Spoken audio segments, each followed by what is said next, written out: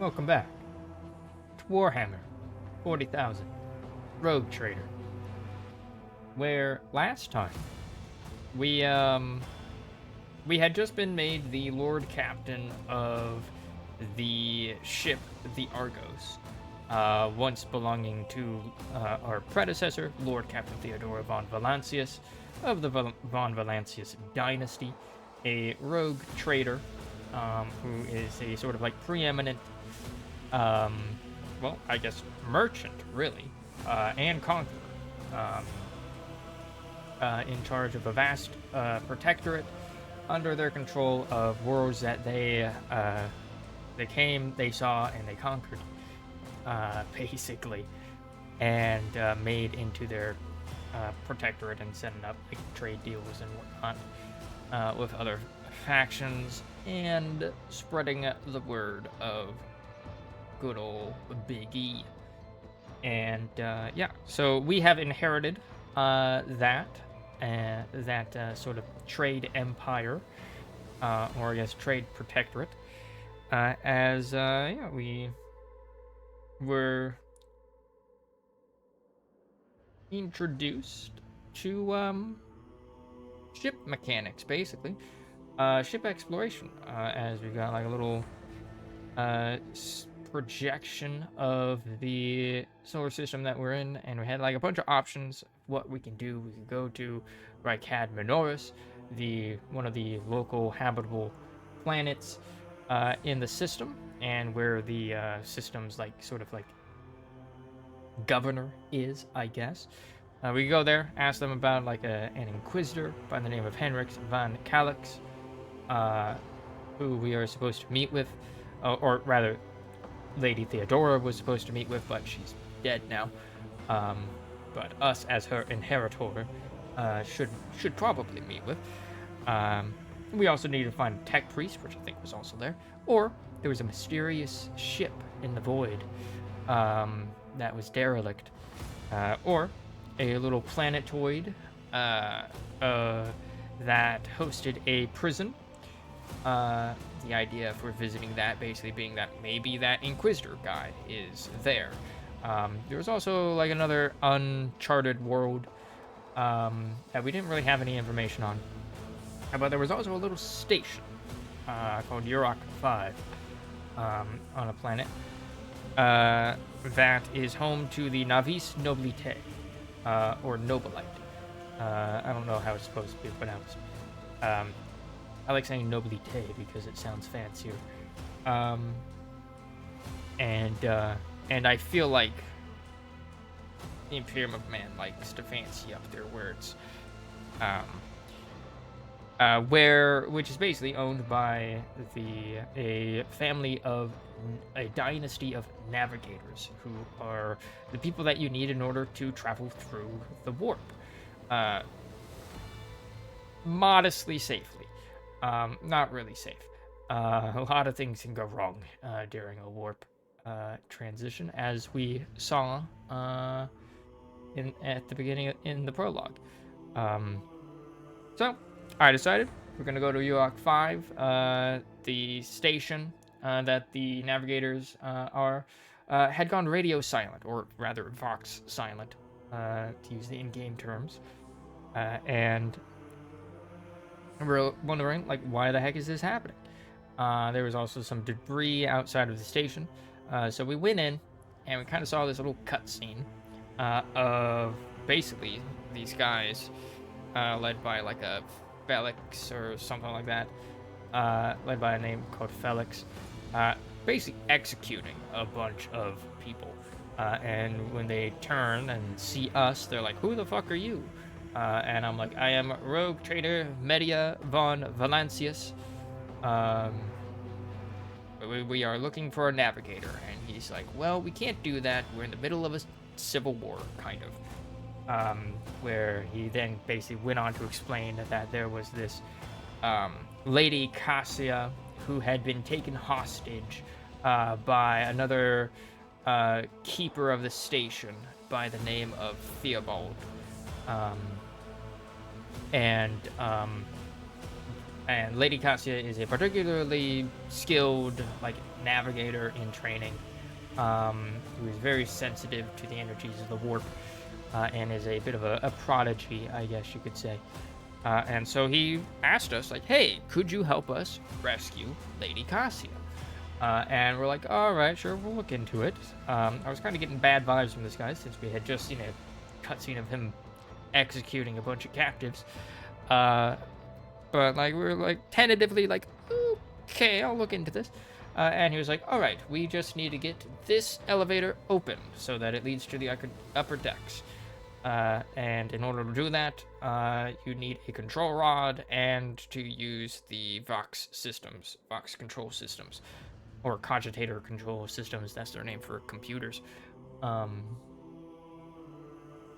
Yeah. But those were currently in enemy hands, Theobald's faction's hands. So we're like, all right, well, we began exploring the station, came across a few traps that we disarmed, came across some soldiers who kind of ran off into the distance, and when we got a little bit too far in the hallway, they attacked us. A whole line of them had been kind of set up on like an opposite balcony to where we were coming down from, and combat started. We killed them, and started exploring the place. Came across a door that led into like this little hallway that led us to this room where there were a bunch of rebels, quote unquote. And one of them basically just went crazy from, like, I guess the influence of the warp. Because the child, as their records are showing, in reference to Lady Cassia, has some pretty unique warp-related powers. Psyker powers, basically. They are particularly potent, and anyone near her kind of needs to take extra precautions, or even just not be near her. So like, yeah, this guy goes crazy and starts shooting all these other guys, and then we shoot him. Yeah, we find a bunch of servants kind of in a little room, and then we come across a cogitator that we manage to activate, and we get some records on the ship. Or on the station, and like what's kind of been going on.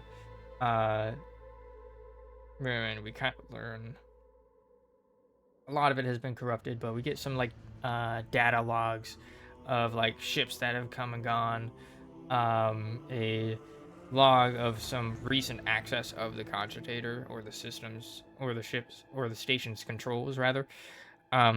That included an attempt at activating a self-destruct sequence.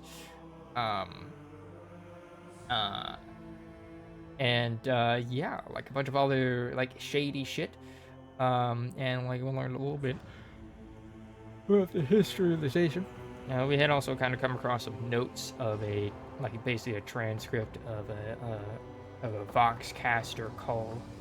Sent between two security personnel, basically being like, yeah, what the fuck is going on with the ship?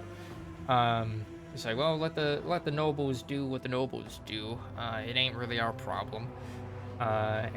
There's also like some entry about how Keeper Felix, was kind of turning a blind eye to safety protocols, and that some sabotaging had happened, but Theobald had been with Lady Cassia the entire time, and the machinery sabotaged could only be accessed by the Keepers, so what if, and it kind of ended there.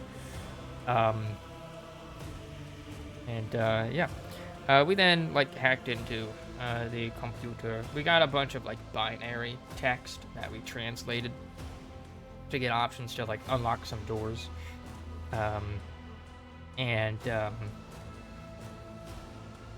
Then we unlocked said doors and left the rest of the console alone for now, because there was like another option to like mess with the elevator. I'm like, I'll wait for that. So we went back out to that hallway where we killed those guys, and to a door that had been newly opened, which led into the laboratory.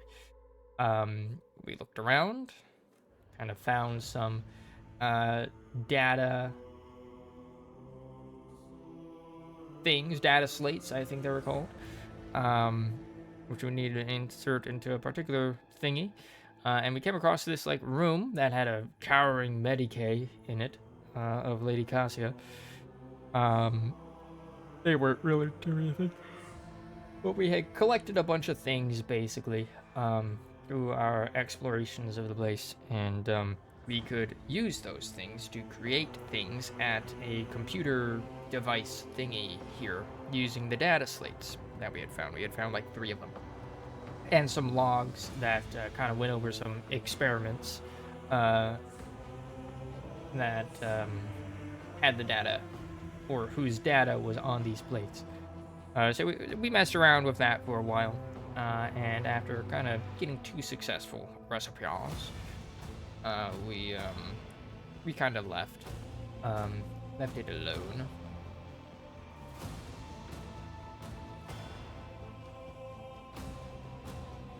Not able to make any paint though. Lady Cassia apparently likes paint, not red paint. But yeah, with that done, we also got the control rod made there. So with that in hand, we went back to that cogitator, opened up the elevator, and returned to Felix. And he was basically like, all right, you go in and bring Lady Cassia to me. And we were like, you know, we looked into some documents here, and you seem not quite on the up and up. And we kept questioning him, and he kept getting more and more annoyed with us until eventually he basically confessed to he was the one who had attempted to who had sabotaged the station, and he believed Lady Cassia was a fucking freak of nature and a monster that should be put down because her powers are way too powerful, basically, and heretical. And she would bring shame to the Orcelios dynasty, which is the name of their navigator family, etc. And they're basically like, well, you hate this lady so much, so what if I just take her as my navigator? And he's like, that might work out, actually. And he handed us, like, this gem, or, like, necklace thing. And he said, touch Lady Cassia with this, and then bring her back to me, and you can just take her as your navigator. And I'm like, all right, sure. So we then went up the elevator, which led us to Lady Cassia's dorm, penthouse, basically. And yeah, there was like weird, like, warp phenomena happening that had everyone kind of like cowering and stunned and whatnot, clutching at their heads, yada yada. And yeah, we kind of approached her and kind of experimented a little. We touched the gem to her, and it like quelled her abilities, and then introduced herself right before she passed out. And then her attendant, Keeper Theobald, was basically like, who the fuck are you? You don't seem to be with Felix. And I'm like, well, you know, what's going on here? He then, like, Theobald basically said, like, Felix is a traitor, yada yada yada, trying to destroy the ship, kill Lady Cassia, blah blah blah. But he said it was opportune that you came here. Take Lady Cassia to safety with you, basically. And we were given options of like, yeah, sure, or like, help me defeat Felix, or like, I don't fucking care about Lady Cassia, you become my navigator. Or like, yeah, fuck you, I'm gonna bring Lady Cassia to Felix. So just as an experiment, we did the fuck you, bring Lady Cassia to Felix, and that led to combat. And then we, after killing her guard, we brought her down to Felix, and he betrayed us. So, save loaded. And we did not press the gem to her this time, and instead just used a persuasion check to calm her down. And we managed to do so.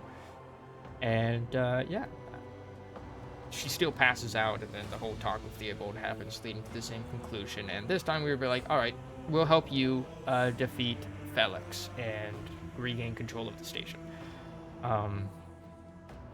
Yeah. So we went down, this time with Theobald and Lady Cassia and her defenders in tow. That led to combat. Yeah, we killed Felix. Theobald died in the fighting, sustaining a mortal wound. Yeah, Lady Cassia joined our party as we extended her our protection. Requested that she, act as our navigator. So yeah, she's now part of our crew. And yeah, the officers are kind of wary of her, as we immediately had an audience with her where she asked for some paint supplies, basically. And we're like, why do you need these? And she kind of went into how different navigators have different ways of guiding or maintaining concentration on like the necessary rituals to go through the immaterium. And hers was painting, basically, was the gist of it. She also thanked us for letting her keep her servants, particularly Uwe, a servant named Uwe. All of her servants have no tongues, I guess. Apparently she doesn't use red paints because she uses Uwe's blood for it. Yeah, Uwe was kind of like her longest serving servant, and so she really wanted him to attend to her. After that, she had to kind of set up some rituals to formally be inducted as the ship's navigator, which we kind of listened to over the Voxcasts with Voxcaster Master. And yeah, we kind of overheard her, basically drawing blood from Uwe and carrying out her rituals. Yeah. But, without an engine seer, though, we can't really go through the warp or anything. And so, yeah. That was more or less done. We then kind of, talked to her afterwards on the ship bridge, kind of learning a bit about her,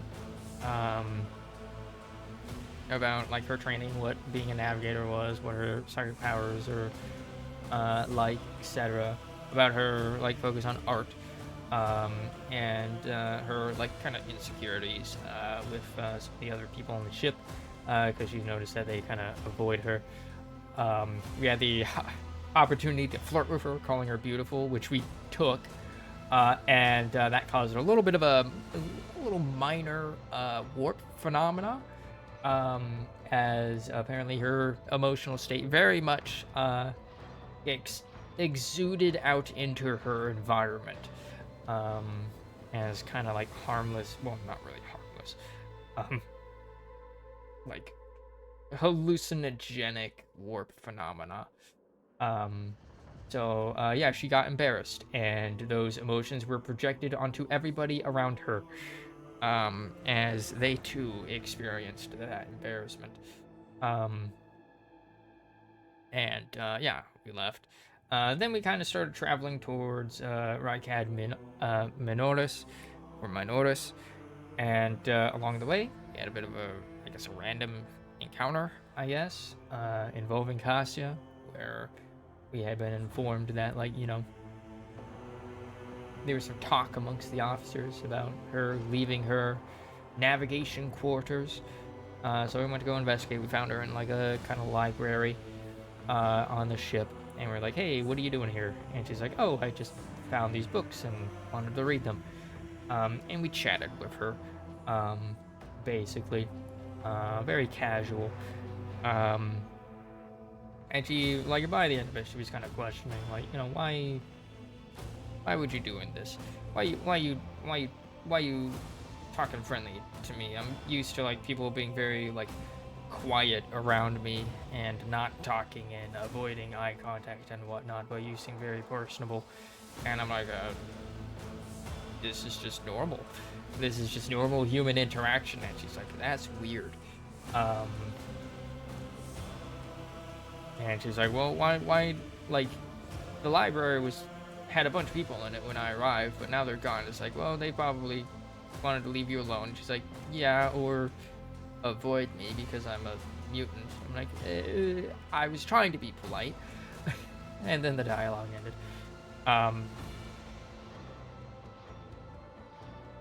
And then, now that I think about it, I think it was actually after that we then had the talk with her on the bridge. But yeah, now we need to continue onward to our next destination.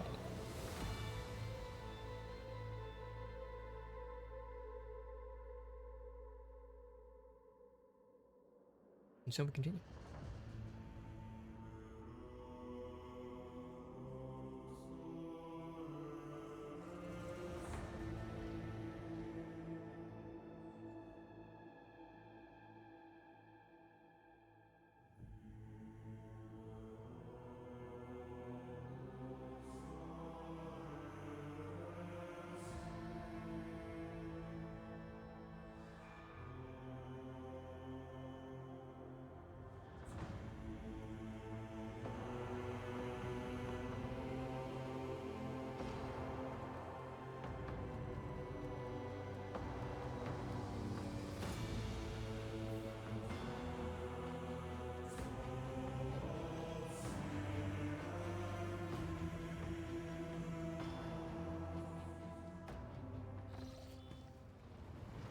Alright. I have a bunch of quests. Let's kind of look into these. Matter of utmost importance led to the interrogator of the Inquisition, Henrik von Kallax, to the Reichad system. The Rogue Trader's duty as a loyal servant of the Imperium is to find the interrogator and aid him in his mission. Since his whereabouts are currently unknown, it may be easier said than done. And we've failed to yield any results. Visit Reichadiphilia, the prison planetoid. The prison planetoid in the Reichad system may have caught the interrogator's attention. Land on Reichad Minoris. The interrogator may have visited Reichad Minoris. Perhaps the planetary governor knows of his present whereabouts or planned course of action. New blood remedied on Minoris. Void ship requires new engine seer who may be found somewhere in the Reichad system. Rumors, Warden of the Expanse. Right. No contracts. Right.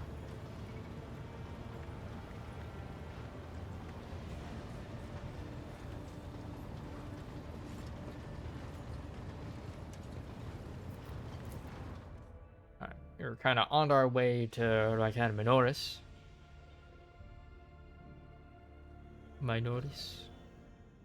There we are.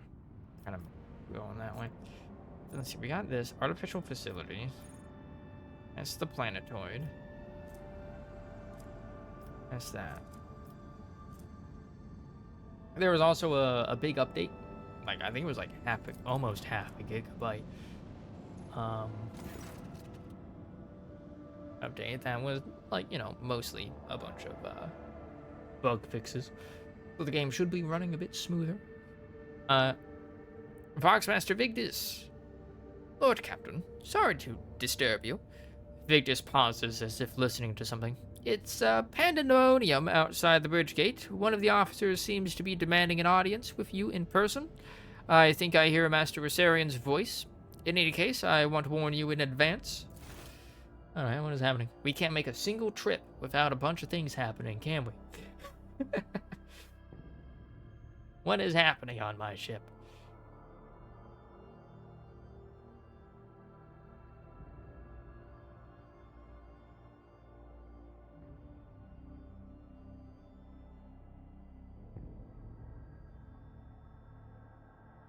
already gave the orphans a speech. What more do they want? Who dis? Like an Imperial Guardsman? I love just like the turn chair. The everyday sounds of the bridge are interrupted by voices raised in anger. Abelard's voice is the loudest of all.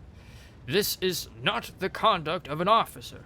These are the antics of a highborn brat out on a lark. Explain yourself, Lieutenant.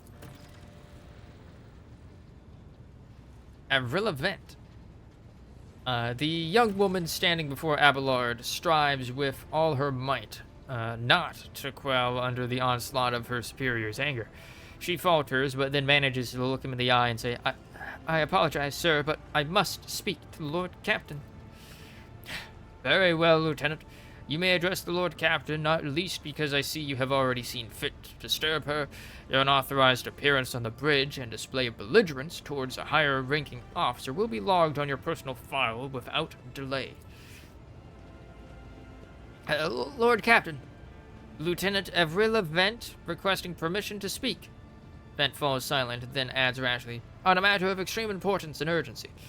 I will listen to what you have to say. Speak, Lieutenant. You may speak, but I want to hear a report, not a shouting match. Having two officers bickering in view of the bridge is unacceptable.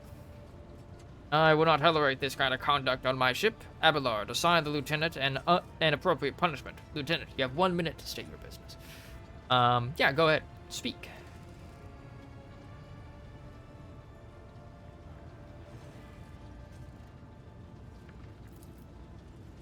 This matter cannot wait.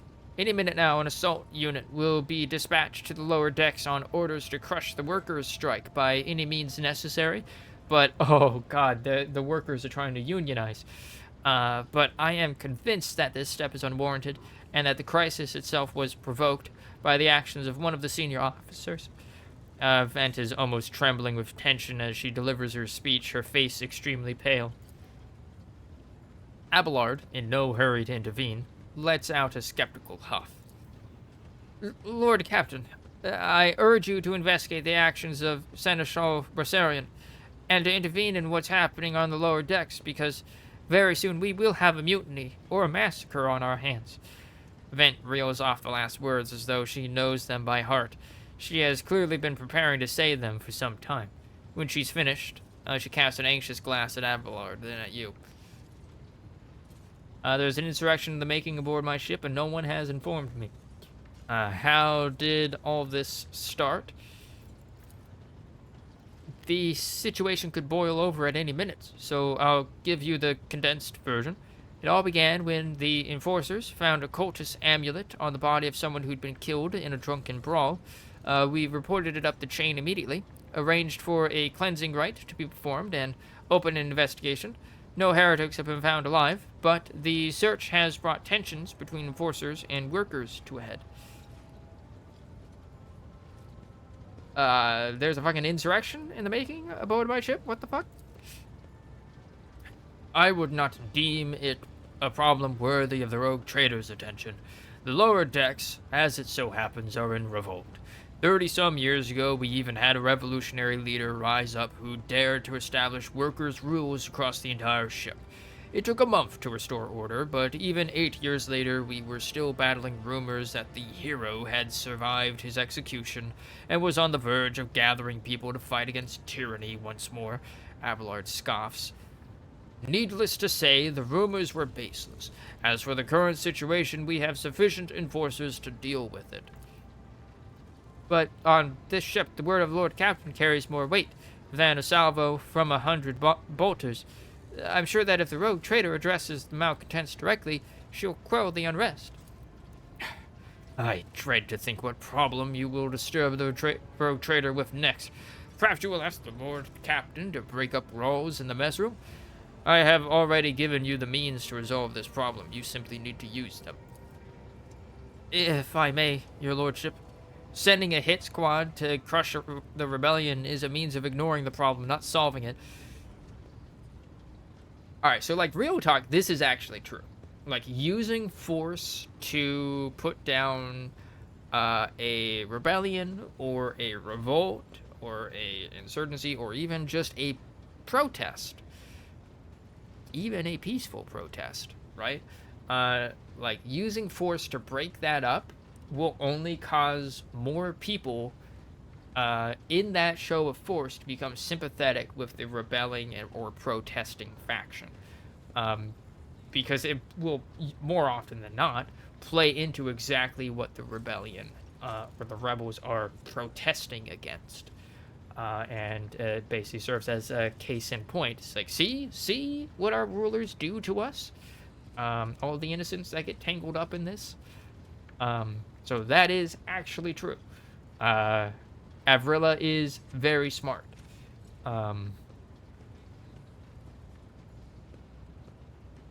Like, that is actually, like, she would actually probably make a good counterterrorism officer, I guess. Where does Seneschal Wissarion come into all of this? I shall explain, Abelard intones grimly. I beg you to hurry, time is running out. I will not hurry. Since my competence is under scrutiny, I shall speak for as long as I see fit. There is an established order to the way things are done on this ship, and one of the pillars of that system is that the rogue trader's attention is not distracted by trivial matters. It is the Seneschal's role to ensure that. I have always handled internal problems myself, so, of course, when I received information of a cultist hiding on the lower decks, I took the matter in hand. So long as I live, not one of the vermin who murdered Theodora von Valancius will find refuge on her ship. You were far too heavy-handed, Seneschal Wissarion. Arrests, interrogations, mass punishments for entire sectors. It has driven the people to the brink, Vent says bitterly. Now there is a strike on the lower decks, in Depot 4, to be precise. 3 worker clans are involved, but not many are passively supporting them. The situation could degenerate into an all-out insurrection, but when I reported my concerns, the only response I received was an order to dispatch an assault unit and crush the strike with maximum force. Abelard, what do you have to say to all of this? I see no need to add anything. I acted within the remit of my authority, guided exclusively by the best interests of your protectorate and your personal safety. If you wish to confirm the rectitude of my actions for yourself, I have no objections. For my part, I urge the Lord Captain to go down to the lower decks, stop the assault unit, and speak directly to the people. You will see that they are not lying or harboring heretics. That way, you will stop the uprising before it begins. What is Depot 4? Depot 4 is one of the poorest sectors on the lower decks. It is home to clans of general laborers. They are not as valuable to the ship as the families who have served its specialized systems for generations. They are an easily replaceable resource, and one which is now, more besides, giving succor to cultists and minions of the archenemy. Depot 4 is poor and troubled, but at worst that means drunken fights and illegal rot-gut brewing. We have handled the workers of Depot 4 in the past. We would have done so again if the crackdown on Depot 4 hadn't been so harsh. And another important point to bear in mind, the problem is not limited to this sector. It is located on one of the most populated lower decks, and everything that happens there has a knock-on effect on all neighboring sectors.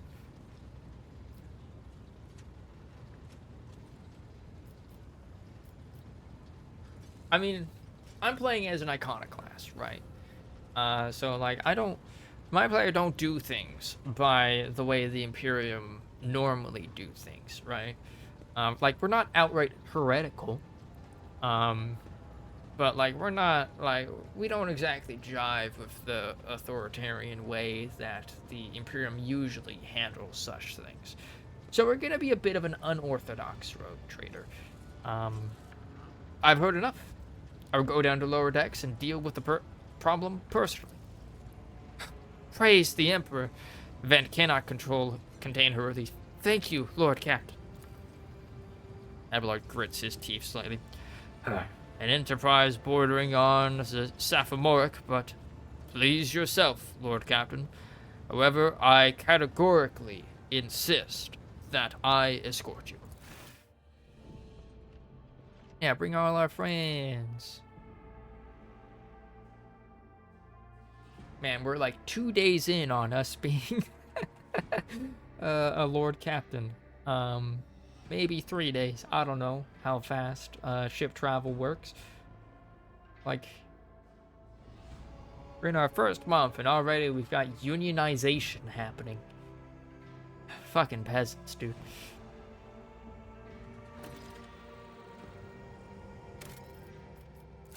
Oh, no.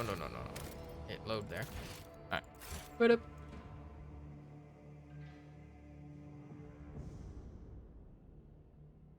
Okay. Greetings, your graces.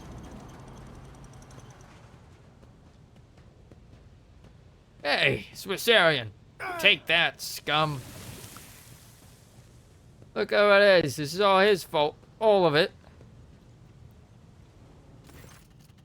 Abelard reflexively wipes the sweat from his brow in a startlingly human gesture, and a telling one, for a moment where he allows his age and wariness to show through his armor-like veneer of self-assurance. The lower decks are a source of endless problems. Sometimes I dearly regret that we cannot replace all the locals with servitors. Did you hear? They were shouting your name. Of course they were. The organization of the daily routine life of the ship rests upon my shoulders. The mountain of challenges and problems from which I endeavor to insulate you, Lord Captain. The situation on the lower decks has been a cause for concern, and I have intervened personally on more than one occasion. That must be why they remember me. They do not know your face. To them, you are akin to a creature of legend. One who has stood on the steps of the Golden Throne, no less. Whereas I am the man whose name is attached to every order, docking rations, or lowering a bay's heating. People dared to disrespect a senior officer. They will not have the chance to express such disrespect if we were not here, and if the situation had been dealt with by the relevant officers, Abelard grimaces, it is the junior officer's worst failing to pass problems up the chain of command. I have never been able to abide it. I shall say it again. It was a mistake to come here on Lieutenant Vent's whim, Lord Captain. I must admit that the lieutenant is by no means the worst material for an officer, Abelard adds peevishly. But in the name of terror, the girl is the same age as my eldest great-granddaughter, and she has the gall to tell me how to manage the lower decks and hunt down cultists. It will be another 20 years at least before she can be trusted to act without oversight. You're such a boomer, Abelard. Let's keep moving. We need to get to the bottom of this.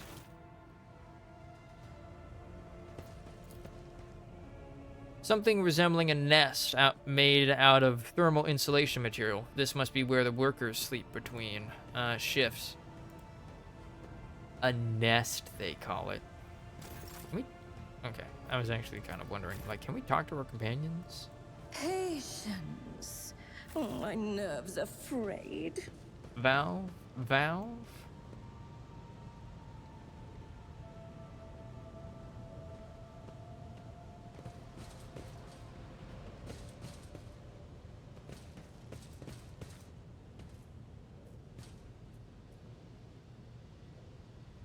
What's wrong with these valves? Relax, old man. Going for a stroll on lower decks every once in a while is good for you. Lest you see how the simple folk live. You do not see our purpose in coming here.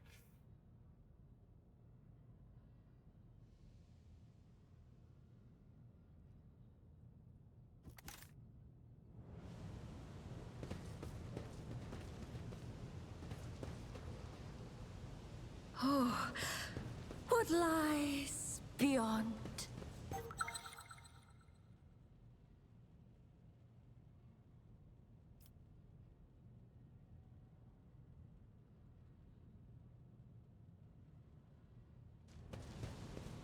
Was there a pause?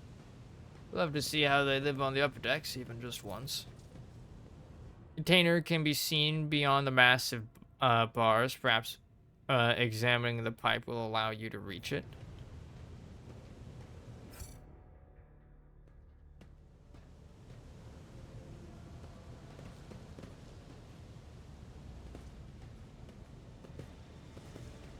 do anything with these.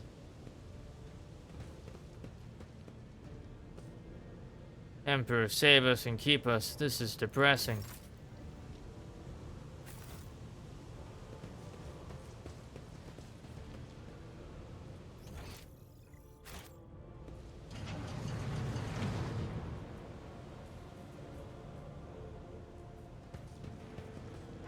Wow, nobles from the upper decks down here to see us. Rabble, rabble, rabble.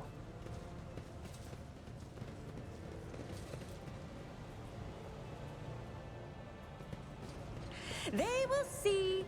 Oh, yes, they all will see. Inside the box, a string of scratched letters runs along the edge. Different first names, but the same surname. It looks like this box has been passed down in the family from generation to generation.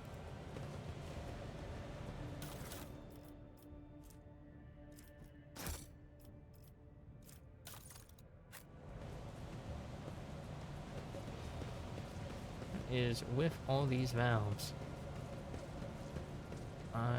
Is there a guy up there? There is. That seems dangerous. There's like a safety railing here, but not on this side.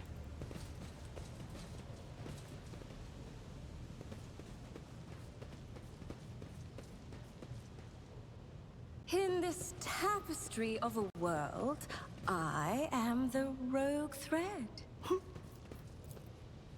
Huge pipes, the arteries of the ship, run through many bays, delivering air, water, heat, and the propulsive force of steam. Oh, okay, there's Avrilla. Save.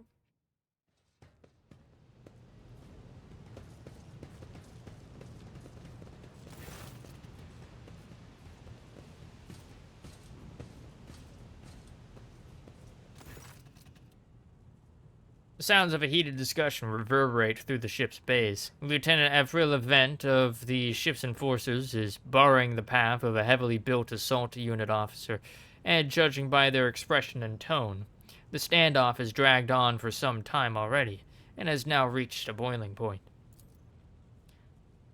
I have my orders to put an end to the unrest and purge this sector. You can take your orders and shove them. This is my deck and my sector. There are only 3 people who can waltz in here without my express permission. The first officer, the rogue trader, and the Emperor himself.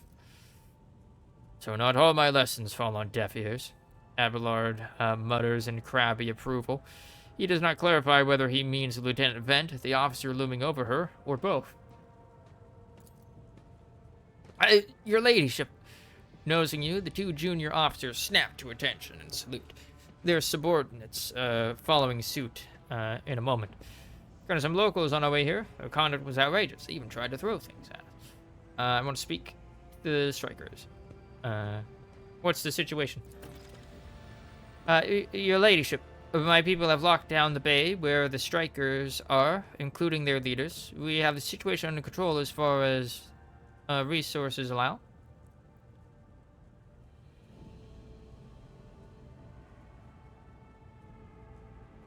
Encountered some locals on our way here. Their conduct was outrageous. They even tried to throw things at us. Vent paled slightly. The people are getting desperate, clearly. They saw the assault unit, and they decided they had nothing left to lose. I apologize, Lord Captain. It is outrageous. I'm sure the people simply didn't recognize you. It wouldn't have occurred otherwise. We will deal with them once this current situation is resolved. Oh no. My headset decided to stop working again. Bring it on and off again.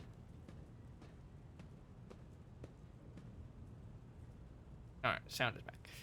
I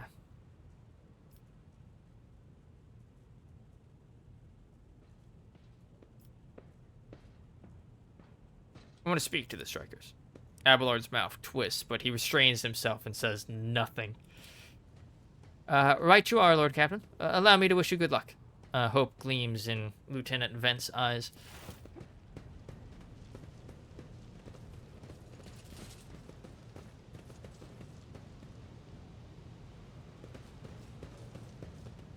Our children are freezing. The enforcers have tormented us enough. Stager. We won't stand for it anymore. Praise the man, Emperor of Mankind. How goes it? The workers are striking. So it's going well. They're unionizing. We're about to speak with the strike leaders, you know? Hold on.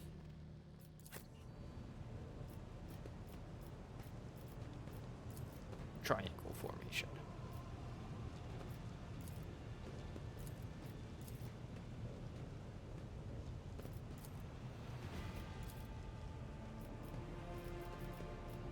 Or maybe this formation.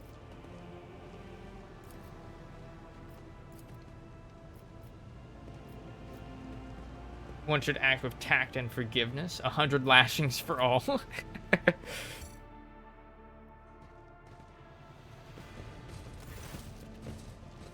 Wow. Nobles from the upper decks. Down to see us here? Alright. A dozen pairs of eyes stare apprehensively at you. The people before you are typical inhabitants of the lower decks. You take in their simple clothing, crude weapons, and faces that display varying levels of mutation, from the barely discernible to the strange to the outright grotesque. I'm lurking. Good to hear your voice, Ryder. Hello, Gammy. Have a good lurk. I was like, how you doing, Bandito? For Depot 4.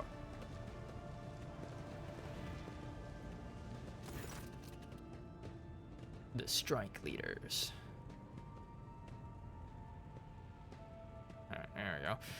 A whisper passes through the crowd, and you detect a mixture of fear, astonishment, and joy in their reactions. Finally, 3 people break away from the crowd, an elderly woman and 2 men. These must be the leaders. They bow clumsily before you. Lord Captain, you have come down to us. Doing good. Just got back from a D&D session. Nice. After multiple restarts, I'm finally at the Grim Forge. Nice, nice.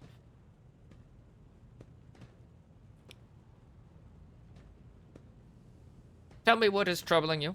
Why are you striking? Striking? That's news to us, your ladyship, says a tall, thin man in worker's garb. All we're doing is asking questions, saying what we think. Shut up, Rivet, snaps the old woman, who turns her hostile dark eyes on you. Here's the deal, your ladyship. Your damned enforcers are all over us down here. They say they're looking for cultists. One wrong word and they're searching for their batons. If they want to punish someone, they turn off the heating to whole base for a week at a time. So we get sick and freeze. In my clan, 2 little ones died from inflammation in their lungs, all because of those enforcers. The old woman spits on the floor and rubs at the spittle with the toe of her worn-out shoe. Argenta does not interrupt the workers, but you see the sadness well in her eyes when the children's deaths are mentioned. She quietly whispers a requiem prayer and makes a sign over herself. Argenta really cares for children, doesn't she? First the orphans, now this. It's all true. Vent is the only enforcer officer who stood up for us. It's clear as day who had a mother from the lower decks, and who grew up amidships and has no fellow feeling towards us. The grim man with a scarred face throws up his arms. Your ladyship, we're no villains here. We're honest workers, your servants.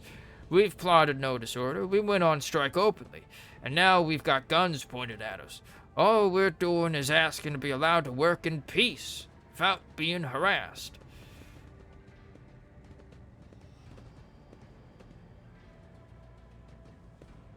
The persecution started apropos of nothing, you say.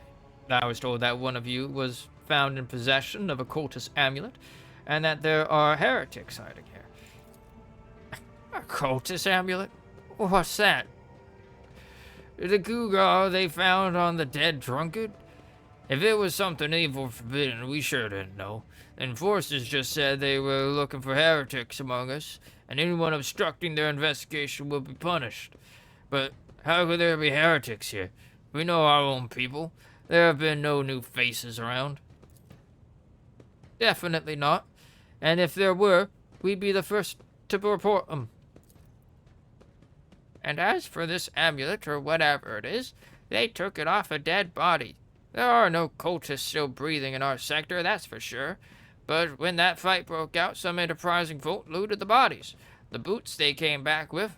Nobody's ever tread these decks in boots so fine, I can tell you that. Seems to me these cultists have better commanders than us. Oh! Bordering on heresy, lady. Oh, yeah, those boots really were fine, and there was no harm in taking them, right? As for the amulet, it must have been pocketed by someone who didn't know any better. We don't need any amulets around here. We all worship the Emperor, and when we're working, we bow down before the machine spirits of the large and small transformers and the servo motor. Same way my grandfather was taught 100 years ago by a tech priest who came calling. Believe us, your ladyship, we are people of faith. Naive children. Weren't you taught from an early age about the dangers of the archenemy's creations? Weren't you warned that any unfamiliar object could be one of them? We were told, Holy Sister, but it was long ago. Last time we saw a confessor in our sector, it was just after I'd had my third little one. That is regrettable. But you cannot lay the burden of leading a righteous life on the shoulders of the Holy Fathers. Who will you blame when beasts crawl out of those amulets you stole from the heretics? The Holy Father who is not there, or the scavenger who brought evil down on himself and his neighbors? Abelard, do you have anything to add? I authorize the use of all necessary measures to locate Chaos worshippers hiding in this sector. The specific steps taken by the officers were not reported to me. Abelard frowns, clearly disgruntled at having to explain himself in the workers' presence. Nevertheless, I am certain that their actions were justified. Cultists are no drunken stevedores? What? Time to look up a word.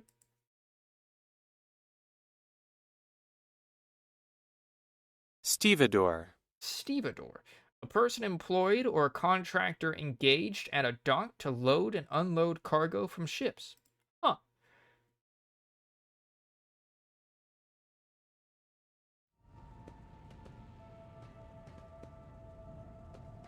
Nevertheless, I am certain that their actions were justified. Cultists are no drunken stevedores. They are the enemy and a threat to the ship. Neutralizing them demands decisive action. We're attacked on our way here. How do you explain that? Here's an explanation for you. The people have been pushed to their limit, and now they're lashing out. As if we don't know why these top-deck units are being sent down here. Like that one there, that the lieutenant won't let past. Our clans are all inside the bay that's been sealed off, but the lower decks are big. I'm sure there are some people who've had just about enough. We're getting it from all sides. Soldiers have enclosed the ones who've risen up. The death squad has just arrived. It's no wonder folks are lashing out. Awareness. Their words seem sincere to you. Their body language and the glances traded between them reveal that the news of the attack has shocked them. Okay. Okay, Adira, good job. Good job, good job.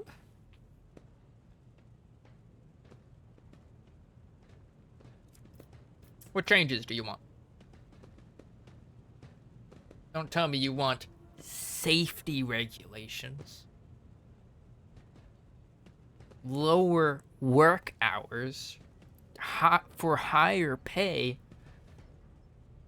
and worker benefits and compensation.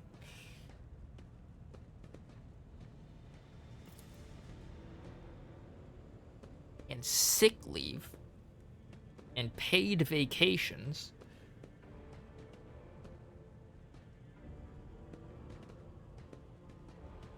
Would you look at this? The exalted Lord Captain herself is asking us Biltrats what we want. Well, here's what. We want you to rein in your damned enforcers, to quit turning off the heat, and to stop battering everything that moves. Who would want all that? I know, right? Like, fucking peasants, right? No, that's not it. We want the enforcers gone from here, and we want to be armed. Give us arms, and we'll govern ourselves. We'll defend ourselves if these cultists do show their faces. I've been leader of my clan for 20 years now. Getting rid of these club-wielding thugs can only improve things around here. You've gone too far, old Nan. Damn. Old Nan's a fucking anarchist over here. I love it. She's like, fuck the government. We can rule ourselves. We don't need no rulers, no nobles. We'll take care of our own. No government is best government. Anarcho grandma. You've gone too far, old Nan. They'll never let the maggots on the lower deck live without the enforcers breathing down their necks. They probably even insist on enforcers on the upper decks, too. As for weapons, what do we need them for? Before the first day is out, we'll have enough shooting We'll have someone shooting their neighbor out of stupidity or drunkenness. We don't need that. If the enforcers stop hassling us, that'll be enough. In return, we'll find the scavengers who robbed the cultist bodies, and we'll talk to them, one lower decker to another. If there are any more of those damned amulets about, we'll find them we'll hand them over to the enforcers ourselves. You speak for yourself and your clan, and I'll speak for me and mine.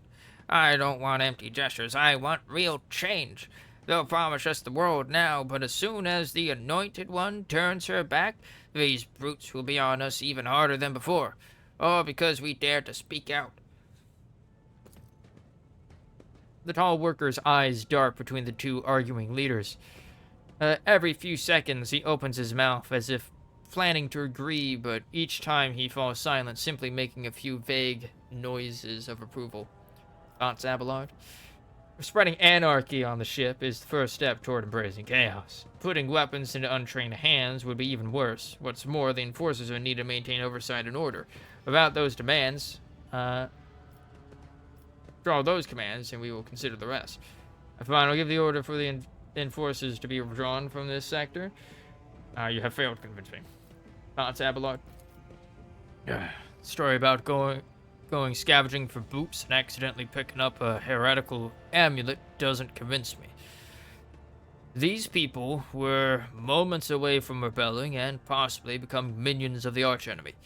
We must not give them what they want, even if they did acquire something innocently, purely out of their own stupidity. That does not mean they are not tainted with corruption. What begins as petty thievery can turn into a far graver problem. I have seen it before. Abelard's face darkens momentarily.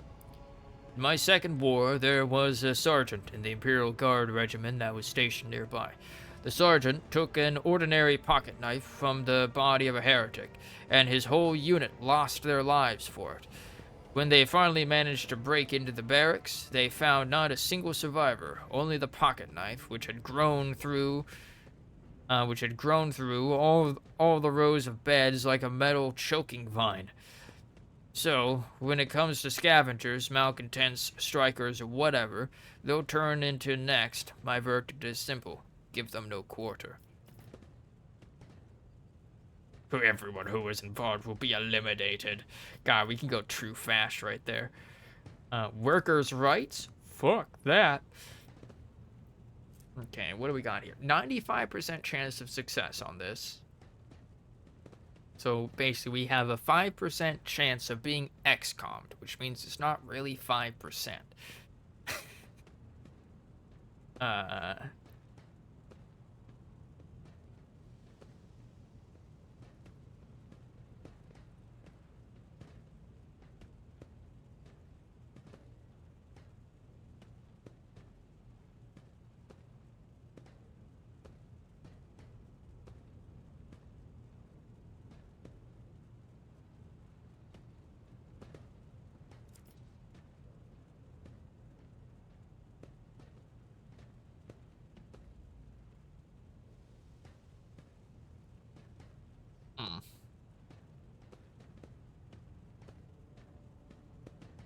kind of don't like any of these options. Like, what I would do, right, is,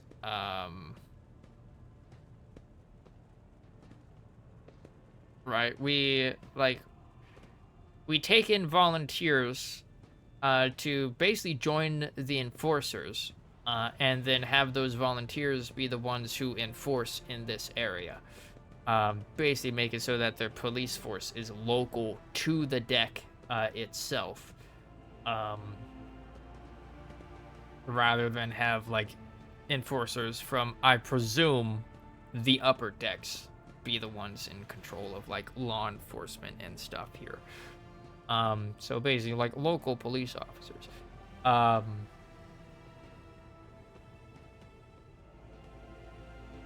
Like, basically, get them to their own militia. I wouldn't mind that. Like, train them ourselves, and then be like, all right, these people are your enforcers. Good luck. And also, here's some workers' rights. But we don't seem to have that option. I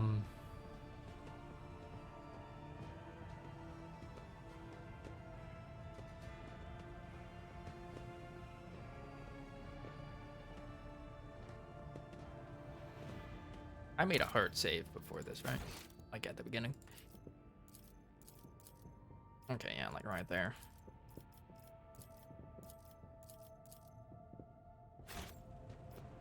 Okay, we got coercion. Specifically is great coercion skill. Oh. Can't access the oh, here we go. Tutorial.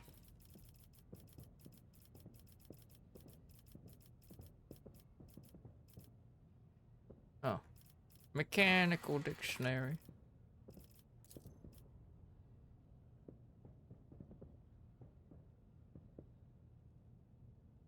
It represents a character's talent to manipulate other people through intimidation and reach their desired goals via threats and pressure during dialogue.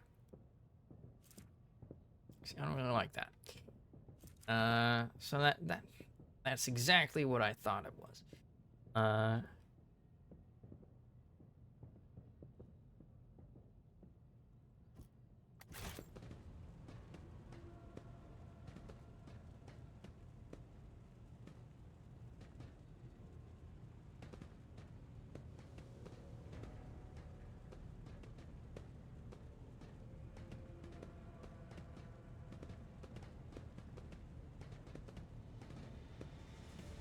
Give his arms and we'll govern ourselves. We'll defend ourselves if these cultists do show their faces. I'm the leader of my clan for 20 years now. Getting rid of these pub-wielding thugs can only improve things around here.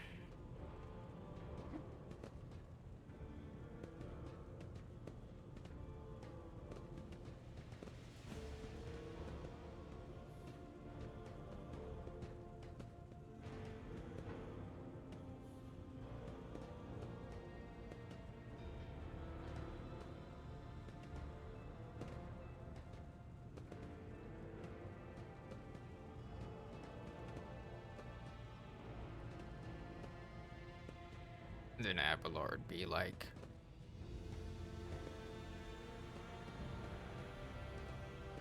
okay, so what I'm gathering from these options, right? Kill them all, right? We're not gonna do that. This one is like fine, anarchy, and then this one is basically status quo, like basically keep things the way they are, which like won't improve the situation at all.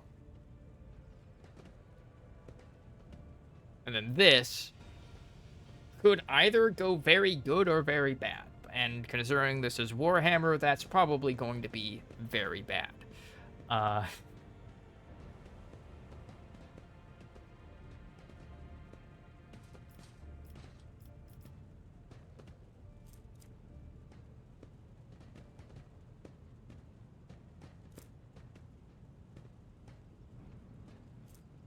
yeah, we'll do the coercion option for now.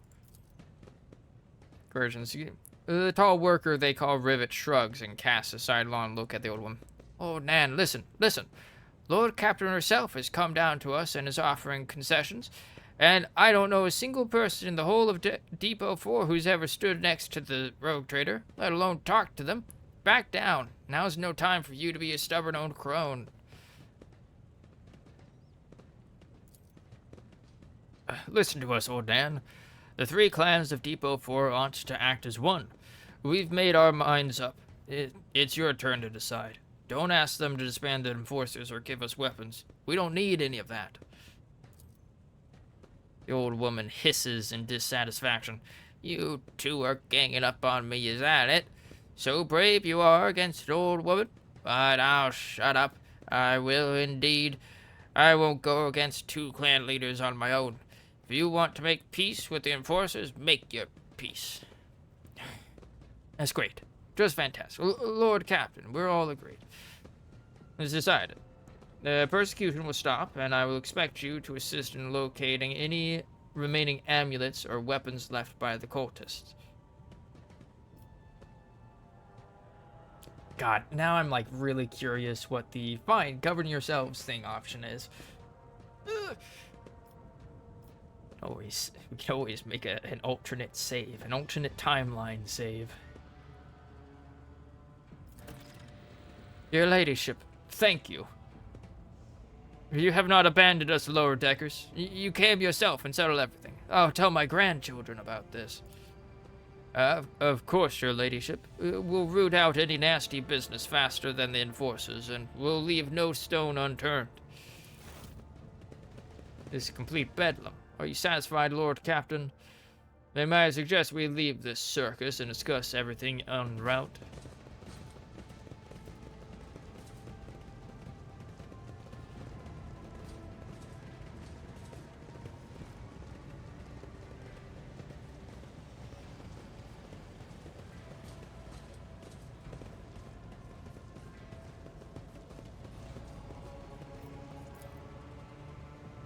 This page is where the start of each shift is marked. The last mark is missing. The workers went on strike. Oh. Manometer? Yes! Genius! The gauge shows that the steam pressure in this place is close to the maximum. However, it does not reach the bars at the other end.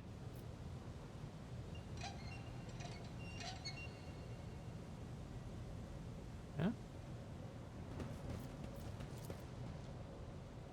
I don't know if I should have done that. The heatsink warms the air around it to a scorching temperature. This is the warmest part of the bay. The workers have even dragged deck chairs around here.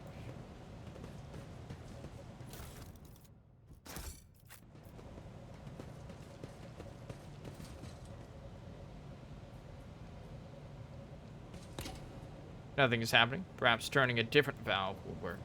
Curiosity sings in my veins. Oh shit, is this like a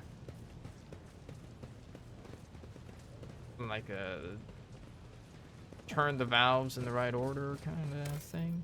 Kind of puzzle? I'm so totally gonna cause like a fucking explosion.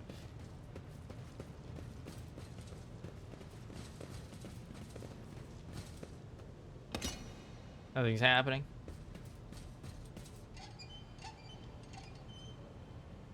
Alright.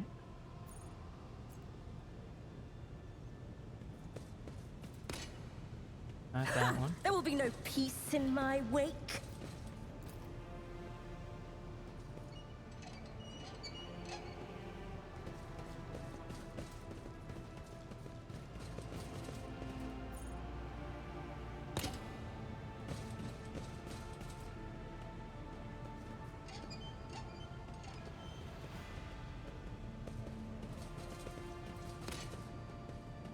Patience. Oh, my nerves are frayed.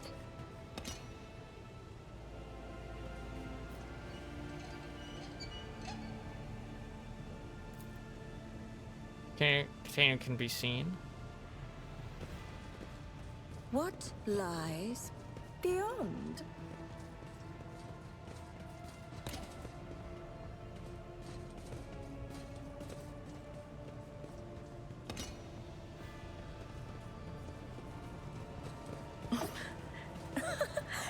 see.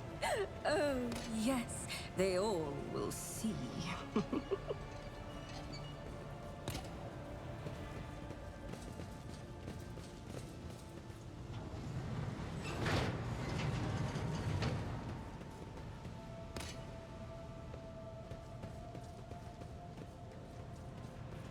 Dab out.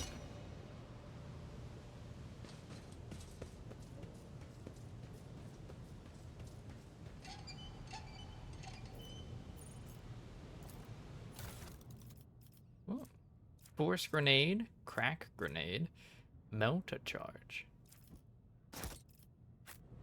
Oh, good thing we took that shit.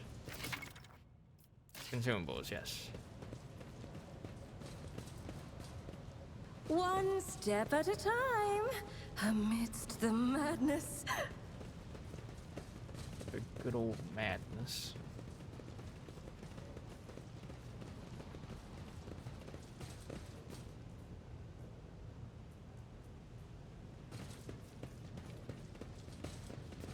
There will be no peace in my wake. Stopping unexpectedly, Abelard imperiously dismisses the unit to stand at a distance and addresses your other companions, saying, "I have an urgent matter to discuss with the Lord Captain. Please give us a moment." I'm gonna get lectured. Abelard looks at you, and his last vestiges of restraint vanish. "Well, are you pleased with your investigation, Lord Captain? You kowtowed to the disloyal rabble. You believed their lies and showed them leniency. Next time the ship is attacked by cultists, that rabble will welcome them in with open arms and allow them to wreak whatever havoc they like, because they see you as a weak leader. Is that how you see your future at the helm of the Von Valankia's Protectorate? Do not speak to your voted captain. Anyway, so angry, so no problem."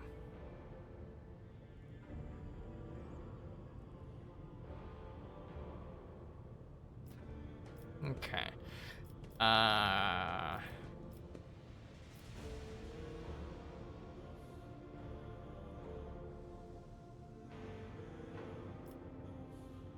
Glad this won't happen. Your actions practically guaranteed it would. I would have handled the situation myself had you not decided to intervene, Abelard says, irascibly. Remember, Lord Captain Theodora. Do you think she ever set one slippered foot on the lower decks? No, she did not. Such matters were left to myself and the junior officers while she dedicated herself to her grand designs for the Protectorate, as any true strategist and rogue trader would. Maybe Theodora had spent more time on trifling matters, she wouldn't have wound up dead. There's a new Lord Captain aboard this ship now, and I will not repeat her mistake. I would be only too willing to trust in my seneschal and not fill my head with such matters, but the situation has spiraled out of your control, Abelard. Give me a reason why I should continue listening to your advice and trusting your judgment. Well, I feel like this one, maybe if Theodora had spent more time on trifling matters, she wouldn't have wound up dead. It's a new Lord Captain. Abelard looks at you, stunned, and exhales loudly. Then he nods curtly. I commend your decisiveness, but I am uncomfortable with introducing new protocols in the midst of a crisis. And Abelard stands straight at attention. I've lost my temper, Lord Captain, and I believe I ought to explain myself. Abelard speaks slowly, the words not coming easily to him. The prosperity of the Von Valankia's Protectorate is not just an empty phrase to me. I left the Imperial Navy for the chance to see it flourish. It was the most momentous decision of my life. I did it because I saw in Lord Captain Theodora's deeds the sign of true greatness. Rogue traders do not simply forge new routes, invent and capture worlds. They create order out of anarchy. That creative impulse was entirely lacking during my time in the military. So I left behind everything I had known. Everything my family had known. I come from a long line of officers, and I embarked upon this incredibly reckless venture. Lord Captain Theodora entrusted me with all of the concerns she had no time for. She would go off on her flagship for long periods, to distant frontiers, on scouting voyages, and the advancement of the entire protectorate rested on my shoulders. And then, suddenly, everything that had been built over years and years began to quake, rattling like a flimsy hanger on a seismically active world. One of the senior officers betrayed us all. The rogue trader was killed, and who knows what is happening on the planets. I tell you this honestly, without fearing of appearing weak. All this has come as a grievous blow to me. I am not panicking or grieving, because I cannot allow myself to panic or grieve. I am duty-bound to aid the new rogue trader, to aid you, to find your footing as quickly as possible, and to do that, I must insulate you from problems that in the past have been dealt with by tried and tested procedures set out in the ship's regulations. Procedures that were established long ago and have functioned smoothly for decades cannot suddenly be deemed excess by requirements. Theodora trusted in established procedures, and she died. I won't make the same mistake. If you want to keep building the future of the Von Valanki's protectorate with me, stop living in the past. I understand, but you need to learn how to respect me as your Lord Captain Rogue Trader. Accept it and start living in a new world. A world where Theodora is gone, and where you and I have new decisions to make. Prosperity of the Von Valanki's protectorate is just as important to me. You're the only person who has comprehensive knowledge of how things are run on this ship. I think in the future I'll follow your recommendations. I value what Theodora created, and I trust that this situation is an aberration in the ship's otherwise smooth operation. Since the established procedures are working, I see no need to change them. I have seen plenty of sentiment and hand-wringing in recent days, but very little competence. I have no plans of relying on your judgment or your tried and tested procedures in the future.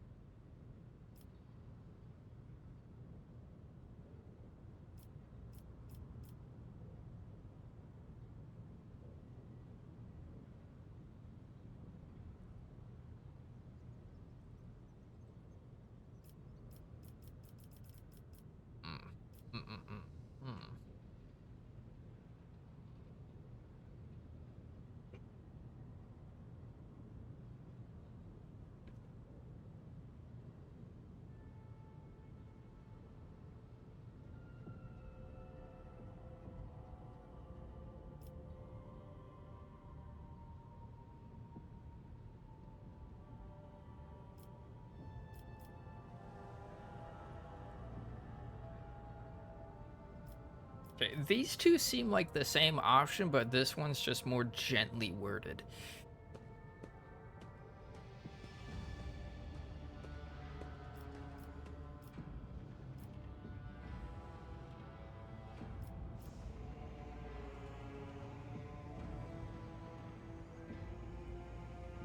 And you and I have new decisions to make. Abelard solemnly inclines his head. Yes, Lord Captain. For a moment silent, he adds, looking at you with interest. Your resolve is admirable and demonstrates strong leadership. I shall remember this moment, should my old habits ever begin to creep back in. It's like, I understand where you're coming from, but you gotta remember, the established procedure is what led to the mutiny in the first place. Or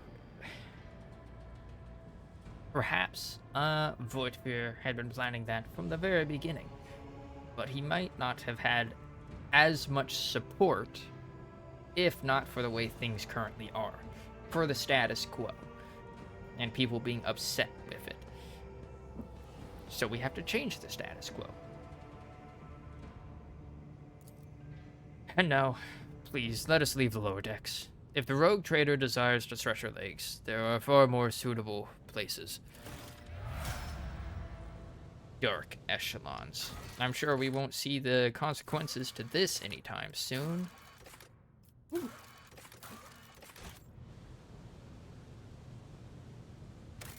Alright, but, oh man. I am so curious what'll happen if I choose the anarchy route. Like, so curious.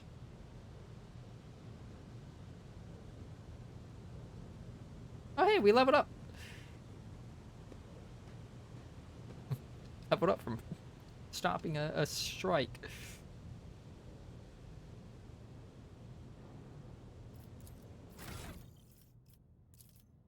Ooh, new ability. I can get more psychic powers. Enfeeble. Invigorate or enfeeble. Okay, so this is what I've been waiting for. I'm waiting for the time where I can have some fucking stuff. Some more psychic powers. And healing is where we're gonna start, baby. So 2 times Psyker's Psi rating plus willpower bonus. So that's 5. 5 wounds. Not much, but once we actually have like a higher Psyker rating, then it'll be great. We could also like take an entirely new thing. A new like branch of psionics, psyker-ness.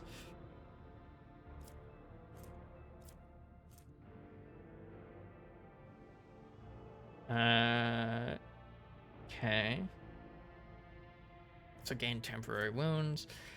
Air of Authority. Increase an ally's resolve by +2 plus officer's resolve divided by 2. So 3, 4, 5 until the end of combat. Okay. If the target is under the effect of Voice of Command, they will start their next turn with +1 AP, which is also nice. Officer immediately grants an ally additional movement points equal to their fellowship bonus, so 5.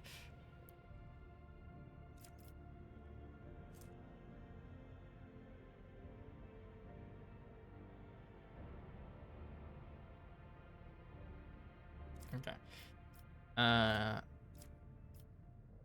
It ignores attacks of opportunity on their officer boy. Turn all melee attacks made by the target deal additional damage equal to the officer's fellowship bonus divided by 2. So at this point, 2. Multiplied by the number of enemies adjacent to the target when this ability is used.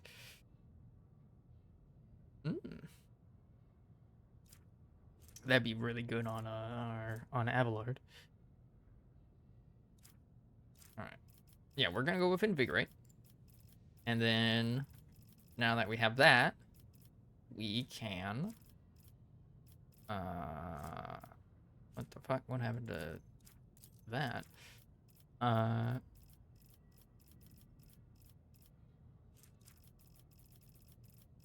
I guess I can't get like the specific like bionics stuff. Biomantic abilities. When the psycho heals themselves or another character with a psychic power or an effect, this healing can critically heal with a chance equal to 5 plus 2 times willpower bonus, so 10, 15%. This critical heal is increased by all effects that increase critical hit chance, and the amount healed. What was the other one? Is it no? Wasn't there one that like makes it so that they get, yeah, there we go, where you can have over healing. Whenever the Psyker is healed or heals any ally, if the character being healed is already at full wounds, that character instead gains temporary wounds equal to the healing. These temporary wounds do not stack. That one's pretty good. The only character.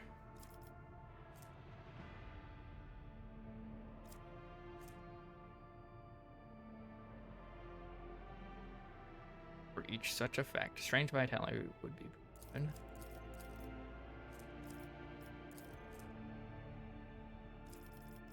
What else do we got? On the first turn of every combat, okay. I think these ones are kind of general ones.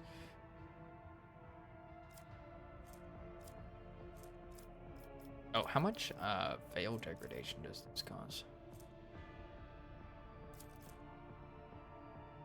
I mean, costs 1 AP, but what's the veil degradation?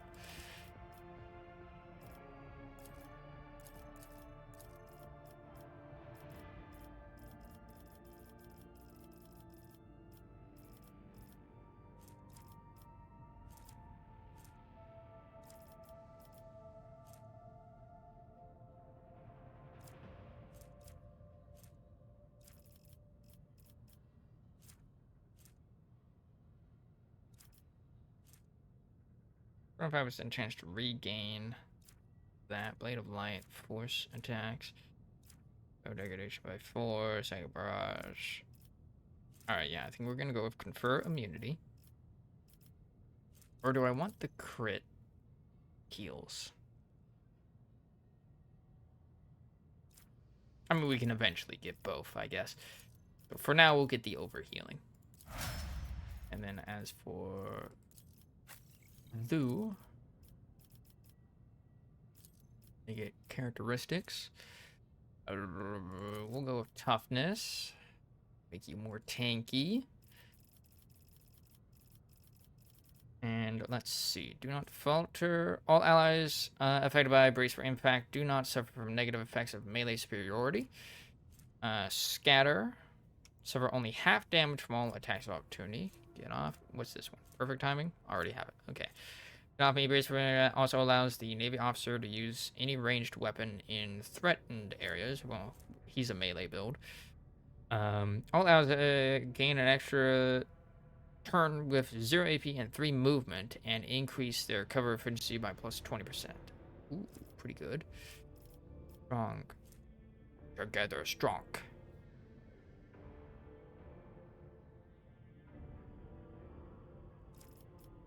Is there humanity's finest? Toughness.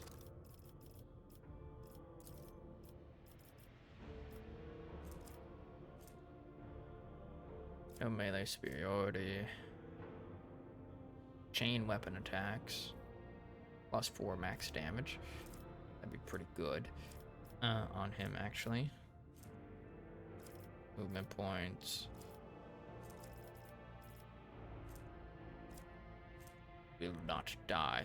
Increases wound by half of the character's level. So 3 at that point.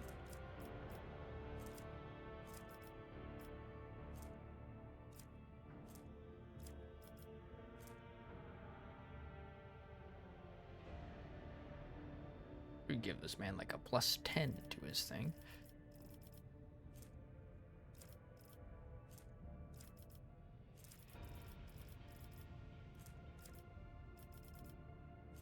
When the Imperial World character is affected by an ally's non-damaging ability, their resolve is increased by fellowship bonus divided by 2.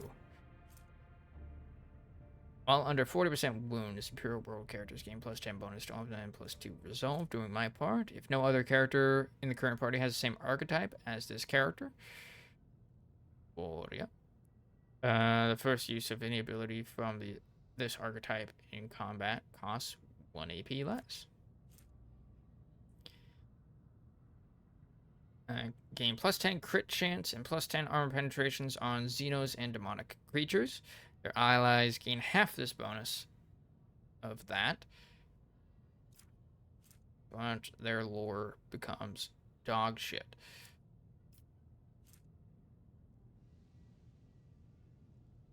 Melee superiority. In melee combat, any target surrounded by more allies than enemies receives a plus 10 weapon skill bonus.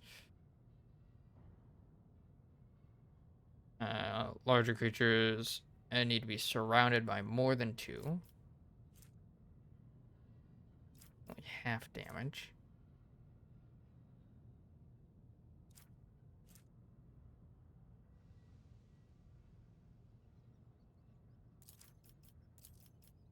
Do that.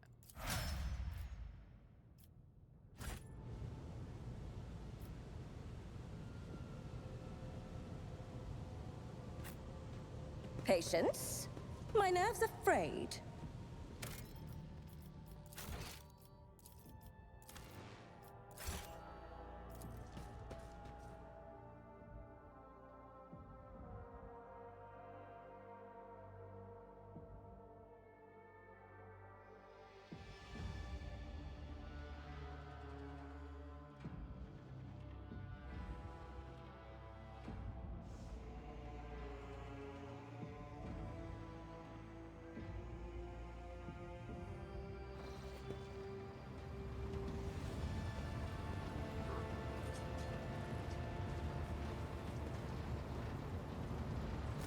Lord Captain. Lord Captain. There we go. As I expected. New abilities. What are your navigator abilities? A lot. Glimpse of Fate. Target gains a 5+ navigator's willpower bonus. 6. So 9% or 11% increased hit chance on their next attack, dodge on their next dodge, and resistance on their next resistance. Each of these bonuses disappear independently from each other after being successfully applied. Glimpse of Fate or Reveal the Light. Let's check out Reveal the Light. Target ally gains four times willpower bonus 6, so that is 24 to their willpower and toughness until the end of combat. Ooh, that's actually pretty good. Mend to Reality. Navigator decreases Veil Degradation by minus willpower bonus points. All allies gain plus willpower bonus deflection against all warp damage and damage from psychic powers until the end of the Navigator's next turn. That's pretty good. So you show the path.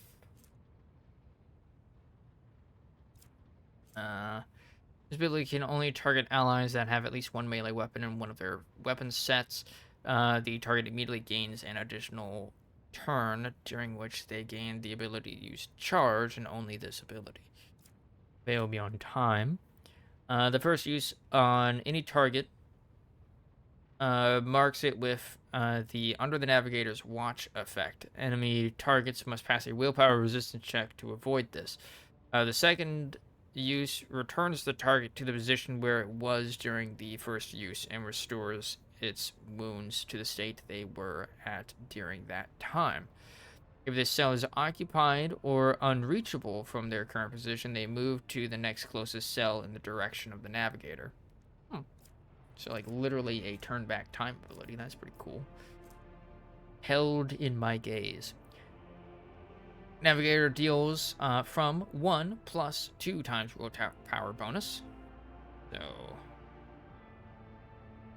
13 to 24, 30 damage to an enemy. That enemy must pass a willpower resistance test or become immobilized until the start of the navigator's next turn. What does immobilized do in this game? Immobilized targets do not gain movement points at the beginning of their turn and cannot use abilities that move them or add movement points. Immolate the soul. Waking Nightmare. All enemies within a 4-cell radius circle suffer a minus 10 plus 2 times Navigator's willpower bonus, so 22 penalty to their willpower and toughness until the end of combat. That's pretty significant. Warp Curse Unleashed. The enemy becomes cursed until the end of combat. Curse. All incoming warp damage increased by 10 plus 2 times Navigator's willpower bonus. 22. Holy shit. And other types of incoming damage are increased by 5 plus the Navigator's willpower bonus. Sheesh. 11%. At the start of their turn, the enemy closest to them also becomes cursed. Holy crap, major debuff. What abilities do you currently have? Lidless Stare. All creatures in a cone in front of the Navigator suffer 13 to 16 damage. The affected targets must also pass a plus 30 bonus willpower resistance test or become stunned for 1 turn. It's stunned. When a character is stunned, their actions and abilities are severely limited. While stunned, a character cannot parry, dodge, or make attacks of opportunity. Enemies also receive bonuses to hitting stunned targets.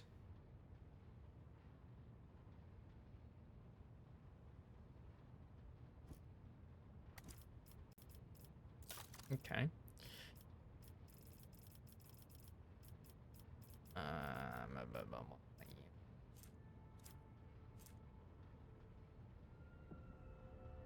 A spot of apathy. Alright. Alright, immolate the soul. Deals 3 plus 2 times power bonus. 12, 34, 15 to 34 damage to all targets in a line and inflicts the soul burn effect. Soul burn.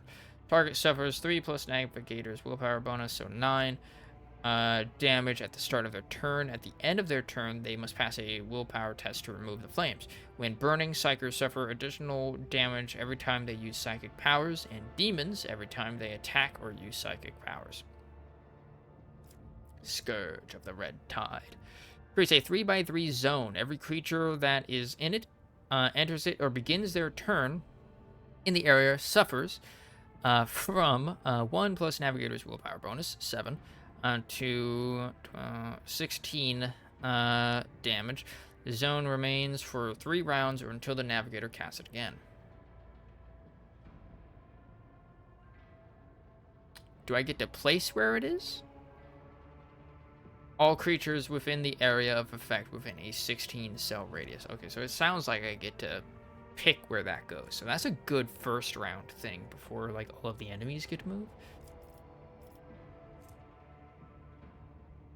Alright, notch of purpose.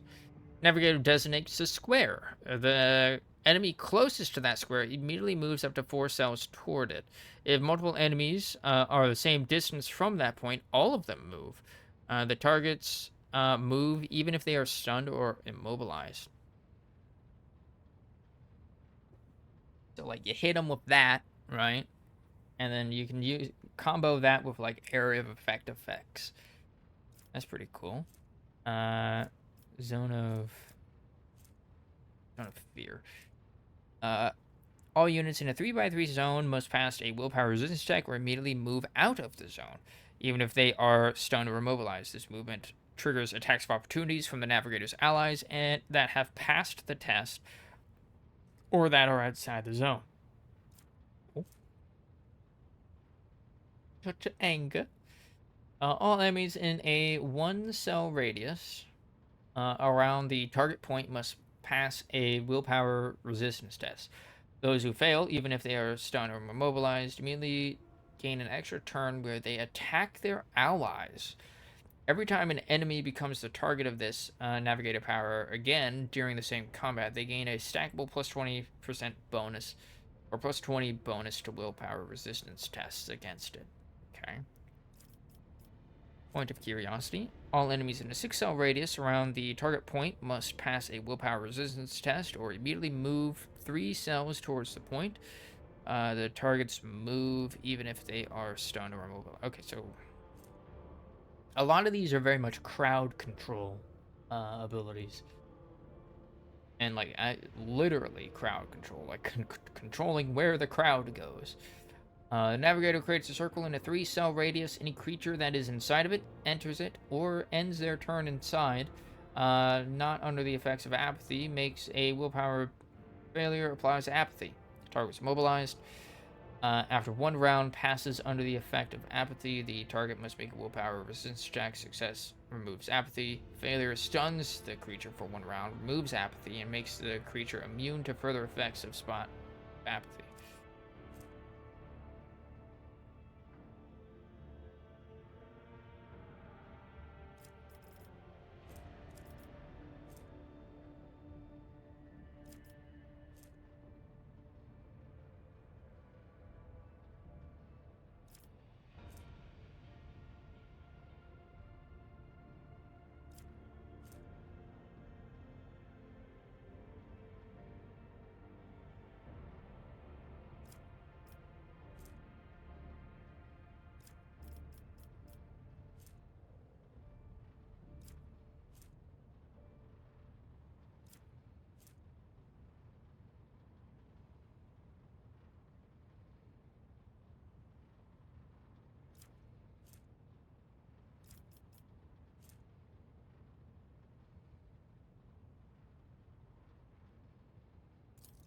Waking Nightmare.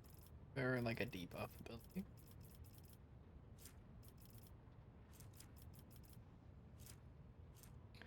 I remember there being a few things here that I wanted.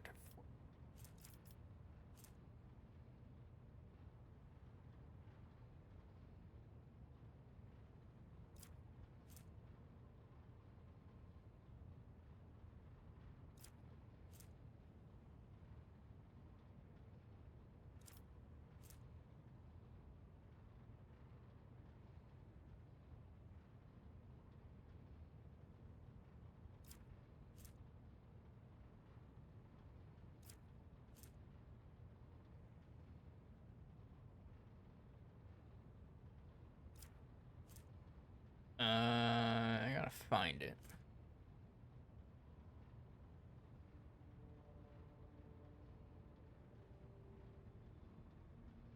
Oh shit! Hold on. I like that. Uh,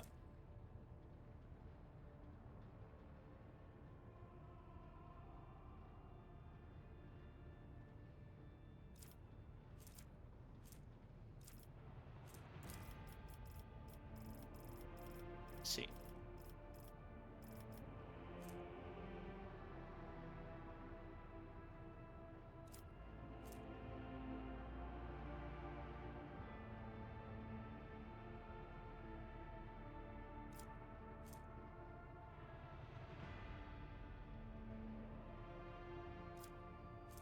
Oh, that was pretty good.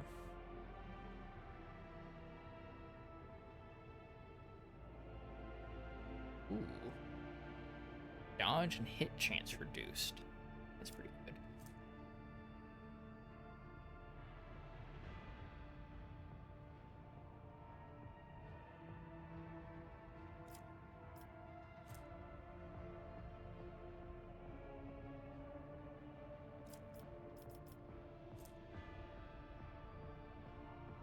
Willpower, yep.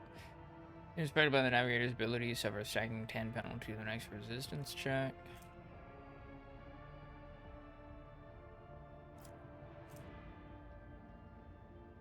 Your degradation is reduced by 1.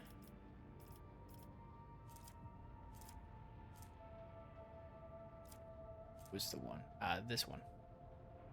6 damage at the end of move. Boom. Big crowd control. Alright, characters. Ooh. It's locked. Why is it locked? Is it at the max that it can get?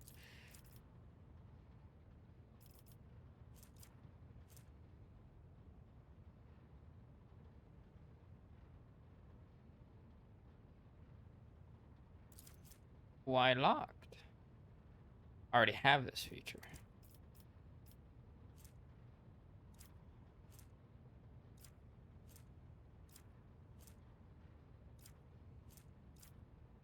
Strength effects. Melee. Yeah, melee.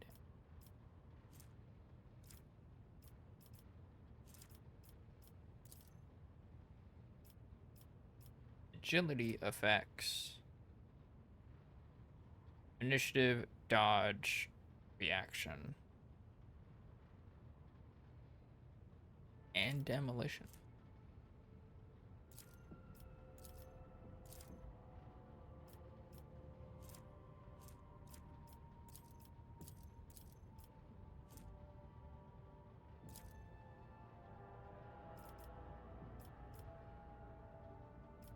That.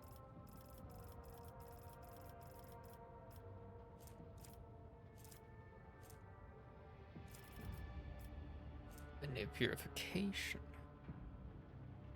All enemies in the area effect of him, war him, or furious recital gain +1. Disturbed. -10 on fellowship, willpower and fellowship.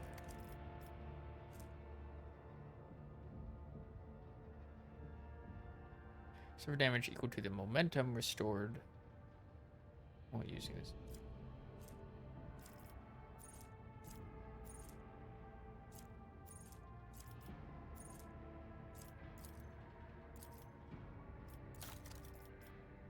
Furious recital.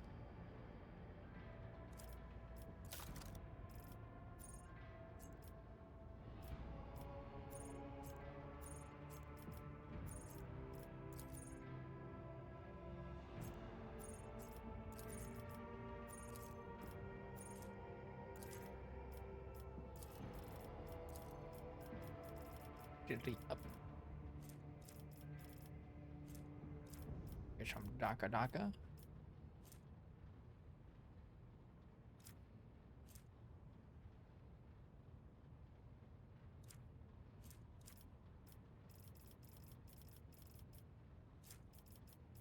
Let's see. Shield of Faith gains 4 armor against attacks of demons and warp damage. It's also permanently increased. Ooh, that's pretty good. Emperor Patex. 3% chance to ignore any enemy attack. That's pretty good. What goes into this number? Willpower bonus. Okay. Blessing Faith. Melee Flame Melter attacks against demons and psychers deal an additional blank. Litany of Hatred. Furious Recital. For a single shot and attacks of opportunity for 1 round. Think of the Disturbed effect. That did what again? I already... Ah, right.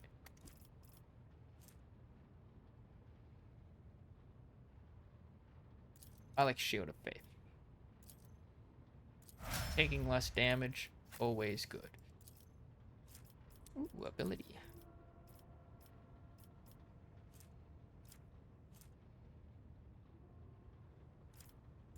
I see you again.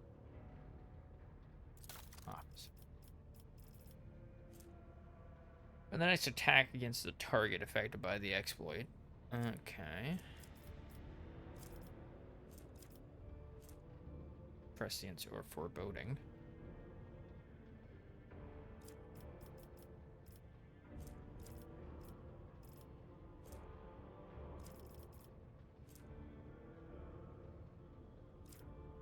He has divination and telepathy. Mind Rupture.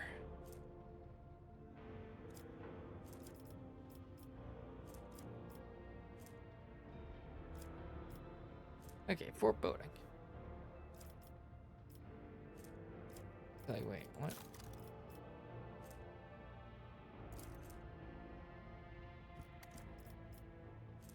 I guess that's from telepathy then. Okay. Foreboding. Creates an area that lasts until the start of the Psyker's next turn. All allies within that area gain 4 plus 2 times Psyker's Psi rating, % dodge. Oh. Okay. All allies within the effect of a 10-foot, 10 cell radius. Okay. So 6% dodge. Your dodge chance cannot be less than the Psyker's perception bonus. 5 plus willpower bonus. 6, so 11. Okay. 11%. Prescience. The target gains intelligence, perception, fellowship, and willpower until the end of combat. And that leads to that.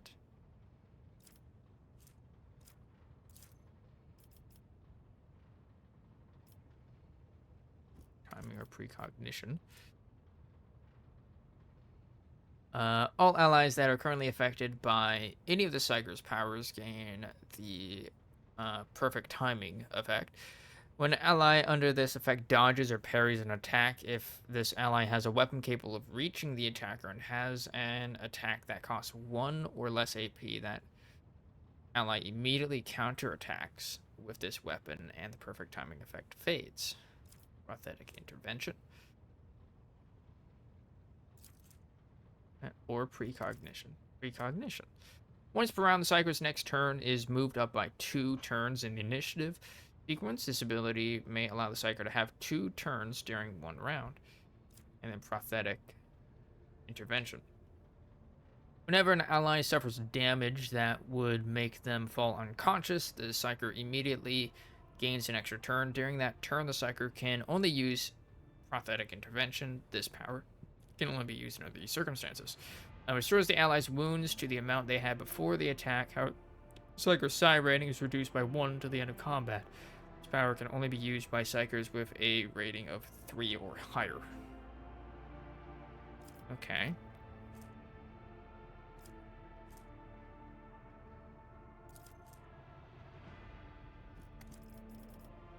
Alright, dominate. The target must pass a will resistance test with a -5 times psi rating, so 5 penalty. Or on their next turn, they will spend all of their movement points to move as close as possible toward the Psyker. They can act as normal, but all their MP are spent on moving towards the Psyker. At the end of their turn, target must make a test again, otherwise they remain under this effect. Psychic Assault. Everyone within a 7-cell cone in front of the Psyker suffers Psychic Shriek damage and is forced to make a willpower resistance test. All targets that fail that test are stunned until the Psyker's next turn. Okay, sensory deprivation. Target makes a willpower resistance test. If it succeeds, the target is merely blinded until their next turn.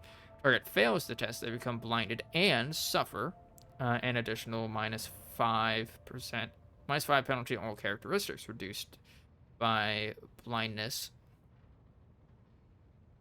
All characteristics reduced by blindness. What is blindness effect? So it's a -30 penalty to ballistics, weapon skills, and dodge and parry. Ooh. Okay. And must make a willpower test at the end of each turn. The first success makes them just blinded. The second removes the blinded effect. Pretty good. And then, of course, we've got the officer things. For the next attack against the target affected by that, I want to get more Psyker abilities. All allies within that area gain that.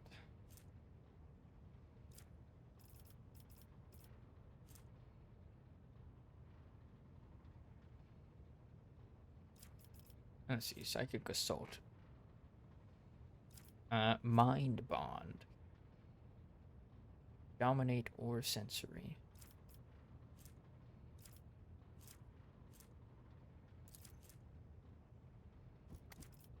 Okay, Mind Bond. At any time until the end of combat, the target of Mind Bond makes perception tests using either theirs or whichever is higher at the moment. Okay.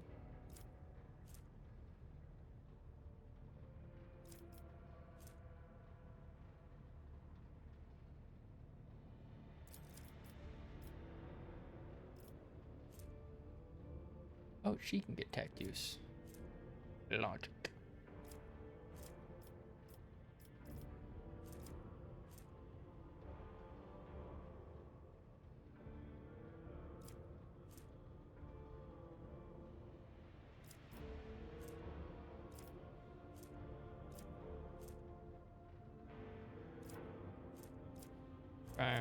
35.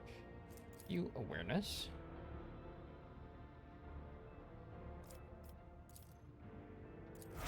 My trap finder. Everybody's leveled up now. Lots of reading whenever there's a level up. Alright. Will we finally make it to Rykad Minoris?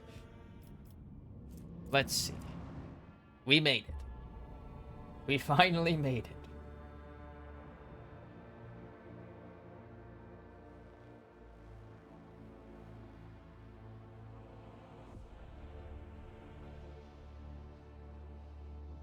Will we get an engines here? Are they gonna be cool? Will they be chill?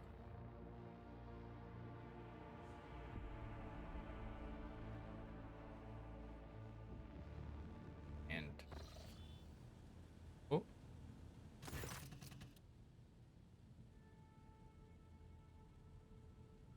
as the ship makes its way through the star system, a strange fatigue falls over you.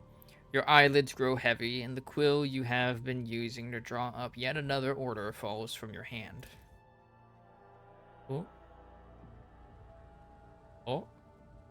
Nani? No longer in the seat.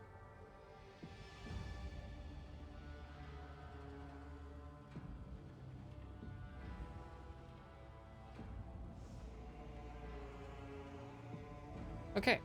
You raise your head with a start. Someone else is here in your study. You stand up and stare at the dozens upon dozens of corpses surrounding you. Among their number, you recognize the disfigured and bloodied faces of those who died on the ship's bridge and those you met in your previous life. How is this possible? Where are the enforcers posted to stand guard?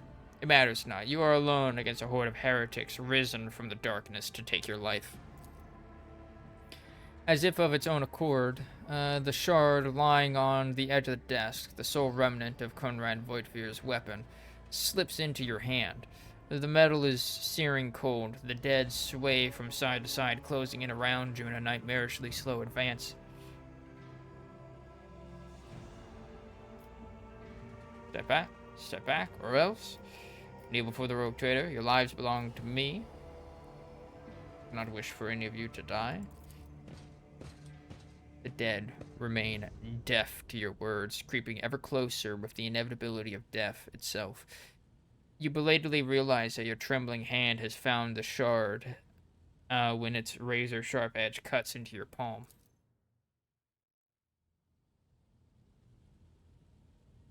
An unbearably bright light floods everything around, and you find yourself surrounded by groveling minions, their bodies shivering in your mere presence. Your hands no longer hold a pitiful shard, but a majestic and intricate weapon. A skillfully crafted sword with strange, unnerving proportions, a curved design, an unusual hilt adorned with the image of a closed eye. Oh. The eye opens wide, revealing a gaze so ancient and dark that it steals your breath away. You have felt this gaze before, there, on the bridge, and the voice that appears in your mind only confirms your guess. The tapestry is woven. The path is chosen. Accept your fate, champion.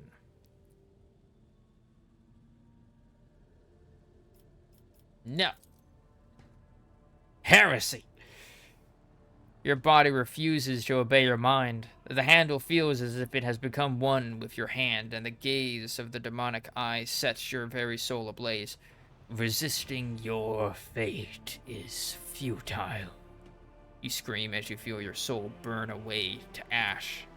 And then you wake up. You awaken from the vision kneeling next to your desk, clothes drenched in sweat and with a sour taste on your tongue. Your head is ringing, and you struggle to recall those faces and the images of the sword in your hands. Only the deep cut on your palm and the bloodied shard lying on the floor remind you of what just transpired. You would rather die than touch that thing again, so you reach a shaking hand for your Vox and call for a servitor. Now you just have to wait for the mindless automaton to arrive. Pick up the cursed artifact and head for the nearest airlock to be claimed by the void. You lost Blade Shard.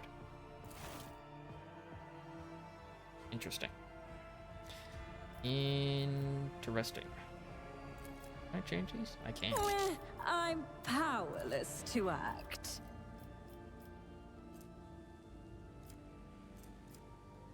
How much Veil? 3. Oh, this is a major one. Okay.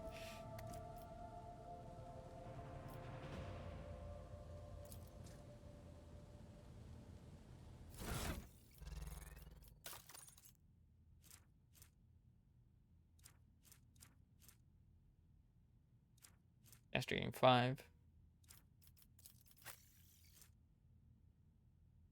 Enemies targeted by the Navigator power gains a -5 penalty to all of their characteristics until the end of the Navigator's turn. This penalty stacks and is renewed every time the same enemy becomes the target of that. Okay. This one, meanwhile, or wait, confusing. There we go. Allies targeted by the Navigator's power gain a +5 bonus to all. Okay. Okay.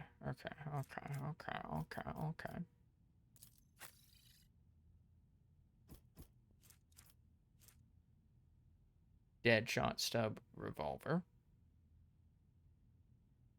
I'll hit chance, but no Pistol burst. More damage.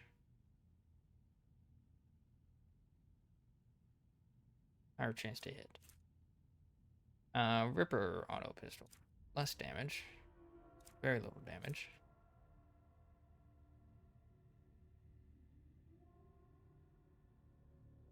It's targets in cover and targets with a high dodge.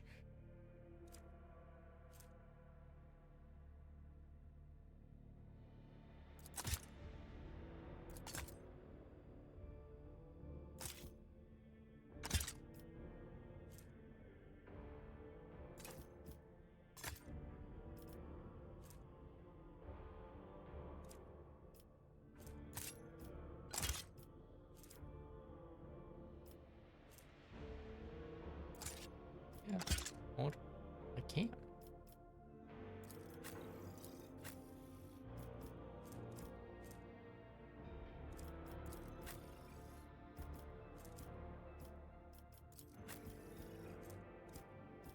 A chain sword and a shot. Alright.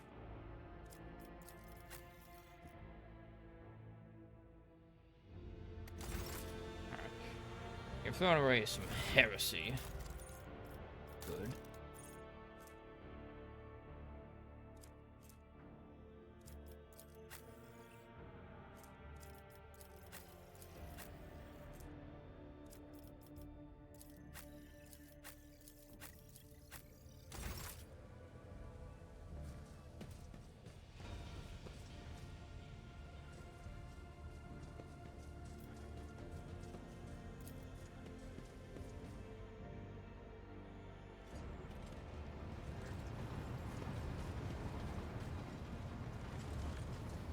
Lord Captain.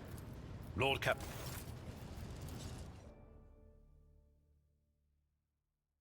One day we'll get to Rykad Minoris. Begin scan. Starport. Ith grade. What does that mean? Alright. I'll wait for that to load. We're gonna take a bit of a break. I've ran out of water. And I might as well get a snack while I'm at it. So, we're gonna take a little break. Boop. I am back. Got some Reese's Cups during that break.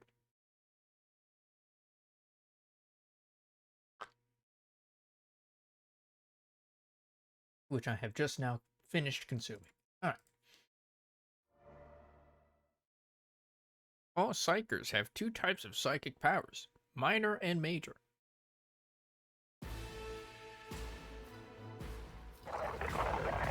Oh.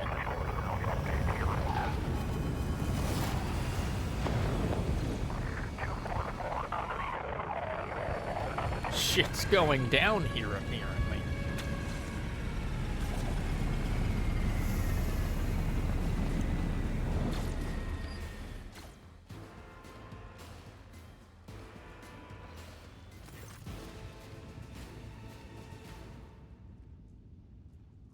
The starport greets you with the din of ordnance and the smell of explosives tickle your nostrils. It is difficult to tell through the smoke who is firing at whom. Hold on, I want to just bring attention to this sweeping animation here. Or, no, that's a sensor. Oh, they're cleansing it. I see. Interesting. It looked like a broom at first. I'm like, that is a weird way to fucking sweep away debris. Halt! Weapons on the ground or I'm firing. A man in a torn and dirty uniform hobbles towards you from behind the chunks of rockcrete and crumpled plasteel. His cracked helmet is adorned with a crooked label that says Sergeant Malgar. Alright, so our skies are in lockdown, the rebels are shooting down anything that flies, and you lot just happen to land in our rear without a scratch to show for it, and on a shuttle like that? Where did you get it? Stolen from the palace, isn't it? He is visibly awed by the resplendent gold of your transport. Grab 'em, lads. We've got ourselves a rebel landing force. Abelard turns purple. By the holy throne, what is this mess? Adira glances around. They're in a rough spot, old man. Go easy on them. You must be mistaken. I'm the rogue trader of House von Valancius. Abelard, enlighten this rabble about the proper manner of greeting the God Emperor's chosen.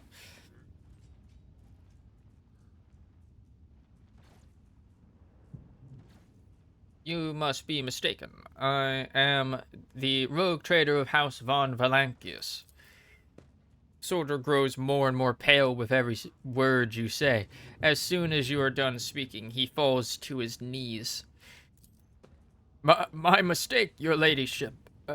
Didn't recognize you, ma'am. Please pardon my blunder. It's a bloodbath in here.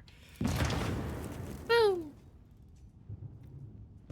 A frag grenade explosion cuts off the rest of the sergeant's words. Shrapnel flies everywhere with a piercing screech. One of the soldiers falls to the ground, clutching the remains of his forearm that is now adorned with crimson tatters. Blood is pouring out of the stump, and the soldier's agony is short-lived. The sergeant curses and hastily says an army prayer for the dead. With a rasping cough, the sergeant turns back to you. Pardon me, ma'am. Sergeant Lassie Malgar reporting. My unit is holding the starport on the governor's orders. How may I serve? What's going on here? Unrest, ma'am. Armed rebellions in both the capital and the provinces. First the lower levels sparked, then it went up the spires. They hit the Vox hubs, the arsenals, the mag train stations. Then Felix tore off his mask, precisely because he knew about the trouble on Rykad Minoris. He knew that none of our allies would come to our aid. Cassia lets out a sorrowful sigh. You may continue your report, peasant. My unit was here when it all went to the Groxes. The tech priests linked to satellites reported sightings of strange void ships in the system. They were orbiting the star until one of them set course for landing on Rykad Majoris. The governor took precautionary measures and ordered the increased security at the key facilities. Everyone knows that whenever something's not right, you better double the warden details. The alarm was raised and we were sent to secure the starport. It's the only reason we were able to hold it. They're crushing us, the scumbags.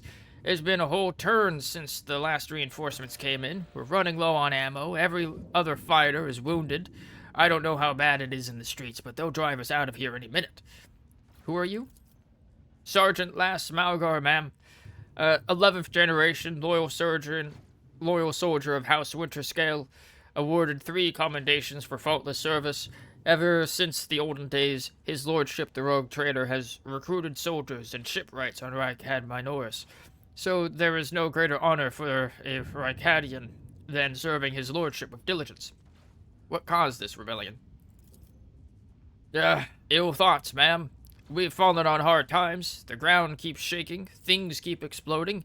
The people are scared. They've forgotten all about their duty. And that's when those, preachers came. They started riling everyone up. Sure enough, we shot a few, but they just kept coming. More and more of them. Having some pathetic rebellion be cause enough for such a lackluster welcoming ceremony in honor of a rogue trader's arrival. It's an insult. Pat him on the shoulder. You're doing fine work, Malgar. And so are your troops. It's people like you that hold the Imperium together. I live to serve. The sergeant's grim voice rings with a martyr's pride. Some dirty dogs nearly shot down my shuttle. Affirmative. Your ladyship, ma'am. It's all those damned rebels. Those maggots somehow got their hands on an anti-aircraft battery, and it's causing our shuttles no end of trouble. That thing really packs a punch. You're lucky they missed you. I've seen them fry 2 shuttles carrying reinforcements. Not a soul survived. Do you happen to know if a member of the Inquisition has come here? At the word Inquisition, the sergeant's face fills with awe. I don't know, ma'am. There certainly haven't been any visitors like that on my watch. You might have to inquire at the headquarters, your ladyship, ma'am. I'm going to see the governor. If I may report, ma'am, as long as the rebels keep shooting their damned anti-aircraft battery, there is absolutely no way to shuttle you to the governor. It would have to be on foot, and the streets are dangerous. I have no one to send with you as an escort. I assigned all available troops to accompany the esteemed tech priest to the governor. I will voxcast orders to them to wait for you, and I'll inform headquarters. They better send out a convoy to meet you halfway. Meanwhile, we'll follow the governor's orders and hold the line here. Adira frowns as her gaze grows distant, as if she's looking through the sergeant. You're a good soldier, but you've got a lot of blood on your hands, both yours and others. You know the same hand that salutes now might falter in darkness. Rank and epaulets won't save you from bitterness. New word detected. Epaulets. Type of ornamental shoulder piece or decoration used as insignia of rank and armed forces and other organizations. Oh, it's like little fancy things. I think if any of my characters did. I know that some of them did. Somebody had them. I think it was one of the classes starting. But they're like the little tassel things on the shoulders. Okay. How to pronounce it? Epaulet. Epaulette. Epaulet. And also had a different spelling. Alright.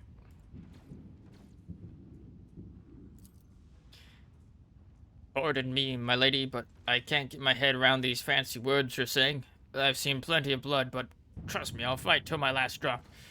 Is the path ahead dangerous? What exactly awaits me there? Sergeant sighs heavily. All of our roadblocks are gone. The whole place is in the rebels' hands. The city is almost lost, so no help will come. We are surrounded by rebels. And watch your step, ma'am. The streets are chock full of mines. Sergeant's answer is not particularly helpful. When danger is all around you in many forms, it is impossible to prepare for it. No.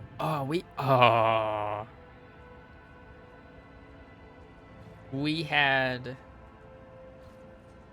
So close. So close. What tech priest? A very important person from the Adeptus Mechanicus arrived on the last shuttle before they locked down the sky.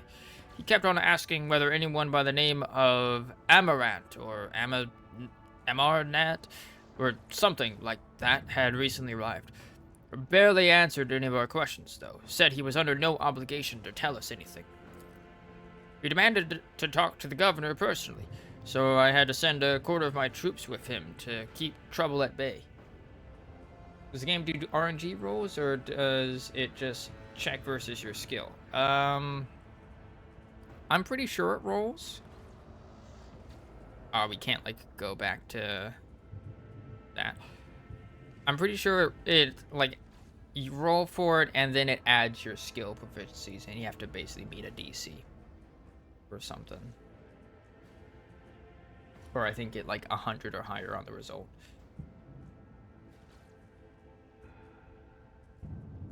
Looked like I got very close to it. You're a good soldier, Malgar. I will see that your heroism is noted. You're a fool. The governor, who is safe and sound in the rear, has left you for dead.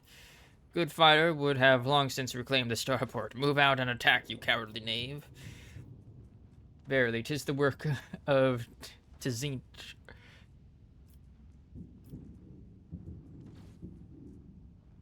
See that your heroism is noted.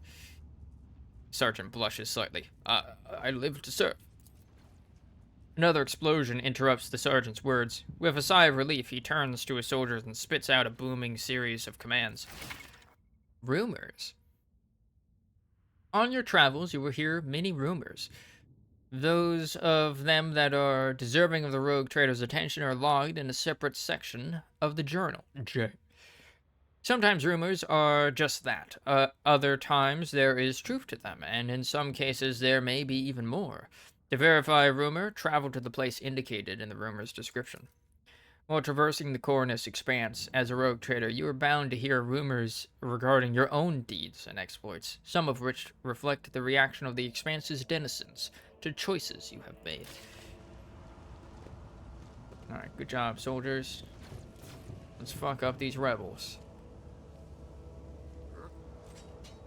Oh, I'm like, why is my camera not moving when I try to have it move? What you got?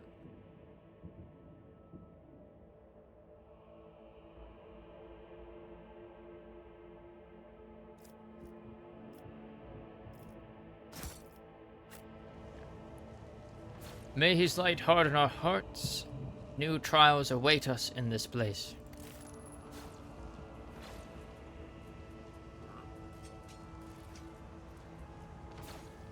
It's going from bad to worse. Expected a typical dull reception with the governor, not more carnage.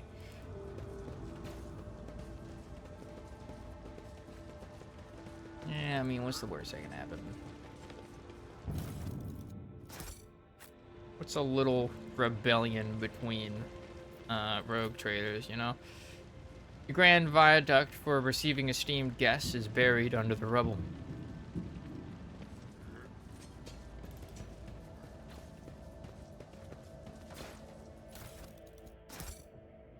Artillery, do you copy? Requesting a barrage on launch pad 3. What lies beyond? Cruiser. Rebel. Alright. Let's go. Oh, glorious spectacle of your demise! I will take you down. Cassia is an officer and your ship's navigator. I know how voice of command works. Lidless Stare is a unique damaging ability that I am also an officer. That avails all targets in a wide cone in front of the with warp energies. The damage dealt is based on the navigator's willpower bonus. All creatures targeted by this ability must pass a willpower resistance test or become stunned.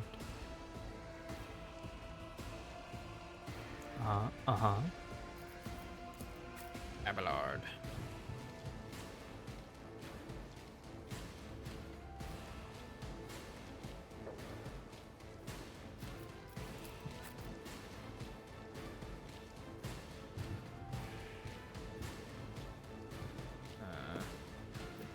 Go there. You go there. Argenta. Get all up in their snatch. Let's that. An agitator. The unrighteous have come to take all that we have from us. Help me, Lord Captain. I left to use the porcelain throne. Who are you killing? We are killing some ungrateful peasantry who are rebelling against the Lord Governor, who is also a rogue trader. As the Emperor commands, I act.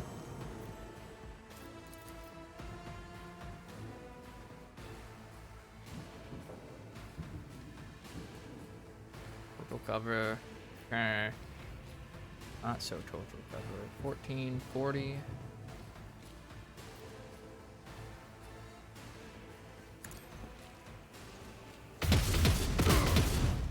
Damn. Missed so much.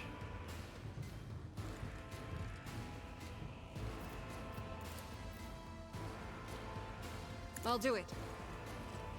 Each strike is a prayer.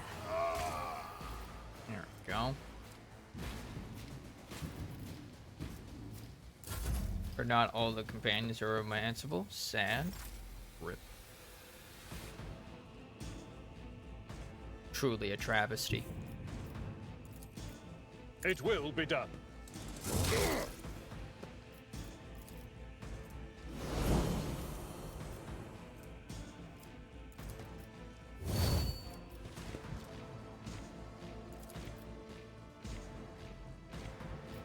Oh, hey, oh, shit, there's like a lot more people over here. Uh-oh.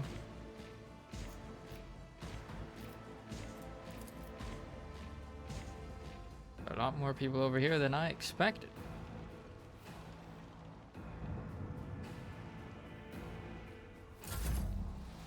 Alright. Cassia.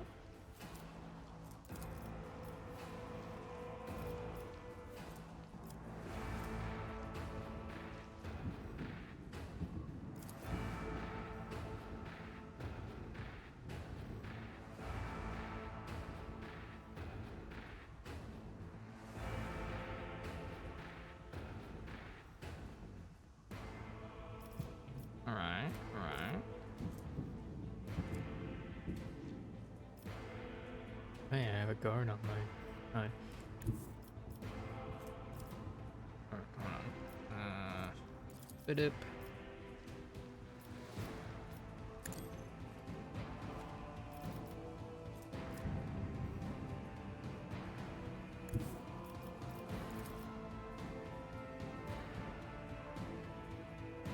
Me? If you insist, Lord Captain. Very good. How the fuck does that not cause a warp shit? Hey, buddy. You want to move right there? Oh, If no line of only sight. that were possible. I'll move right there, buddy. As duty demands. Bye. As beauty demands, she says. What are y'all? My ears are ringing. Ow, don't hit Cassia. Killed one of their own dragoons. You want some more?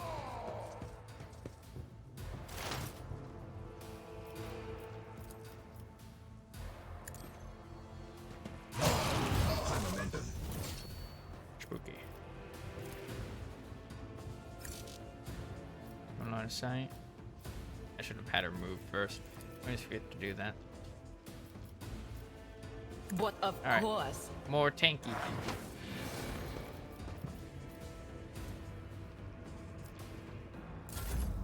Alright. Got a pew pew and a not pew pew.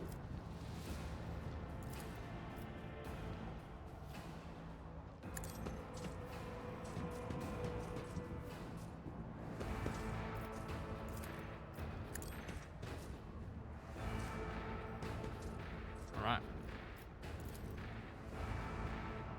Rebel Gunner, Bruiser. What up, Bruiser? I like guaranteed hit or I won't sully myself with that. so sassy?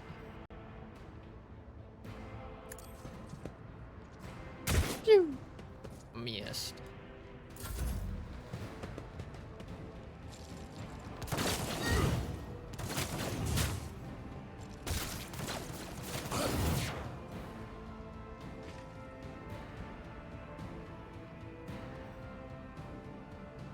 God, they're just like fucking killing each other, dude. I barely even have to do anything.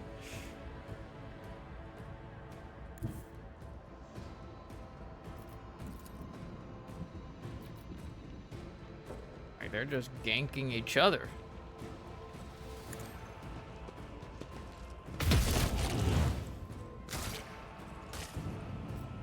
I love it. Imperial Guard, get him.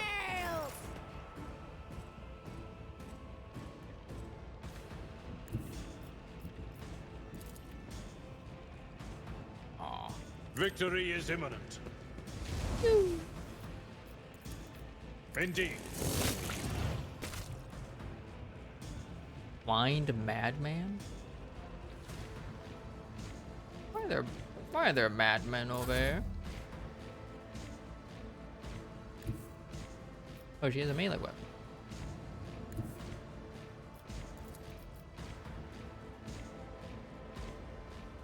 Battlefields are always drowned in scarlet. If I may, that even get a thing for that? Hey, buddy. Me? Move here.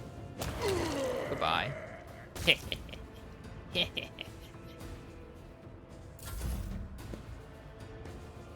Lottie coming.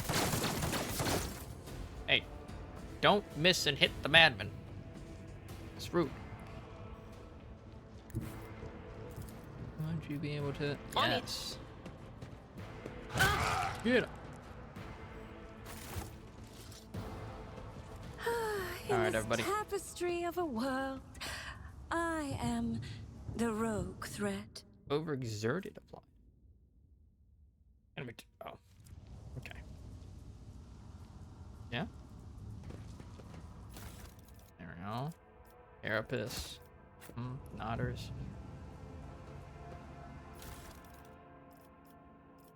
What is this? Shock baton.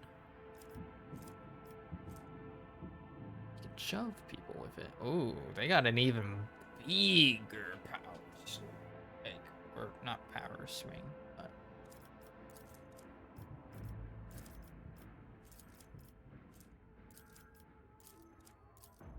even bigger AoE. Keep 2 of those. Just so that we can check out how they compare. Surprisingly better than the chainsword. Better armor penetration as well.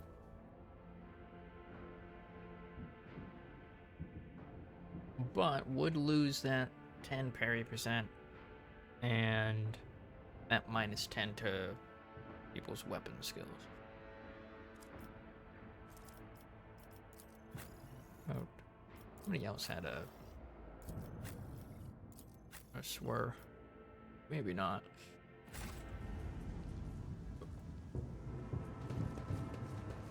Curiosity sings in my veins.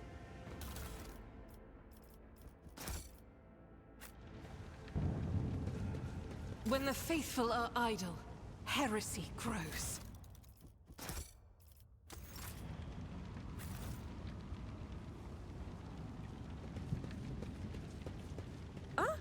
One step at a time. My amidst eyes, the my eyes. madness. Have you got them? Please give them back to me.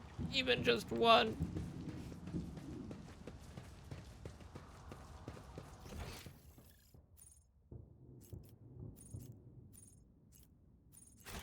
Wait, Violet Nemos.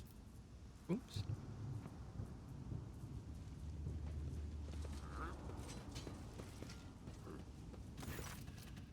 Violet, dressed in the crumpled uniform adorned with the Van Valancius coat of arms, still looks quite pale. Her white hands bear red marks left by the wheel. The scream of terror she let out when the missile flew right past her shuttle is etched in your memory. Ask him to blink twice if he needs help. Terrible. Absolutely. Absolutely horrible. But not heretical. Her voice quivers slightly, but even her fear cannot stop her from using typical Voidman jargon. That was some flight, your ladyship. If we had been a little less lucky, we'd be checking in at the port in the sky right now. What was that weapon they fired at us?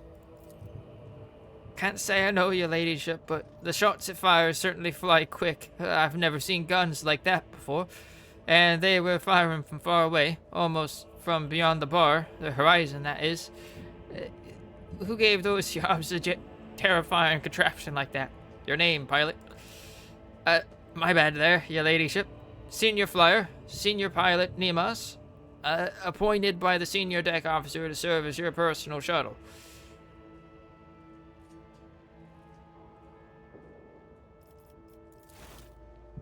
We don't need to leave. I live to serve your ladyship, ma'am. They will see. Oh yes, they all will see. They all will see. I'm not over here.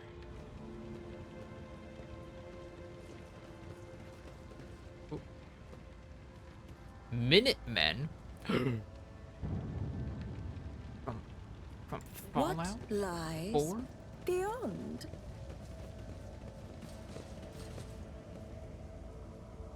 Lore Imperium. Written on the side of the shuttle in Pilot's lowly sling are the words, "Do not touch. Shipment of tithes to the blessed Lord Captain Caligos Winterscale." Perhaps there is something worth your attention in this shuttle.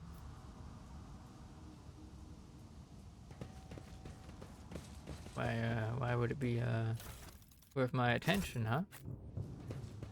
In this tapestry of a world, Huh? I am the rogue thread.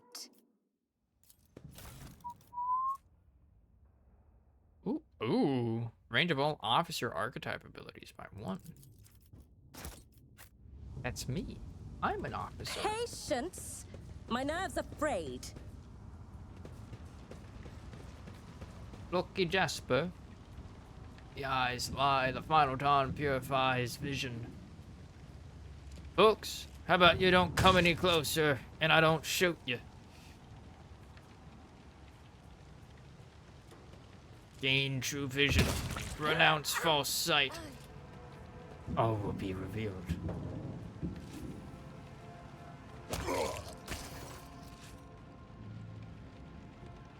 Huh. The young, shaggy-haired soldier is still pale. Nonetheless, as you approach, he holsters his pistol, the hallmark of good discipline. He gives you a somewhat frightened but genuine smile. Thank you, my lady. You arrived in the nick of time. I don't know what those babbling creeps wanted with me, but it definitely wasn't anything good. Were you? Lucky Jasper. The governor's side and personal Vox operator, I was dispatched to the starport on special orders. Young man proclaims, desperately trying to tame his tousled hair. Are you unharmed, soldier? All thanks to you, my lady. Those blind lunatics are all over the city right now. These rebels, damn them to the void, go around maiming anyone they get their hands on and scorching their eyes. Then they leave the poor sods driven mad by the pain to wander the streets, babbling nonsense. He lowers his voice and adds with gravity. The command doesn't want anyone to talk about it, but I've heard whispers that it's not just some nonsense, it's heresy, actual heresy.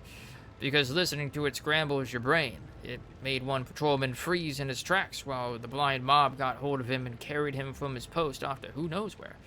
And what exactly were you doing here on your own? Following Governor Medina's special instructions, namely, he grits his teeth with a pained expression, furrowing his brow. Oh, right, it's a secret assignment. I can't talk about it. Ah, right. I shouldn't talk about that. Lore Imperium. 100% chance. 90% chance. 95. Read all his thoughts for me. Alright, Lore Imperium. I'm a rogue trader. Why don't I simply order you to tell me everything? It is well within my rights. What if what you know is priceless intelligence, and you were to die before you could relay it to anyone? Whatever punishment you are afraid of, I can do worse things to you. Strike! Get out of my sight! So be it then. You may keep your secrets. Persuasion. What if what you know is priceless intelligence, and you were to die before you could relay it to anyone? Well, that would make me a saboteur and a traitor, wouldn't it? Yeah, you're right. This is an emergency. He looks relieved. So why did they send you to the starport? I'm supposed to deliver updated Vox codes and, how should I put it, assess the situation? The planet is a real mess at the moment. The rebels have found their way into our VoxNet and are now eavesdropping. This made proper communication impossible. The hallowed electrodynamics Cenobium had sent out a distress call before it went dark. And who even knows what's happening in the system? There's been a riot on Raikadi Philia, the prison planetoid. Yurok 5 station is silent, although the navigators there have always been a reclusive bunch. I was hoping I'd be lucky enough to run into a pilot or the captain here who could give me an update, but that's hardly a possibility right now. The rebels are blasting anything that tries to land out of the sky with their damn cannon. He stops talking, a little too abruptly. brutally maim him.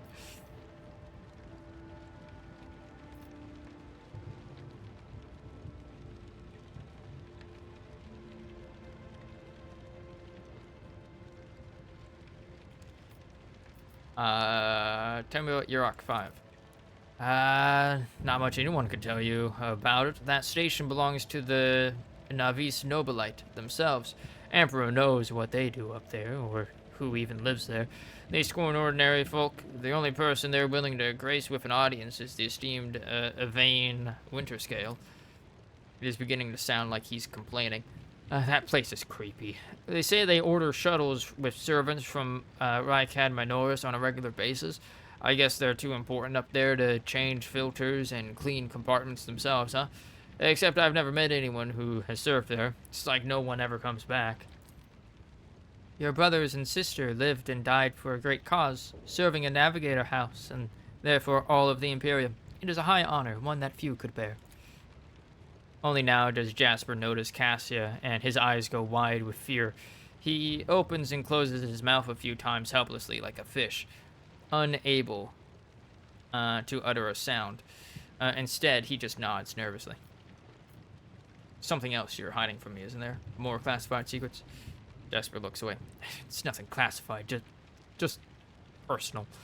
There's another reason why I'm here. My betrothed is missing. Raquel Vekhari, the esteemed Yvain Winterscale's personal pilot. When the riot reports came from Ricardophilia, Lord Yvain headed there personally. Then this rebellion started down here, and we lost communication. No one knows how they're doing up there. You know what I'm afraid of? That they'll come back, and those rebel scumbags will shoot them out of the sky. I wanted to find a place that's high up, set up a Voxcaster there, and send them a transmission. The sky's closed off, don't try to land. But I didn't make it in time. Those blind dogs chased after me, and as I was running, I tripped and broke the caster. He hangs his head sadly. I worry for her. She's an excellent pilot, but I still worry.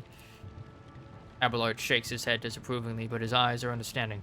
That is why all members of a Void Ship clan share the same employment.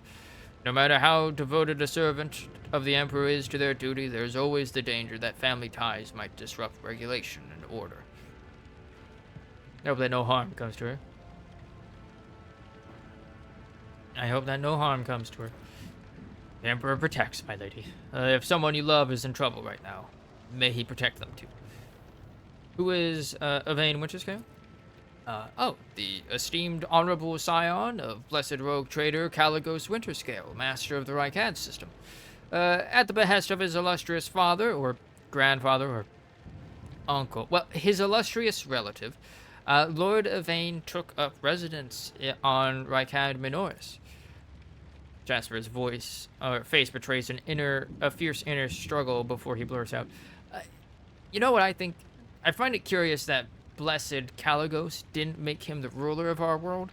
Lord Yvain is his blood, but it's the governor who rules us. Then why do you think he sent him here? I think he's been exiled. Do you think the governor can handle the rebellion? Jasper mumbles evasively. Well, obviously, I'm not some pessimist to say otherwise. Don't worry, I won't tell anyone. Persuasion test succeeded. Really? You won't? Well then, if you ask me, things are pretty rotten. His words come flying at the rate of stubber fire. Those rebels are strange. We would have easily quelled a normal riot. We're not some commoners. We're Rykadians, the naval elite of House Winterscale. But those people, they're vicious. They know no fear. And their attacks, they're so precise. It's like they know what's going to happen ahead of time. Looks over at our precog psyker. The command executed 7 officers on suspicion of espionage, but it's not about spying. They say the leader of the rebel is some two-faced Aurora who can see into the future. Now she's the real danger. Adira scoffs and rubs her hands together in excitement. She can see into the future, is that right? We'll see about that. She's up against the wrong psyker. My breezy whispers may be vague, but they've not failed me once. I can tell you without asking my ethereal friends that her future doesn't look too bright now that Lord Captain is involved. Looking for an interrogator of the Inquisition who may have arrived on this planet. Have you heard anyone matching that description? Jasper's face quickly turns gray as he says, I have, but I don't know where he is now. I'm sorry, but I don't like discussing the affairs of the Inquisition.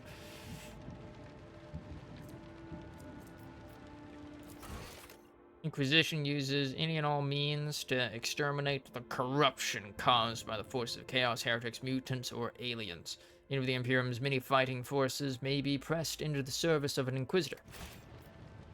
You know, I think I will punish you for disclosing classified information after all. I have no more questions. No. It was my pleasure to be of service to you, my lady. It's been nice to chat to someone normal. He glances warily at the body of the nearest blinded lunatic. I must take my leave. You're right. We shouldn't stay here. We might run into rebels. I'll go find a safe place to watch the sky for any landing shuttles. May the Emperor protect you, my lady. Curiosity sings in my veins. Minutemen Rebel. Oh, they're setting up turrets.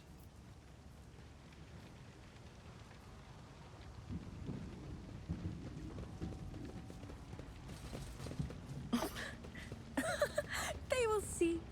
Oh, yes, they all will see.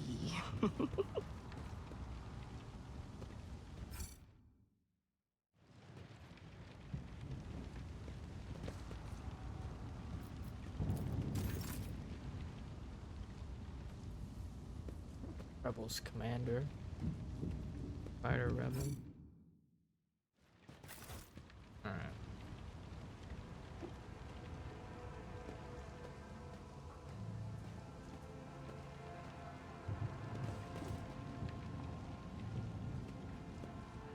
I mean, they're red, right? Join me in prayer. It's like, might as well, right? Shit. Another annoyance. Show them no mercy. Well, we got one of them. At least, good job. Okay.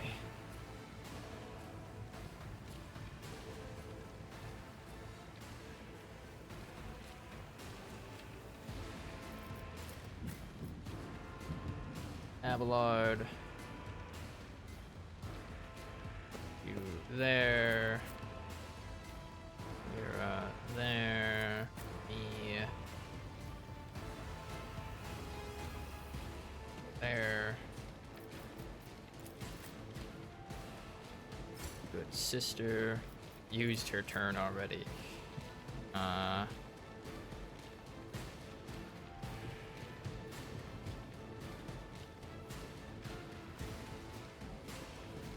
There.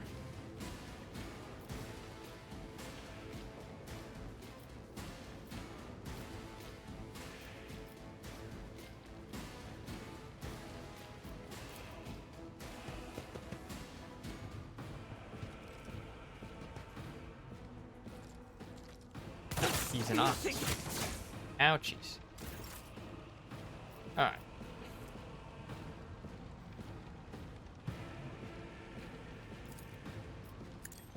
That on you.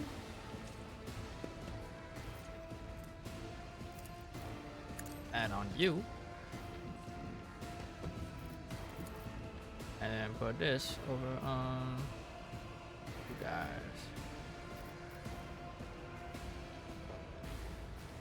Too far.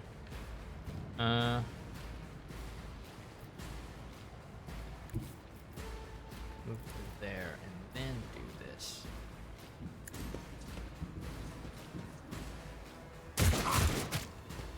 Oh, yeah, one of them. See ya. Right.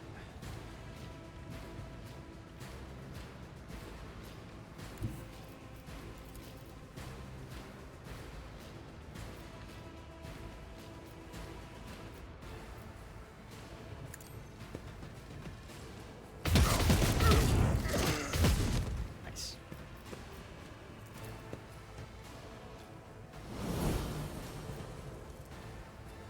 out is for the weak. Right. And then we move up there and we do it again. Actually, hold on. Oh no. I do it from right here. And no. But up.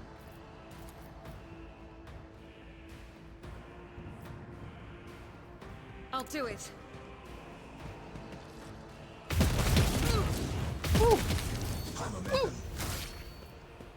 Ooh, baby.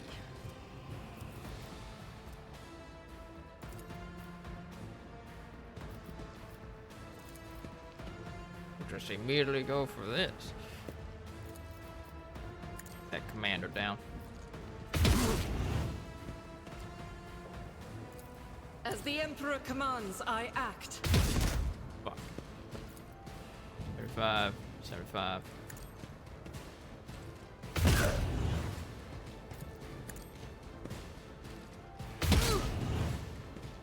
Should be the last attack. Yeah. Yeah, baby. Yeah. I am a navigator, not a servitor. That is true.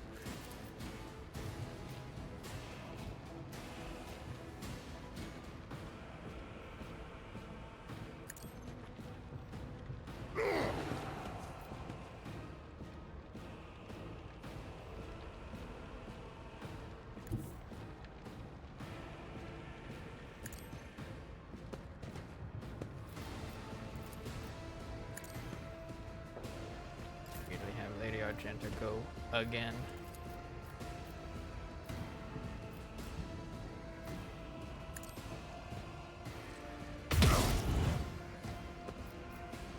Slaughter. What is it doing again? Oh. Should've done that before. And your turn.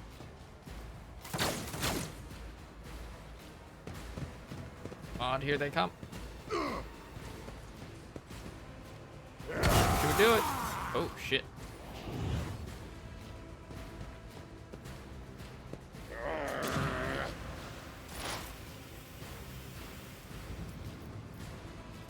Smoke grenade. Decreases the hit chance of allies and enemies with ranged weapon attacks.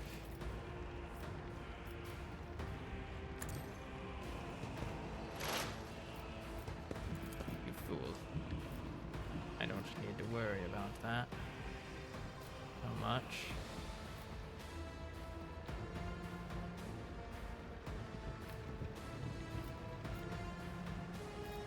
Put this guy down. Be gone.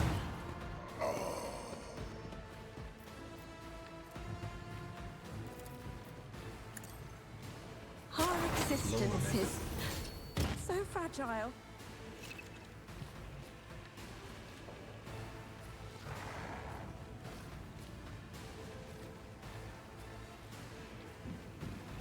Oops. caused a veil phenomena. Once a character has suffered a certain number of injuries, these injuries are replaced with a trauma. Make use of, yep. That's not good. A little blue boy. Oh shit, he's got a shit ton of HP.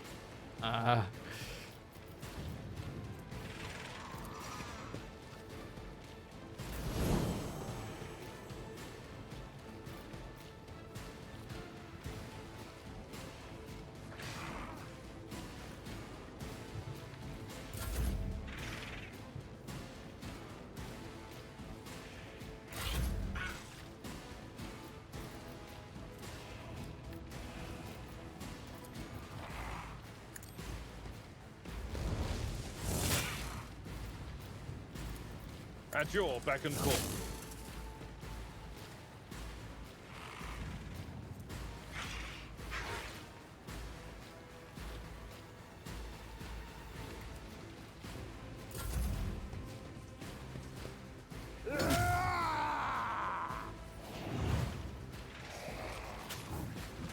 Manifestation. I had my first really bad veil phenomena happen.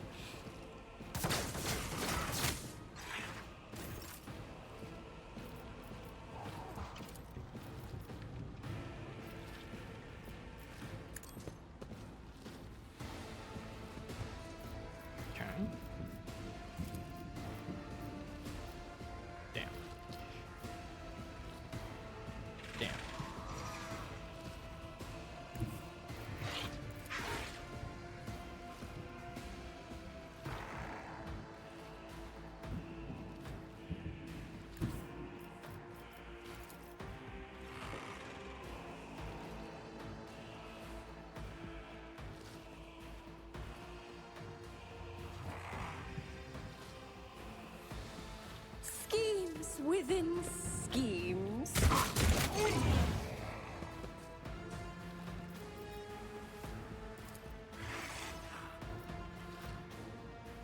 Let's see.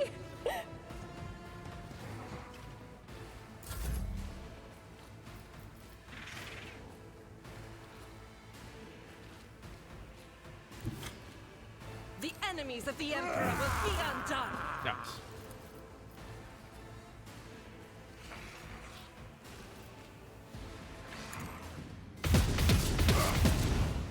Big rip.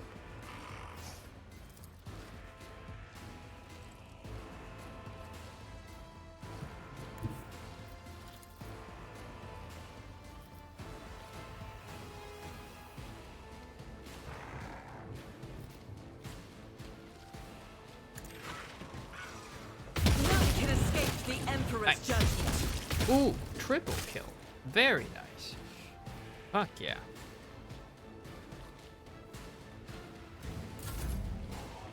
Okay,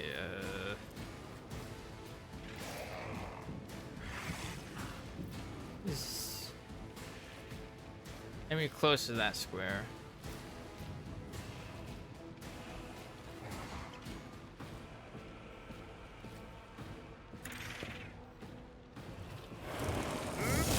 Fuck yeah. Alright, excellent.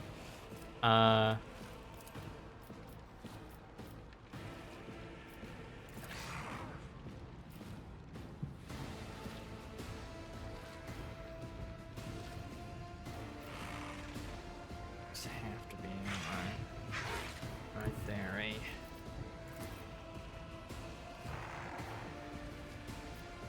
Way I can-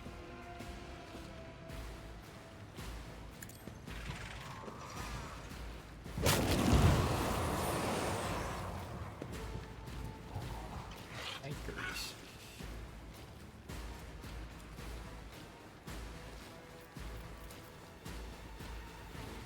Hey, you can have this.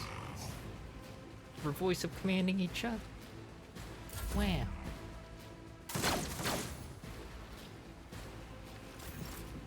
Alright, Abelard, sworn enemy. It will This be man. done.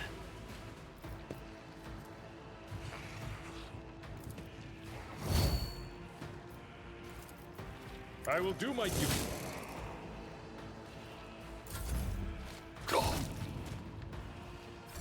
What does manifestation do? Emperor, My deliver cover! us. High momentum.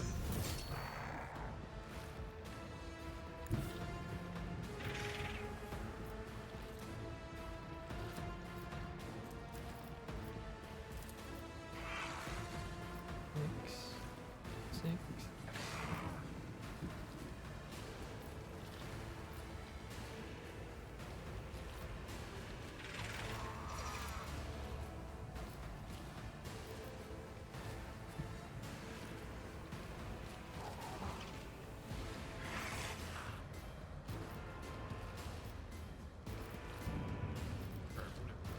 Yeah.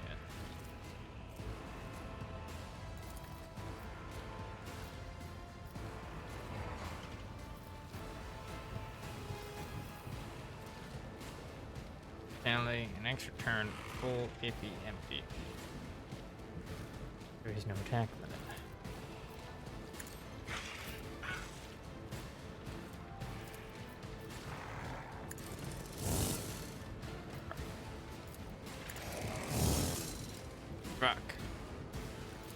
Indeed.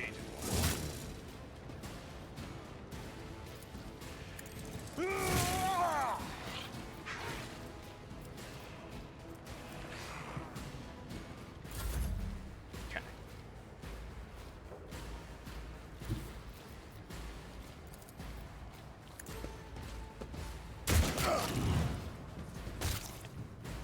Down.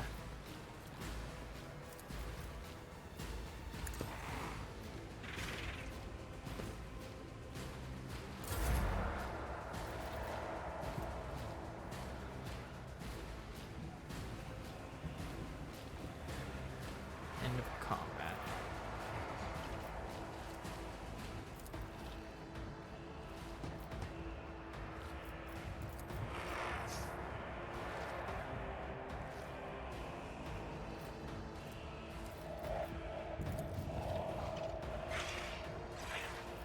Some spooky shit happening here, man.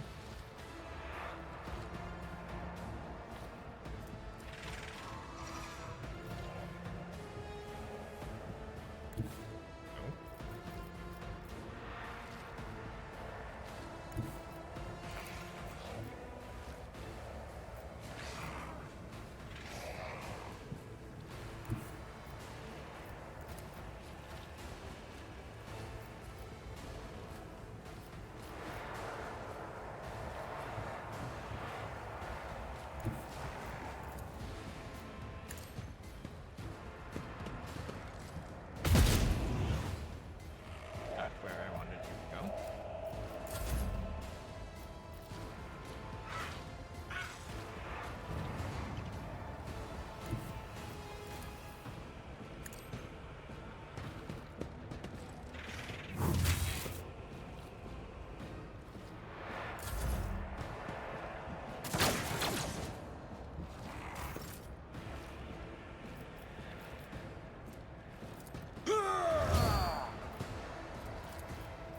Victory is imminent. God damn.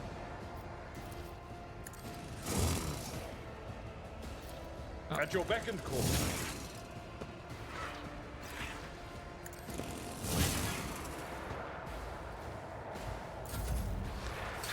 Pain and duty go hand in hand.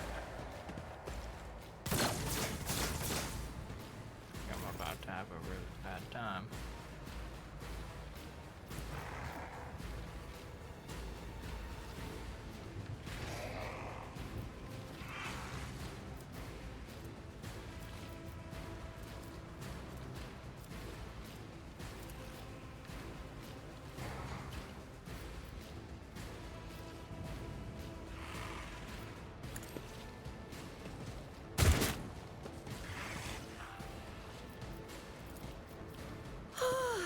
A genius at work.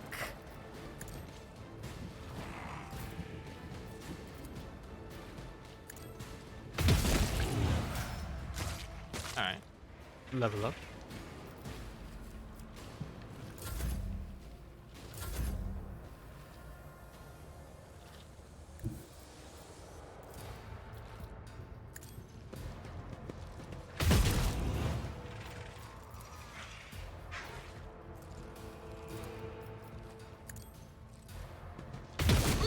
Okay.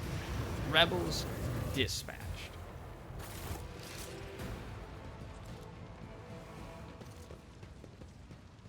Sheesh. In the shadows of the Imperium's ignorance, my genius Oh, she's blossoms. Back up to full. Oh, how they fear the brilliance that eludes their narrow vision. Okay. That was a bit scary.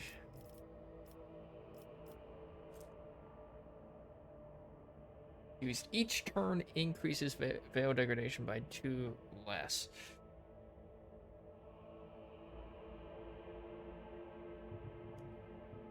Might be a good thing to invest in. Not gonna lie. Range of officer's voice increased by 3. Officer's resolve by 3, making it 10. When the ally uses a heroic act, that also gains. Okay. Ability on ally gets a bonus to that and that, equal to 5. What's it equal to? Fellowship. No oversight. Whenever the officer targets an ally with an action, an ability, or an attack, that ally's resolve is increased by +1 until the end of the officer's next turn. Ally starts a turn. Is to the offer. They gain additional MP equal to that.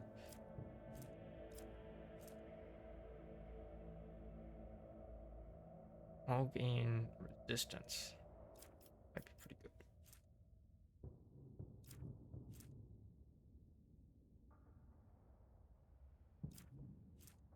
Half of the bonus granted by the remains does not stack with that.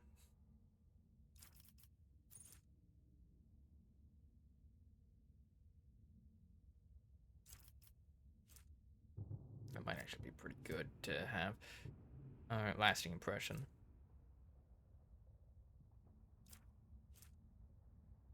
Whenever the officer makes an attack, they gain 5 fellowship. Archetype ability 2 times in 1 turn. That does not grant an extra turn. It's read by an officer's ability or talent. I think I said. This ability. Gain abilities.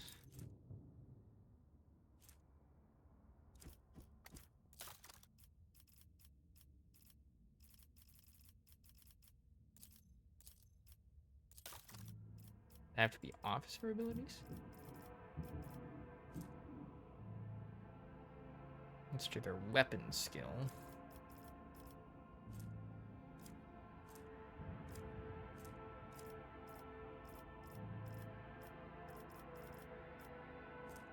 At the beginning of combat, officer gains an extra turn. Can only use that. Let's stand a bit.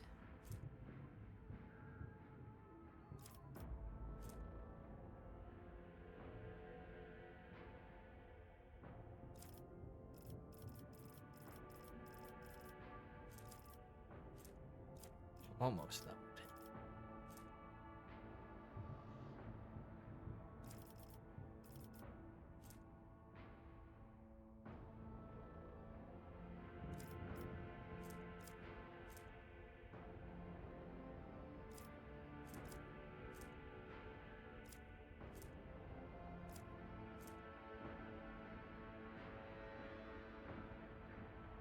Cost 1.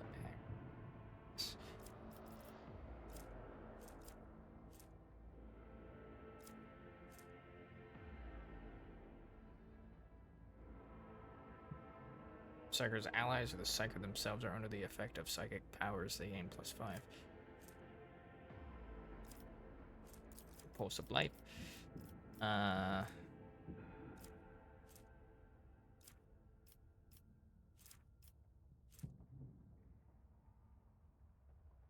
Warp Seers. Ooglaze.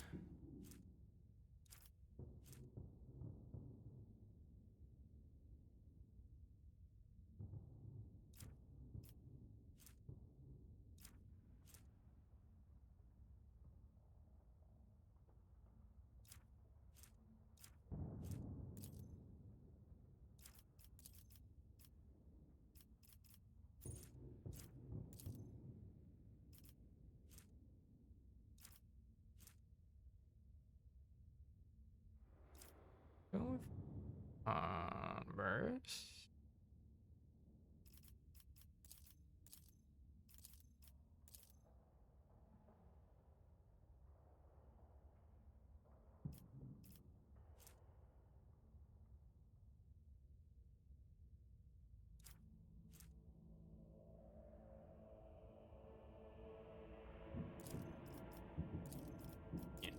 Commerce. We like level up very quickly.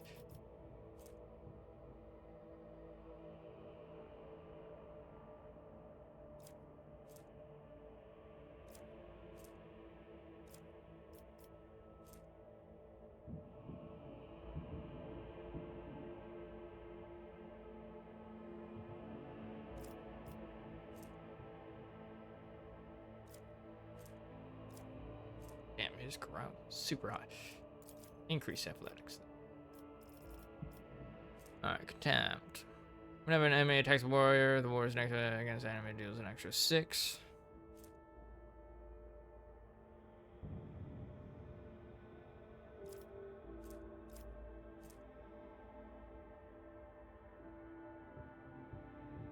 Five plus.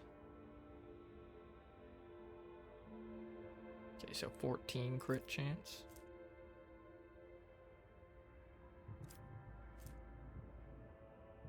There's +1 damage reflection. Their parry chances increased by 25% of the warrior's total.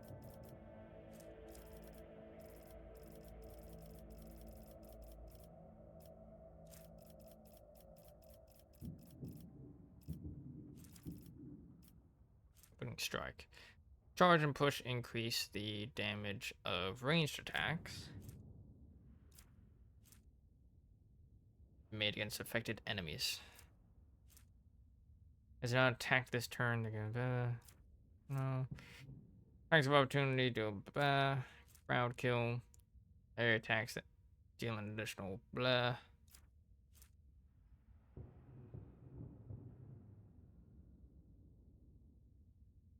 Charge and slash do not end the warrior's movement.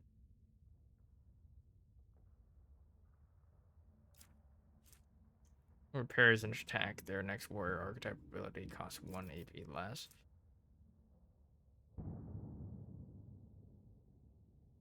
The warrior is hit while under the Adir effect. Their damage reflection is increased by +1.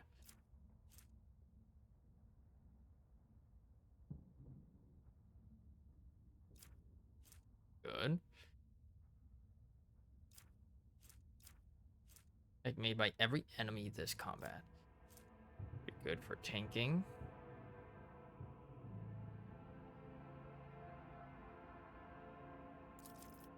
Arm's pretty good too.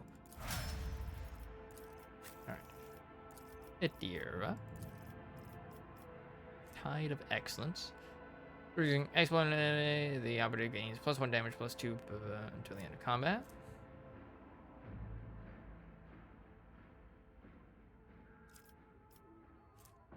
Despair. Hits an enemy that is affected by both an exploit and exposed weakness.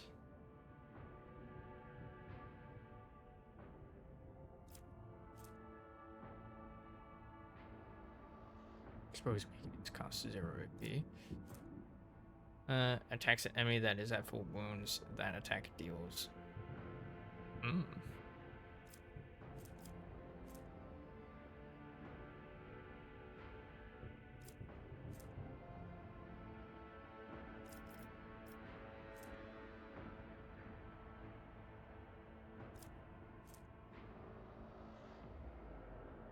Enemy affected by an exploit with attacks the operative or their ally.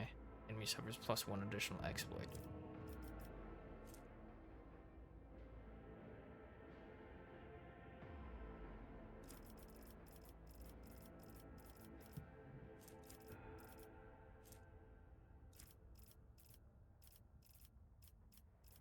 Okay, here's your psychic stuff. You can get every time the psychic allies gain +15% critical hit chance.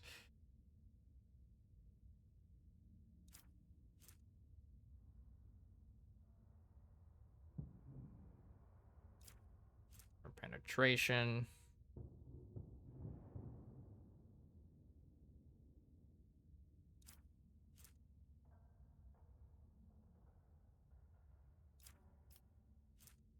Every time the psychic deals mental damage from any source other than Aftershock.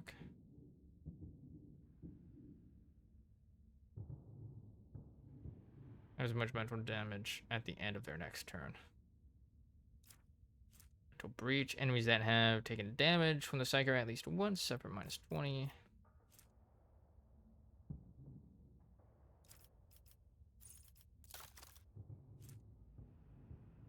That just happens.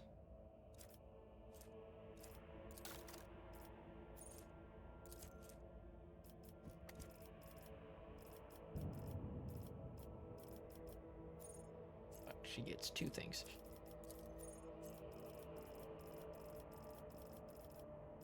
Ooh.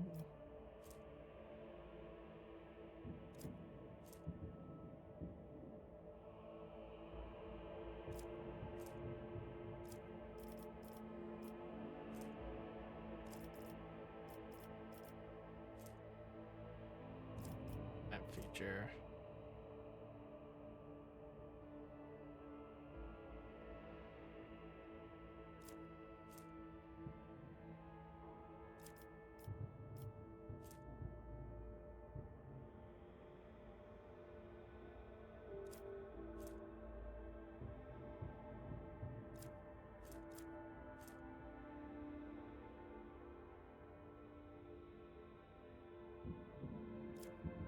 Hmm.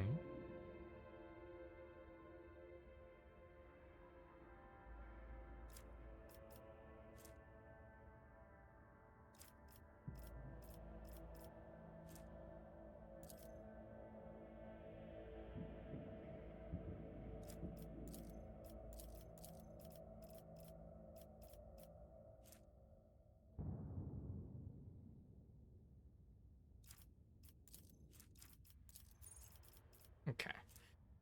In that case, I want to do something from your joint offense. Others allies gain plus others int bonus. Get chance to critically hit while attacking targets affected by that. So operatives turn the enemy with the largest number of exploits receives an additional exploit stack if 2 or more enemies are tied. One is chosen at random. Half cover, their cover efficiency is increased by 50%. Bonus is doubled if the operative has not moved during their turn.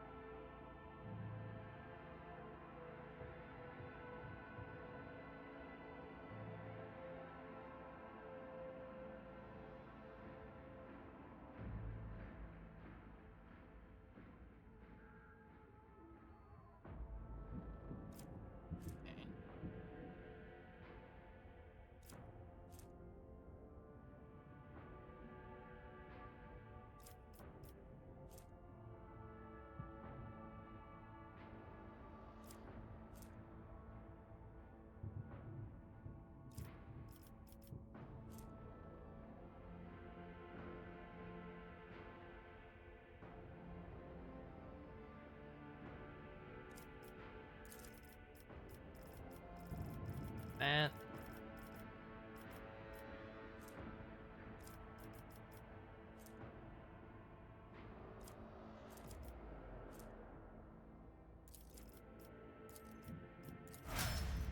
For chance. Or.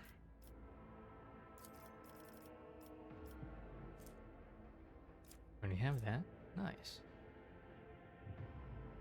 Soldier deals damage to 3 different enemies. The soldier gains kind of combat camaraderie for each adjacent ally. Gains 3 plus agility.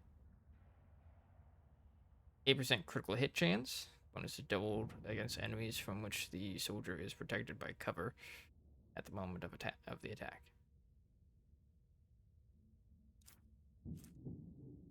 Deals damage. Their critical damage is increased by 1 till the end of combat.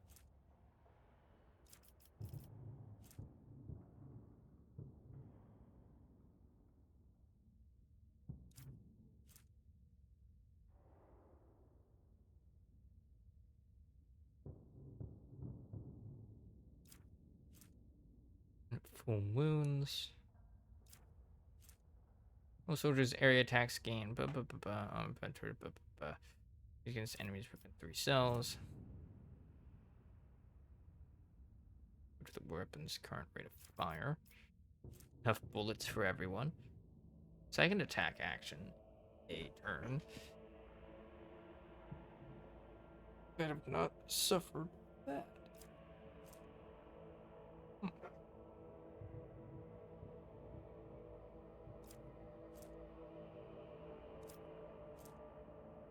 Full cover.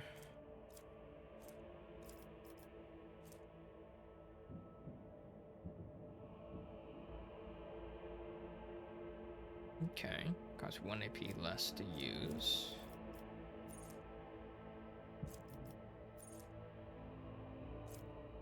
Okay. I think 2 people. Does not reduce dodge chance.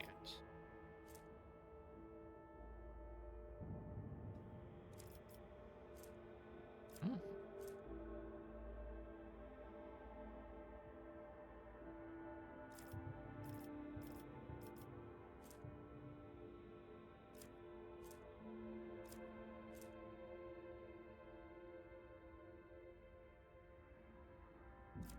And armor penetration.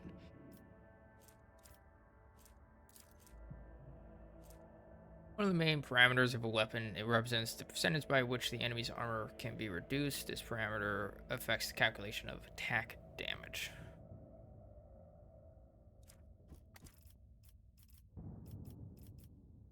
That might be pretty good.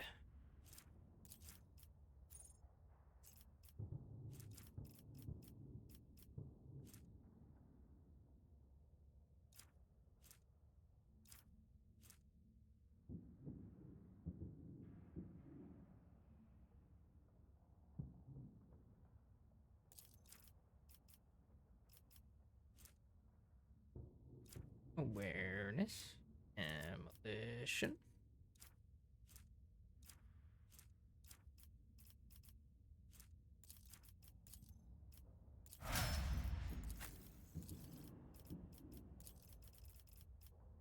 Any talents?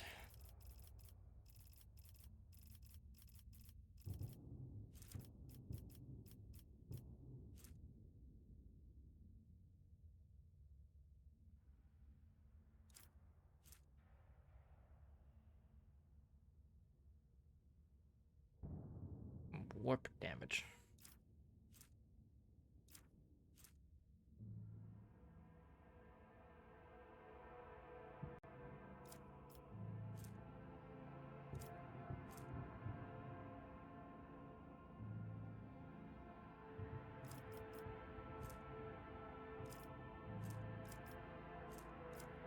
Mm-hmm.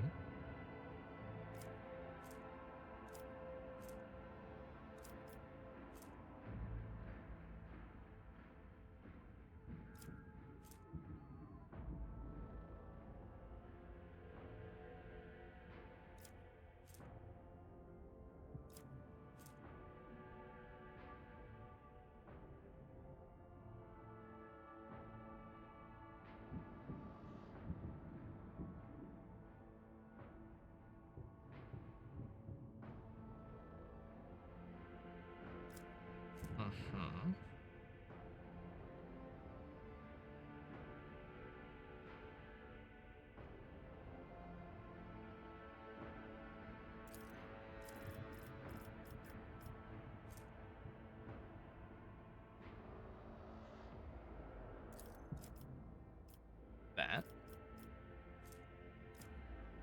Pretty.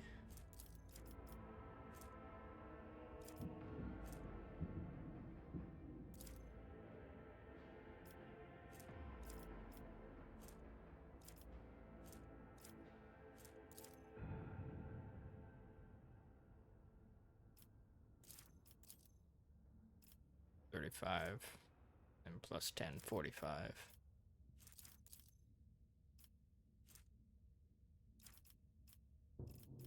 Already got a persuasion commerce person, so damn, she has a lot of awareness. He can be my warp lady.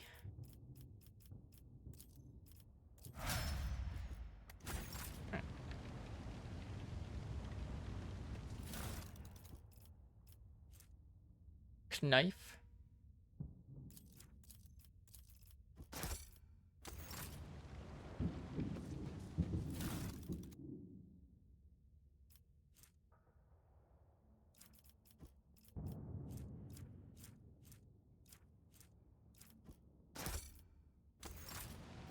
Oh, what lies beyond?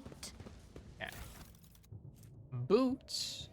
Whenever the wearer deals damage to an enemy, the wearer has a 25% chance to gain 2 MP.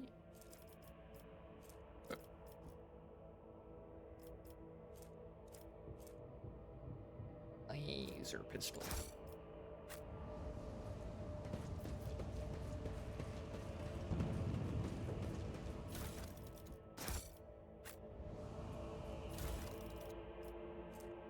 Ooh.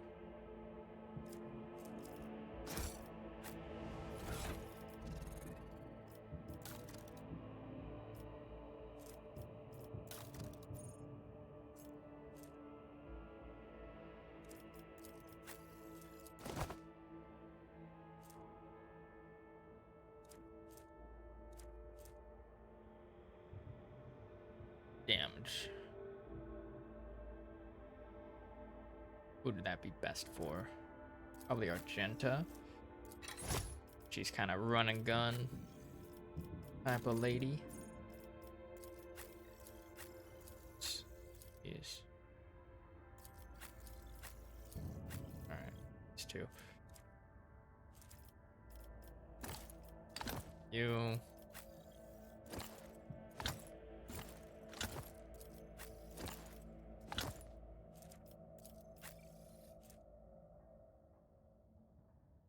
And please minus it until the end of combat.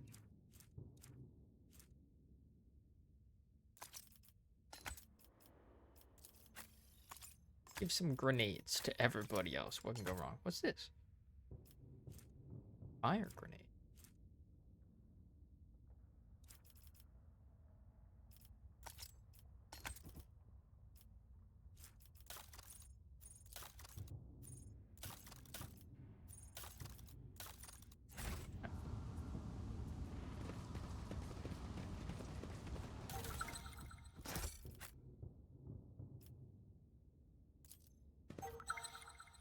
The turret was placed in a great hurry, but the Technomat never had the chance to activate it. Alright.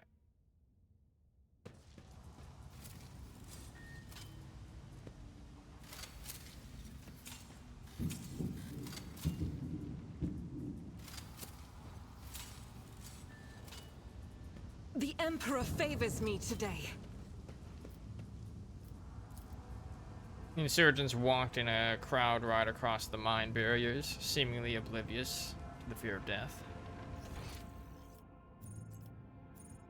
Streets of the capital. About this one.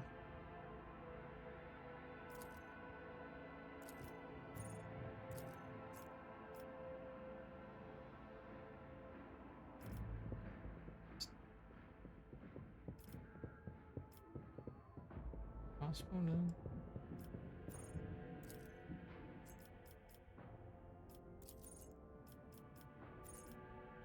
What it do?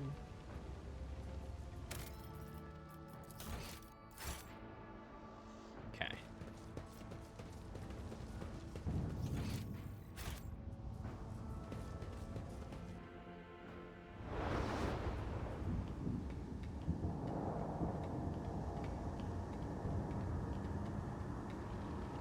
Change is coming. The edge is nigh. The blinded ones are harmless. No sense in shooting them and drawing attention. Fire on the nearest target! Don't kill the tech priest! We need to take him alive! Find it, and let their enemies weep not.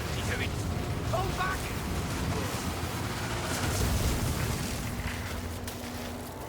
Nice.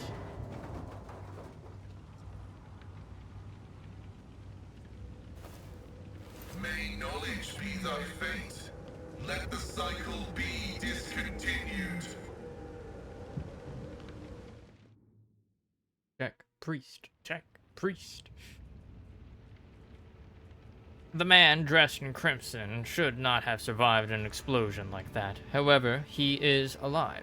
You hear the wheezing of a respirator that covers half of his face. Not another step. A trill comes from the folds of the partially smoldering crimson raiment. It is Benharic's speech, the sacred language of the Adeptus Mechanicus. Benharic... Oh, binaric. Binaric. Him. It's binary. Him transforms into Vox synthesized voice that sounds like thunder rolling over a vast plain. Flee, for I am death.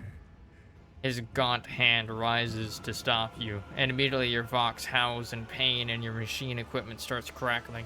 The tech priest's blazing power axe disgorges a cloud of righteous sparks. And his visor glows menacingly. Just traded with 3 viewers. In blue and green. Kayla, hello. How you doing? Welcome in. What were you streaming this time?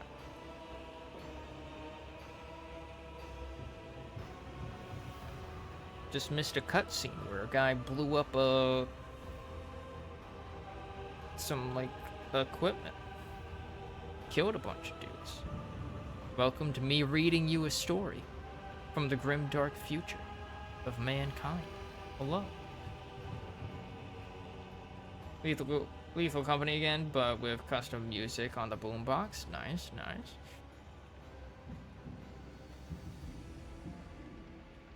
By the throne! What is that servant of the Omnissiah made of? Adamantine? Ugh, blast it! Abelard clutches his head as his ocular implant is racked with a wave of interference.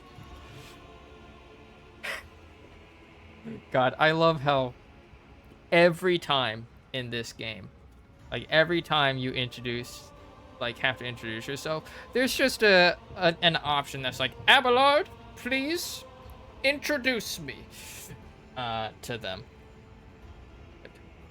Servant, enlighten them as to who I am. But no, we don't do that. We don't rock that route. I can put my own clothes on. I can introduce myself. The rogue trader Medea von Valancius. I mean you no ill. I identify you as a member of a high stratum belonging to Rogue Trader House von Valancius. I am detecting no need for confrontation. The tech priest's visor focuses on your attire and examines the symbols on it. The convoy received an order to meet you. It is no longer functional. Therefore, I propose that we continue to advance to the rendezvous point with the governor's soldiers. The menacing blue-green glow fades in the tech priest's gaze. He lowers his arm and your equipment ceases to malfunction.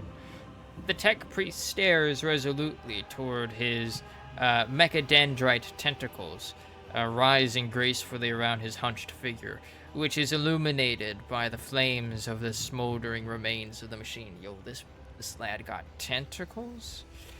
Mechadendrite, a tentacle-like robotic limb prosthetic surgically attached to the spine.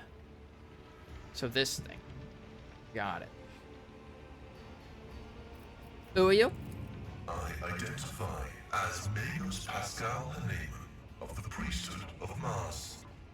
By the grace of the Omnissiah, I am currently assigned to the maintenance personnel of the station Altar Templum Calixis X-17. Right. Altar Templum Calixis. I have heard the name before. The station appears on House Orselio's star charts in the Furibunda system, not far from the void colony of Footfall. You have traveled a long way to come here, esteemed Magos. Point at exploded machine. How did you manage to kill off a slew of people and blow up a sacred machine without even laying a finger on it? This was my doing. The tech priest turns around and stares aghast at the burning remains as if he had nothing to do with what just happened. His vox produces a mournful prayer. That sounds like heresy. The voices are being weird about him. They're saying garbled, conflicting things. Like they're talking about completely different people. But he's not a threat to you. Even if that's a bit hard to believe after all the fireworks. No, I want more fireworks in my life.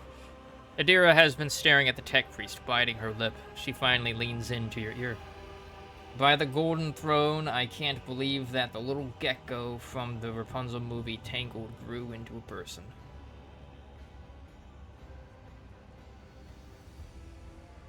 I've never seen Tangled, but I assume the little gecko from Tangled is named Pascal. Do not even know how you caused such an explosion? The Omnissiah granted me a revelation.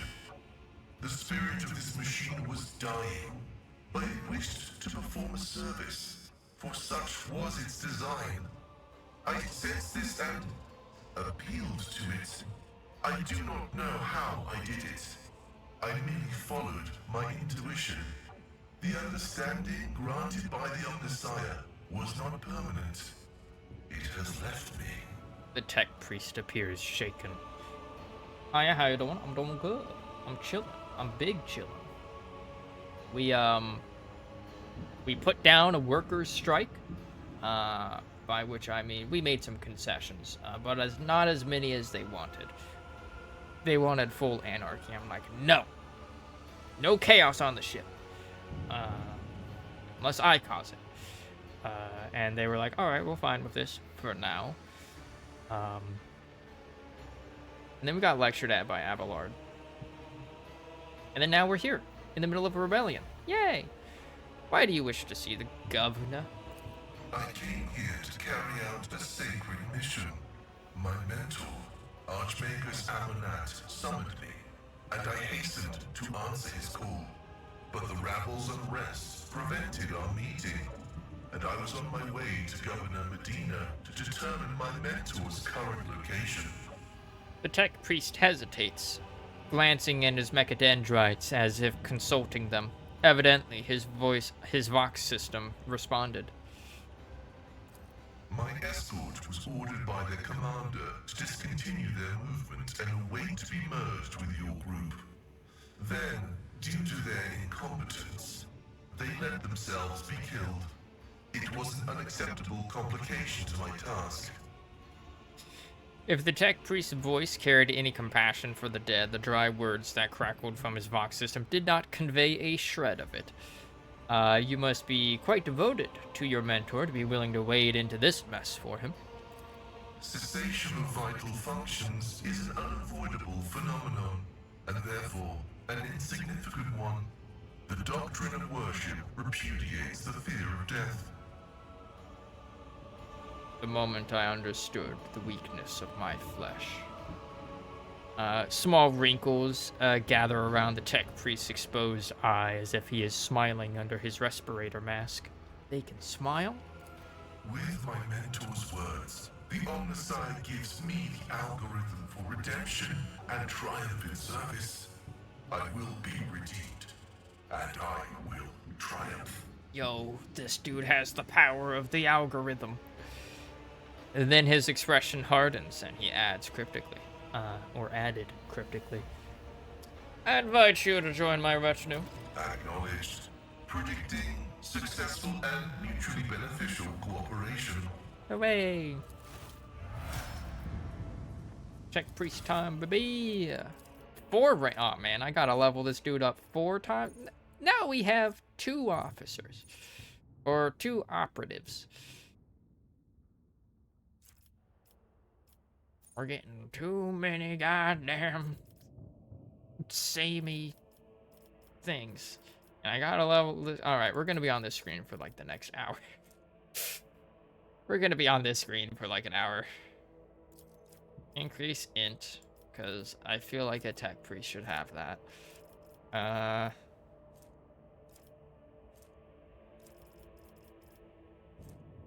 Oh, he got some juicy tech skills. Pinnacle of Weaponry.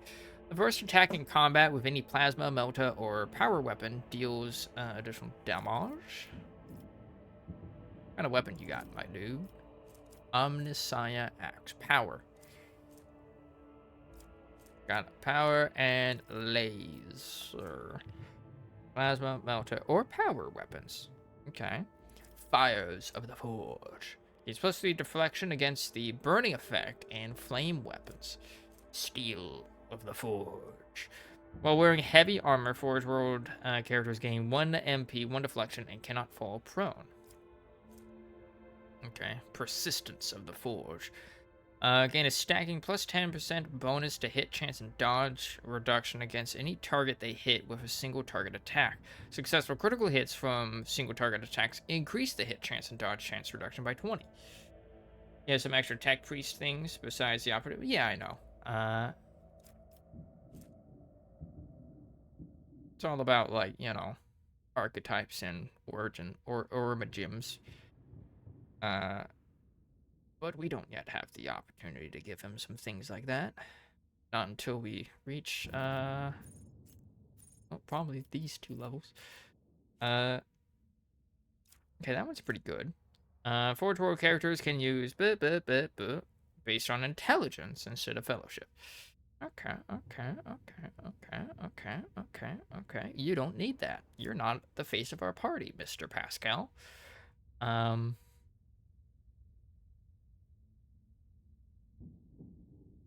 Now let's go Persistence of the Forge.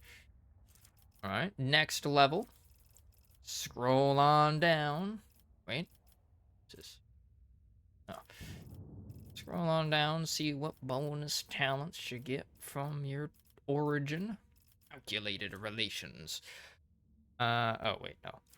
That's not that. There we go. Pascal gains 4 movement points in the first round of combat. Every successful melee attack grants Pascal an int bonus divided by 2, so currently 2, MP for the next round. Yo, he's a fast boy.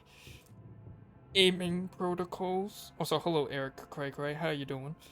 Pascal gains plus 3 times int bonus, 12, to ballistic skill, and 10 plus 2 times int bonus, 18% to dodge reduction with plasma and melta ranged weapons. Close-up scanning. Pascal's melee attacks apply the Machine Spirit Communion effect to all attacked enemies. I have no idea what the fuck that means, my friend.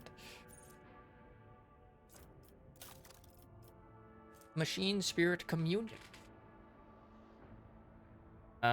All weapons in a huge area gain additional effects. Allied weapons. Recoil is reduced by half for tech priests. Int bonus rounds. Okay, so that'd be currently 4. I think about to be 5, actually. I don't know if it applied the, Oh, no, it didn't.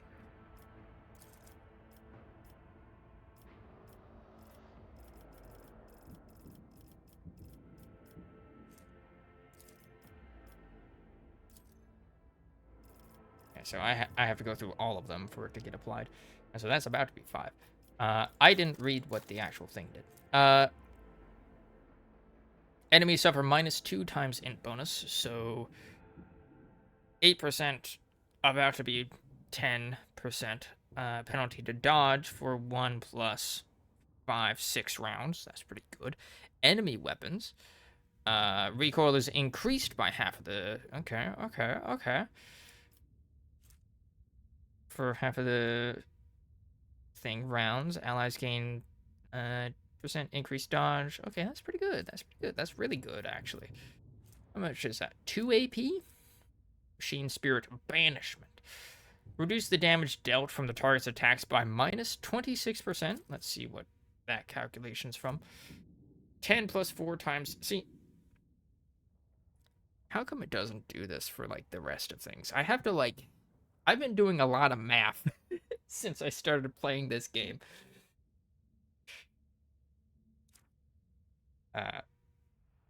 Minus 26% for 1 round. Targets with the Reject the Flesh feature suffer 20 shock damage. What's shock damage? A type of energy damage dealt by anything that electrocutes the target. Got it. If the target is a mechanism or a machine, it suffers 20 shock damage instead, and its characteristics are reduced by -20 until the end of combat. Okay. Do it like that. Okay. Now we go back to this. Int. And then for the third time, persistence of the forge. I like my crits. I like my crit chances. Alright. We now have context. Aiming protocols. Close-up scanning.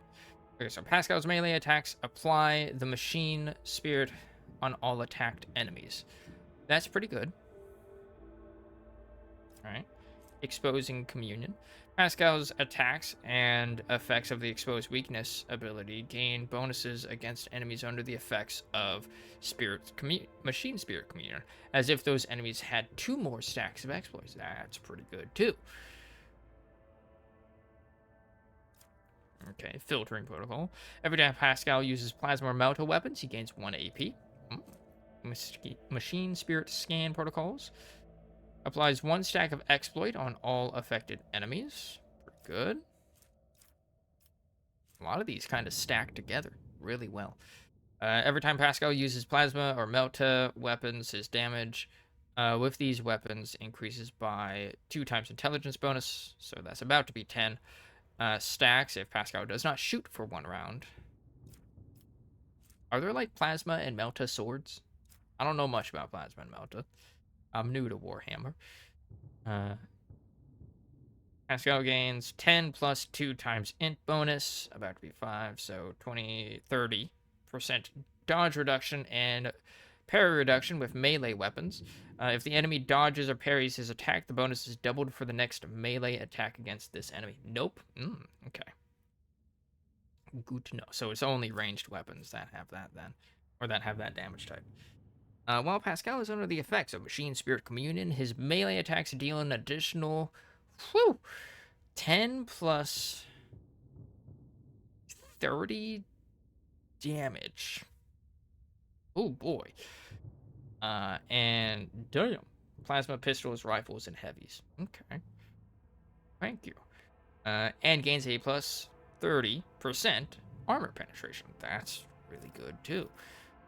Scanner Mechadendrite. An additional servo skull connected directly to the Tech Priest systems increases their perception by 10. Okay. Manipulator Push. Ooh, gives us an action. Manipulator Mechadendrite attacks enemies in close combat, pushing them up to 2 cells away and dealing weapon skill. I had to think of what WS was. So weapon skill plus int bonus. Okay, so 5 plus 5, 10 damage. This attack has 5 times Tech Priest perception bonus, 15% armor penetration. Okay. Medicae Mechadendrite. Tech Priest can use their Mechadendrite to restore the wounds of an ally once per combat. The ally regains cooldown rounds 99, but if I have a really long combat, then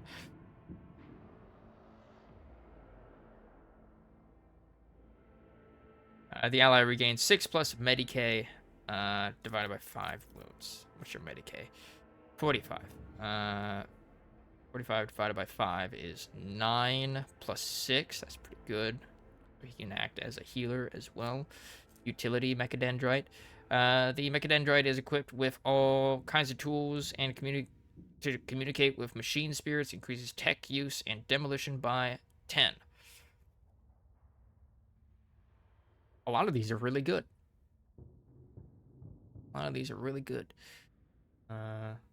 Like how each of the companions basically have their own like unique class. Or not class, but like origin, whatever the in-game term is. Okay, a lot of these are good. Game works as math training, yeah. I haven't had to do this much math in my head since fucking school, man.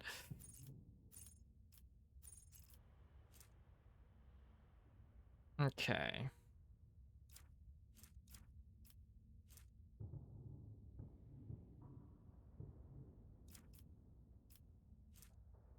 I rather liked most of these. So this is a hard choice. But I get like 2 other choices later on. Or 1 other choice, it looks like. Applies 1 stack of exploit on all affected enemies. Good. Okay.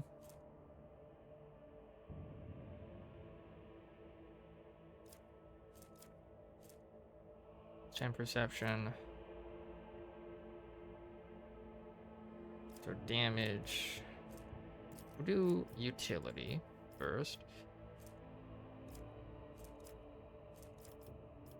Okay, so we got int up. Like, int's about to go up by 5. So Omnissiah Axe. We'll have his int go up a little bit more. Okay. Now this stuff. Yeah, he has some nice melee options and especially plasma weapon focus. Yeah. Precise attack. Joint analysis. Until the operative's next turn, their allies' attacks also remove exploits and deal plus int bonus more damage. Perfect spot.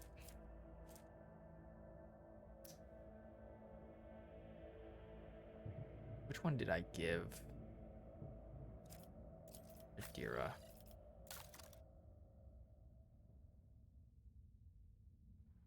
Doesn't have one. Alright, time to do all those selections again.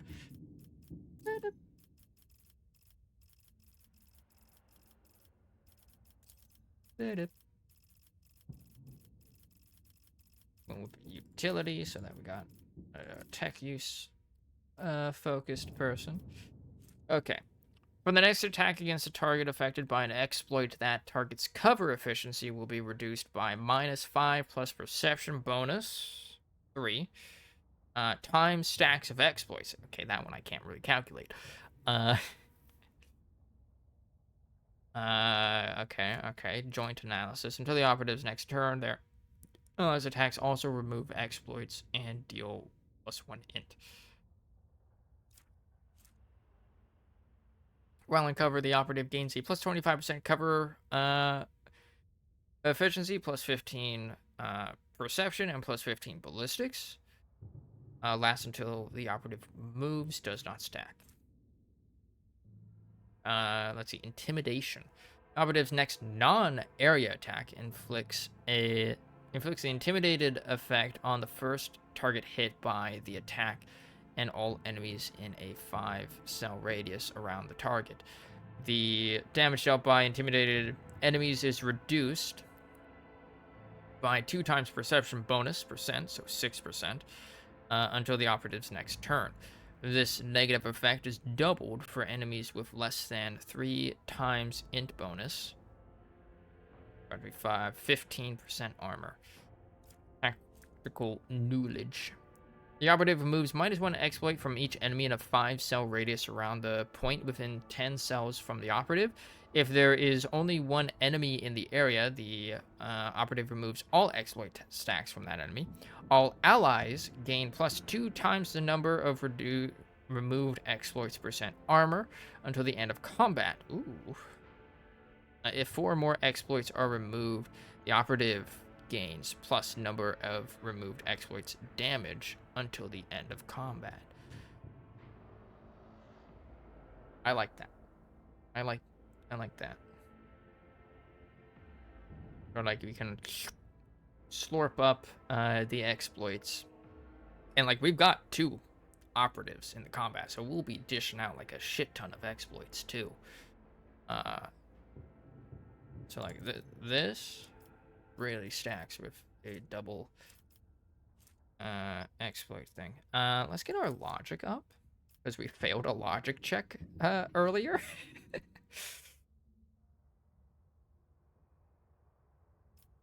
All right. Okay, last level. See now. Let's see. Okay, we can still get like medical stuff. One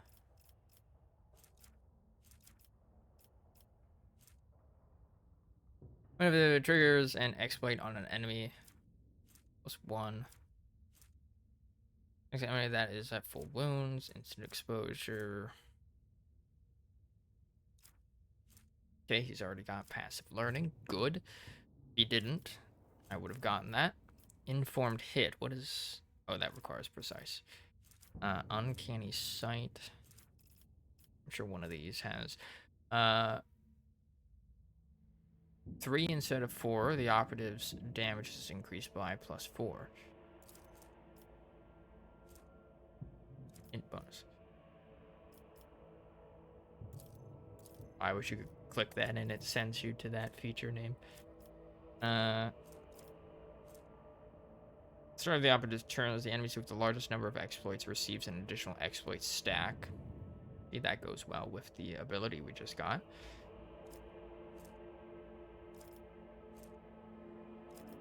That does, of course, as well.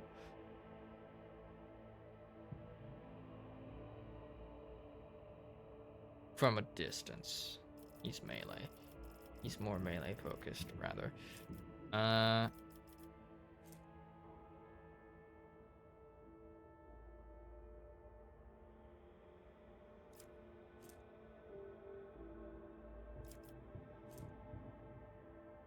Response attacks and effects of the exposed weakness ability gain bonuses against enemies under the if the enemies had 2 more stacks of exploits.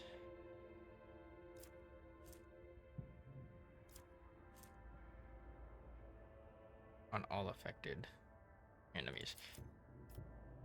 That stacks really well. What we just picked. Alright.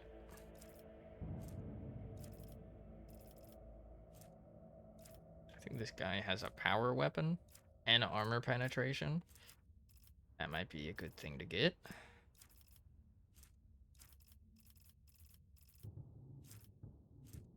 Also get him that. Make his tech even better.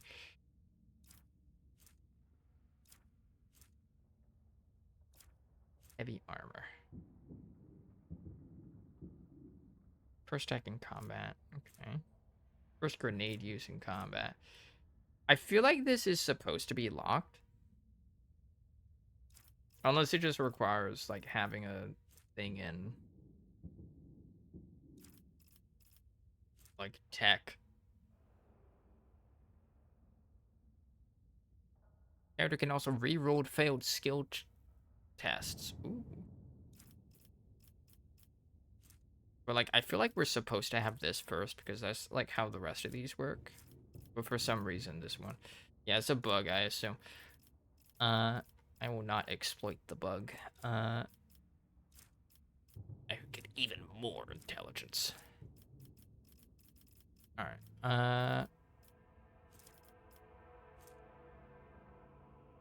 Mastery.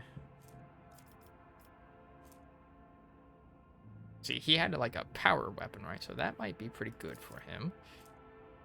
Increase wounds, you know, being tanky. I need to get this for our good old Seneschal, who will at no point rebel against us because of my silly little decisions. First attack combat, deals initial 4. It's the burning effect.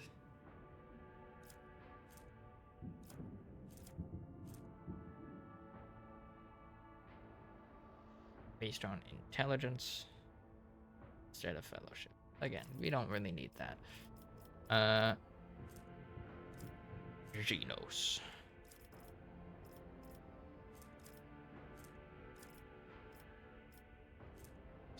Character level 15. Yukari. Interesting.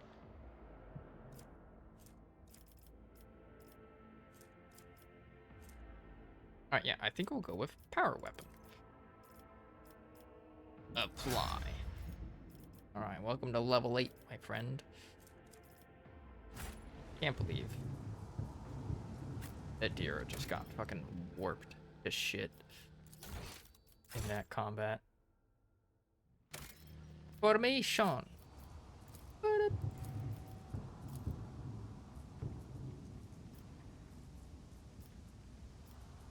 I mean, like, you're melee, so let's put you, like, right there.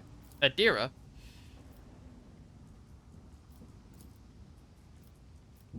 Didn't notice you there.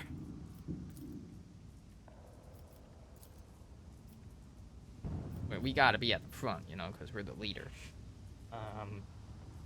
Or, actually, hold on. She's more ranged, so we'll put you, since you got a big fuck-off AoE. There we go. Or we could do that. That. Or, like, the T formation. I think this is just custom.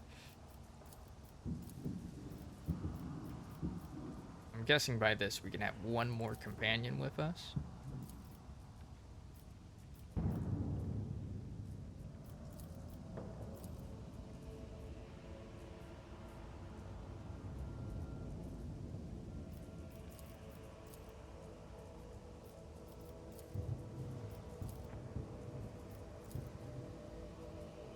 Runny shooty lady. There we go. Alright. I mean, can we leave those dead bodies over here? No. I guess it's a good thing I came over here before going in here. Let's see what the fuck this is. In this tapestry of a world, I am the rogue thread. Oh, weirdly distant. What's in here? Wait for me to check that. No. The map doesn't want me looking.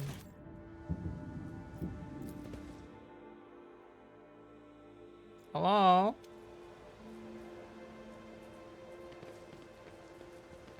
Skill check.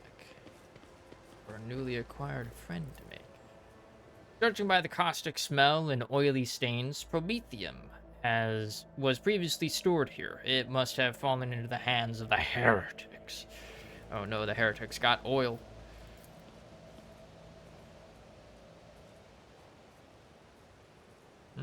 Oh.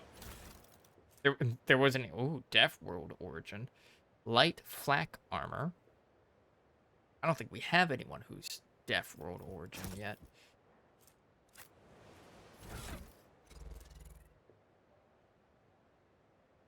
Unless they're saying the armor is supposed to be that.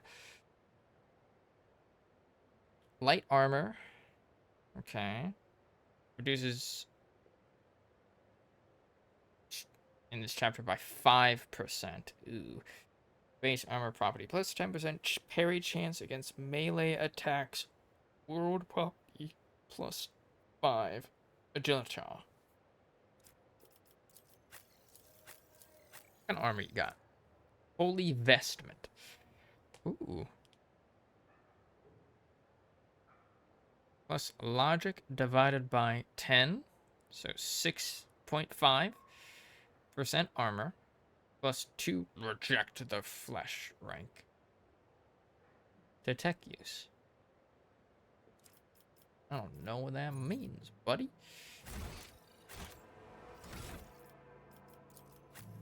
Ooh, what kind of person are you? He's neutral. What a lad. What is reject the flesh?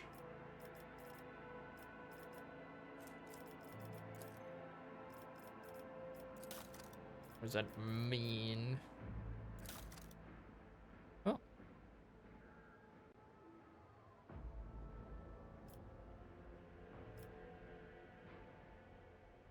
Maybe.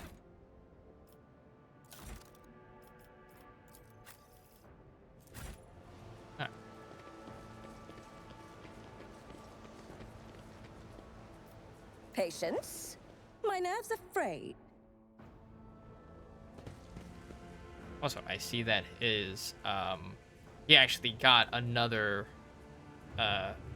mechadendrite arm. It used to just be the gun, so that's cool. That there's actual like one a step at a time. visual Amidst the change madness. when you take on those things. That's neat.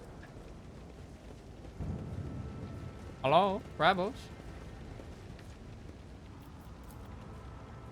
An entire procession of cargo servitors was destroyed by gunfire. Not a single one of them attempted to flee. In violation of the right of operation, the shuttle's promethium tanks have been abandoned and left open. Someone interrupted the fueling sacrament. Curiosity sings in my veins. Ooh, bolter weapon. Oh, hey, Pascal, can you use med kits? You cannot.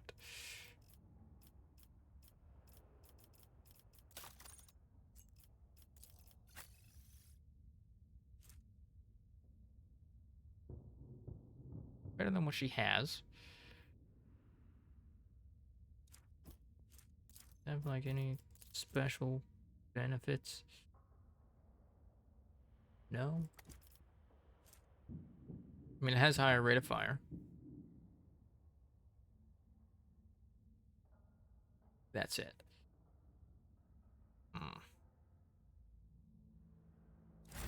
Keep it for now.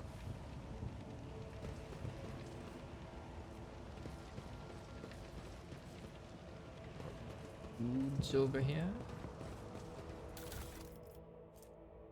Gas cloud grenade creates a toxic area which lasts for 4 rounds and deals 8 toxic damage to anyone who enters the area or starts their round in it. And 3 frag grenades. We'll hand that to the tech priest. And the frag grenade. And our psychics. Every one of the dead have had their eyes ruthlessly burned.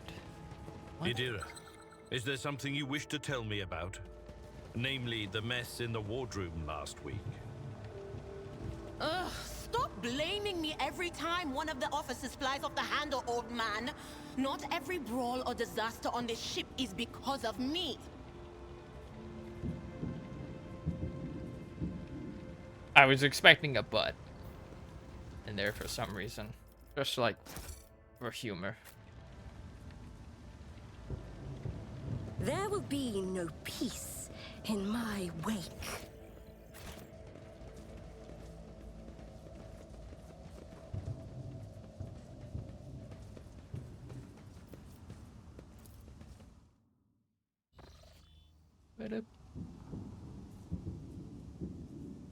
They will see.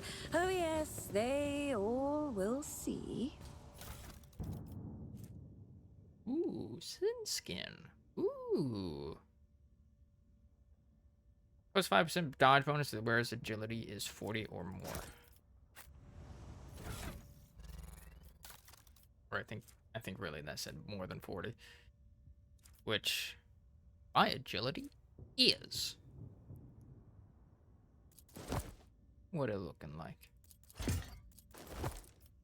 Looking very imperial there.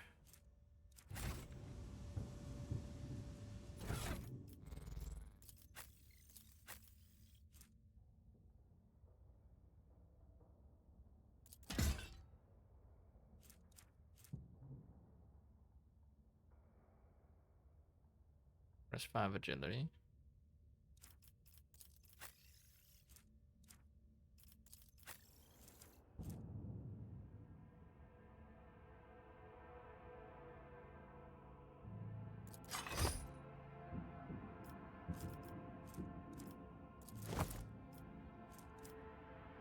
Oh, she loses her fancy pauldrons. But it's better. So make do.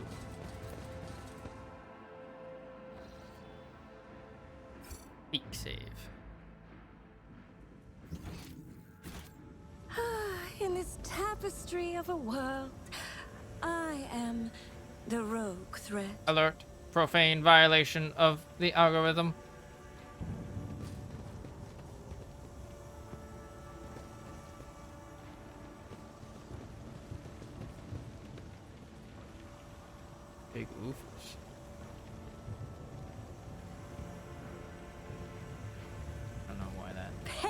Change like that. My nerves are frayed.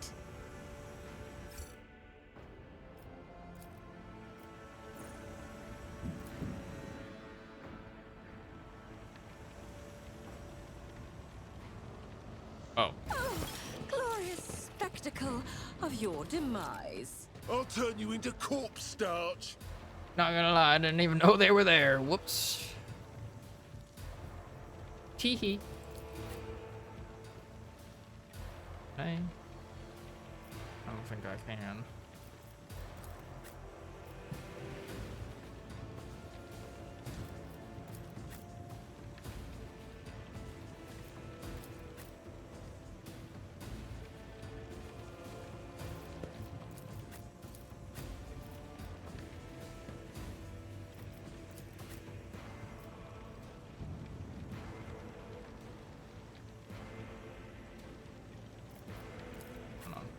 Battle sister.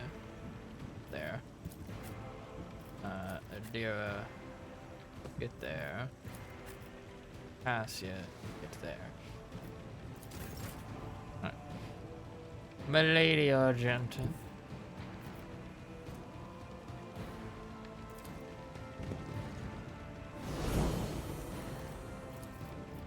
Oh yeah. This is what we call a target-rich environment.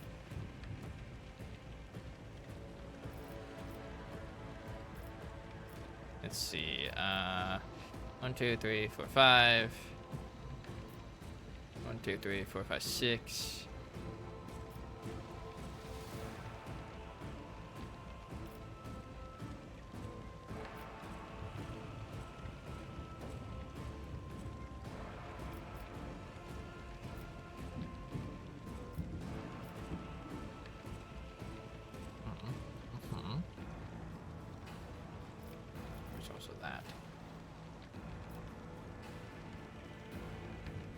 I'll do it.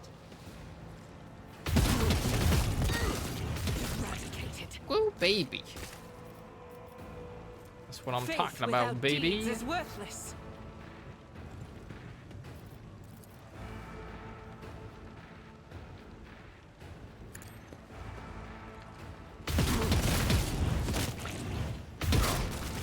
Get fucked, rebels.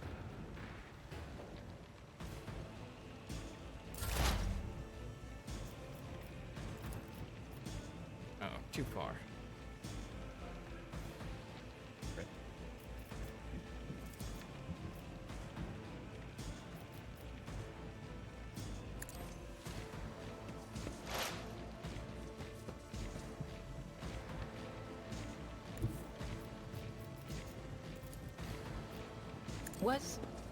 Was that you?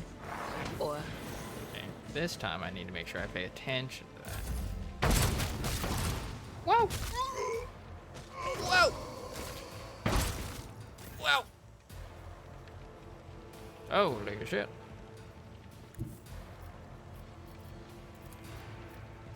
Yeah, okay. Full cover doesn't let me do that. But it does let me do this.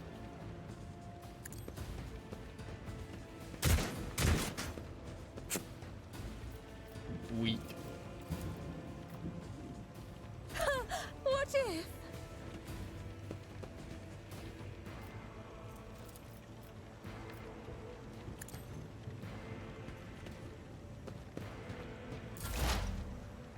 Right. My friendo.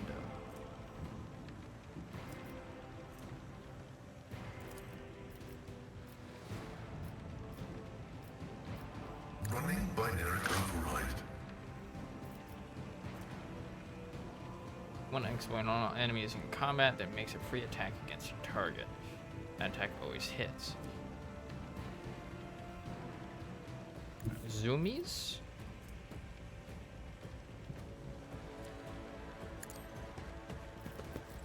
And we do this. 10 cell radius. Ah, it gets blocked by that. Enemies? Request denied. Okay.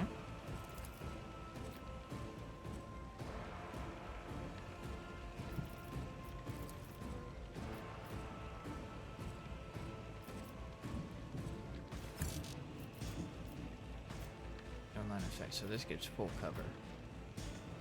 Big ripperonis.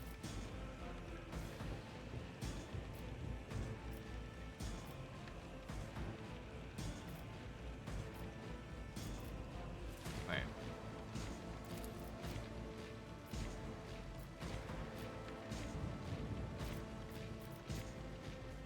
The Omnissiah knows all, comprehends all.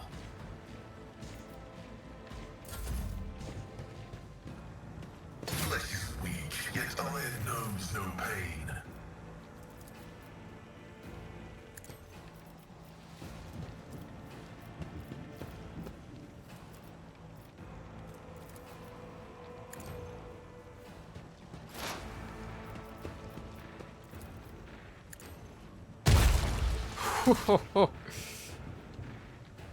Woo!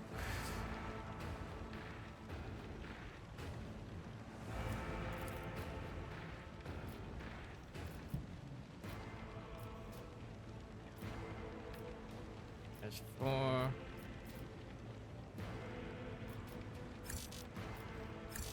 My competences are not that universal. I just missed him.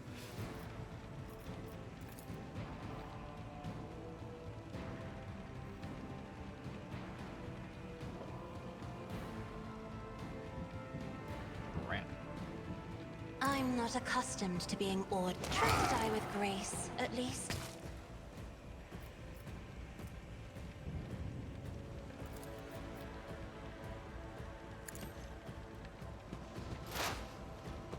It's my tech demo for my good friend Pascal.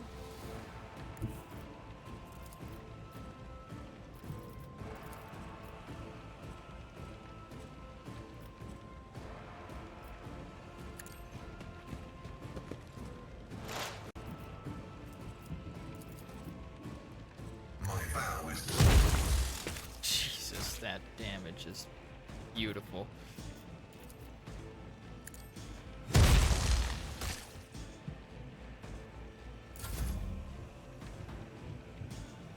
This man don't relent, dude.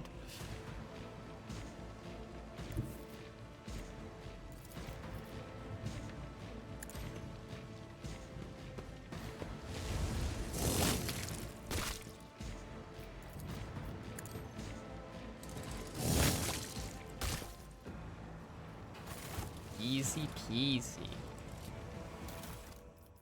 Wow. A lot of things. Ah, one step at a time amidst the madness. It's the madness.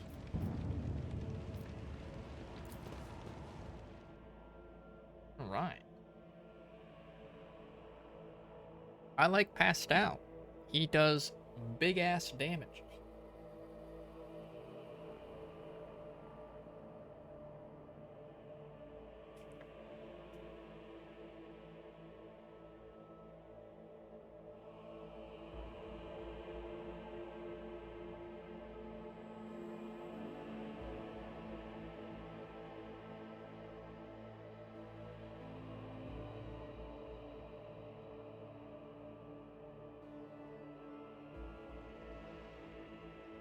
The upper way.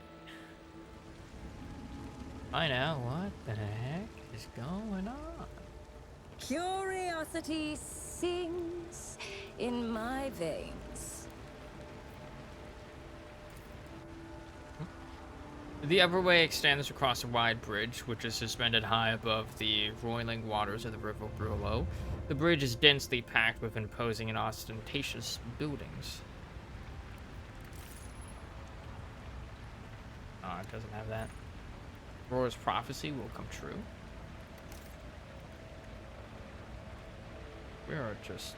Oh yeah, we're on a bridge right now. Cool. They will see. Oh yes, Man- they all will see. This mansion must have been damaged by an explosion or a large shell. You can still see some of the former luxury within. Oh yeah. Fuck this person's room.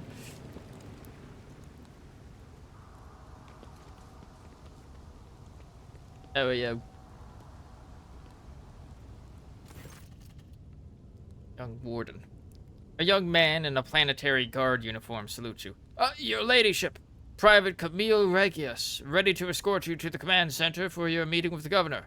I regret to say that the convoy sent to meet you was ambushed and took critical losses in heavy fighting against the rebels.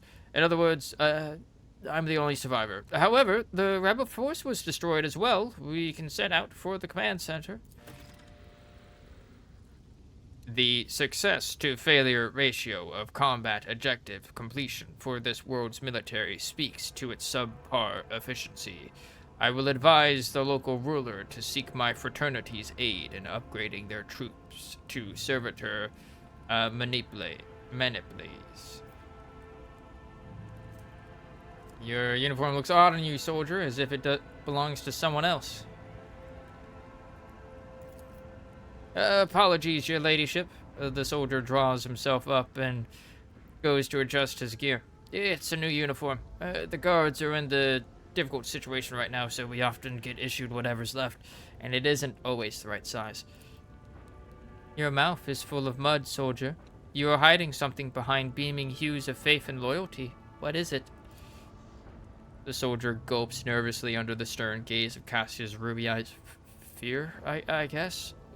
In times like these, if you give in to weakness, you're done for, and I'm not done with life just yet. Adira winces, glances at you, then shakes her head. What does that mean, Adira? How'd you make it alive if your entire convoy perished? The Emperor protected me, the soldier replies with confidence. I didn't run, your ladyship, if that's what you're thinking. I was by my commander's side until the very end. I shot the last rebel from the gang that attacked us, but alas, the captain succumbed to his wounds, and the others had already died. The Emperor rests their souls. This guy's totally a rebel. Winces at you, then shakes her head. I don't know what that means.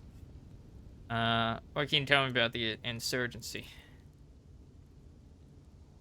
The ungrateful rabble rose in rebellion against the planet's lawful governor and his lordship, Calicos Winterscale, a ruler by the will of the Emperor. They're all heretics deserving of a most terrible death. Order will be restored. The guilty will be punished. Go to the command center. Yes, your ladyship. We have to take this avenue. It leads from the starport right to the command center. It's a short walk. Can't walk straight across, your ladyship. I'll show you a safe way. 100% an ambush.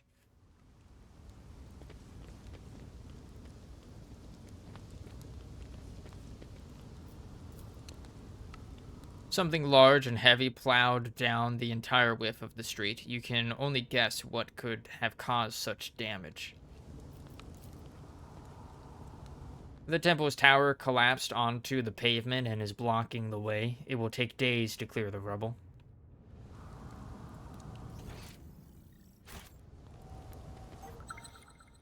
Yep. Hyperdynamo capacitors?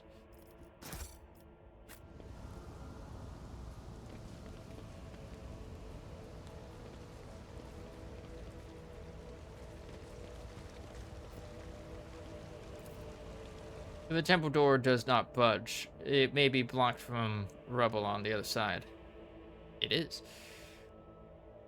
Mortis.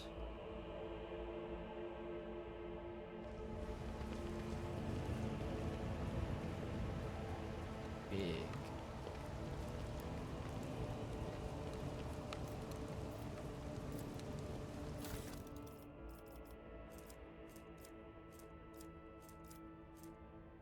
Wide awake pack. Sanctified chainsword engine. The shuttle must be what crashed into the building and destroyed part of the street. Yeah, that checks out.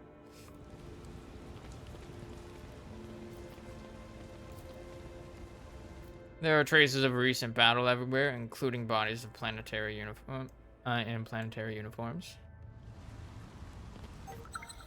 Oh.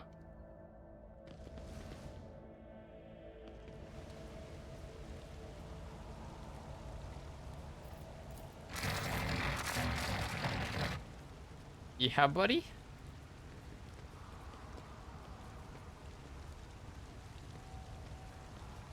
My success is an irrefutable certainty. Burners. Soldiers' bodies in the general aftermath of the battle. The young man sighs. The remains of my squad. Once we've put down the rebellion, they'll be given the last honors they deserve as soldiers, fallen in the righteous battle. Everyone looks highly suspicious. Have your comrades never even had the chance to draw their weapons and the direction of the shots as well. The attackers knew exactly what path the group would take and how large it would be.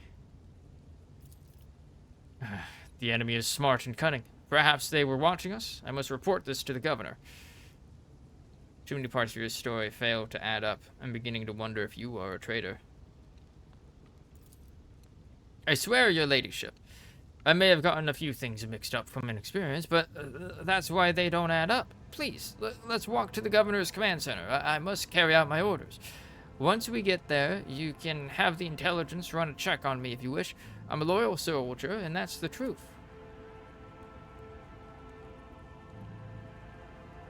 Do not believe him, Lord Captain. Pale green is seeping from his every word, and I know this color of deceit well.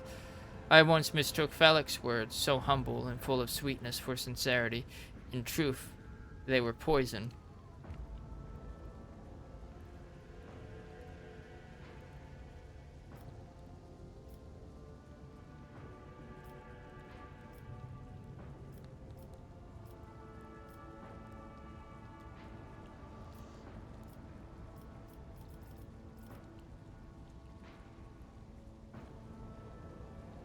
Can her third eye see emotions? Yes. Yes, it can. She sees like kind of visual hallucinations of colors that depict emotions, or that represent certain emotions.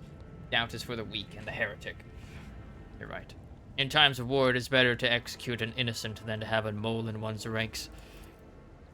Blast you, scum! Aurora will get you all the same. Aurora and the final dawn!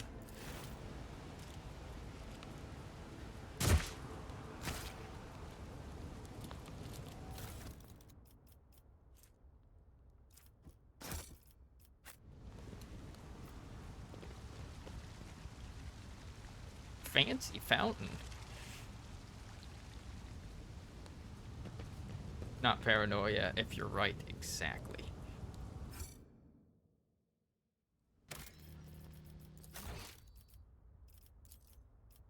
Oh, a new one.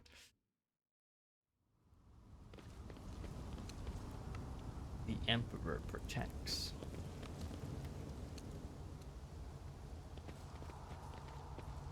Hey, look, rebels. Rebel scum. Pamphlets and booklets are strewn around the dormant cogitator, imploring the reader to devote their life to serving the Emperor in the ranks of the Astra Militarum. Is this a recruitment base? Is this an Astra Militarum recruitment post? Okay, oh, ooh, blue.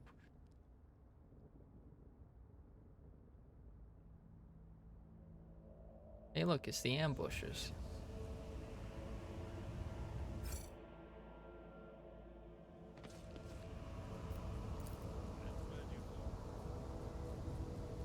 Rebel, rebel, rebel, rebel.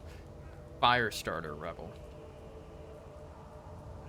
In this tapestry of a world, I am the rogue thread.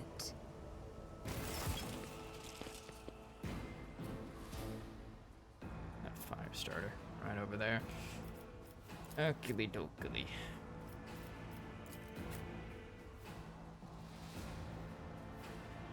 Adira, you go there. You go there.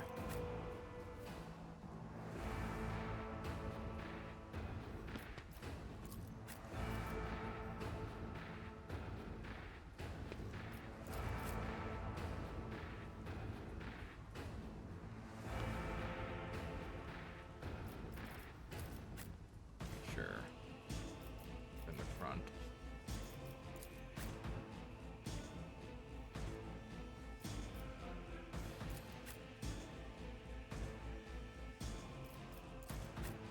Can't see it. You go there. There we go.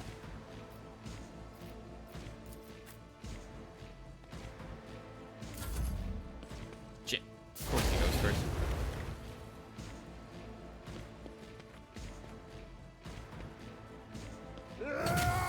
Ooh!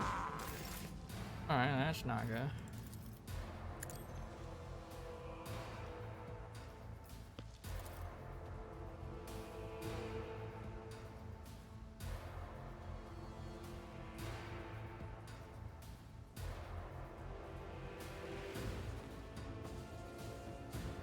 We got that.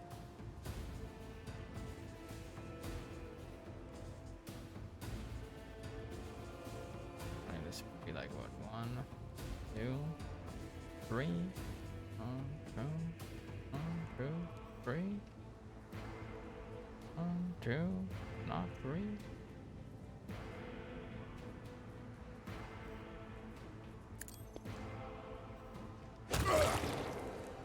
Get out of here, you nerds.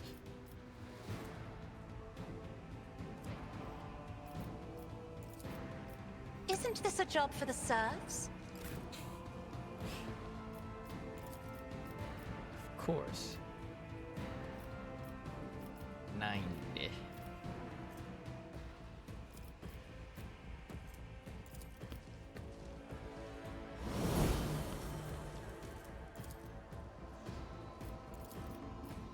Doubt is for the weak.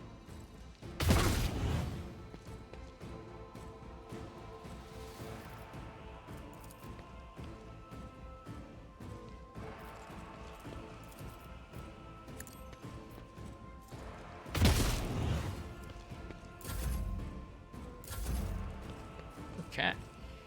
Oh, there's another guy back there. The fire starter coming up. Abelard, Abelard, Abelard.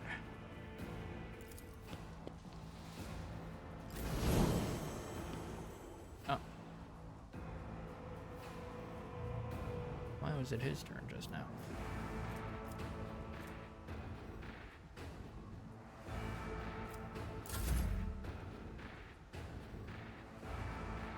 Oh, we got ambush. Or no, never mind. What does Pascal actually? Ew.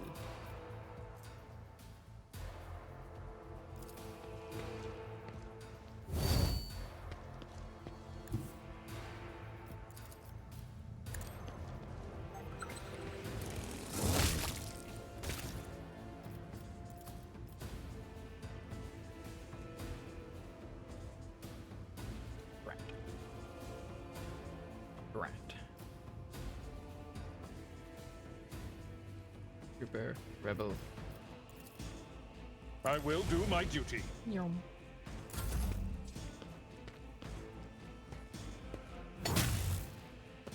Ouchies.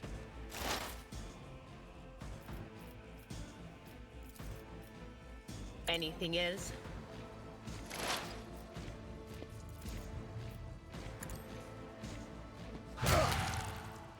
Would have died no matter what. Rip bozo.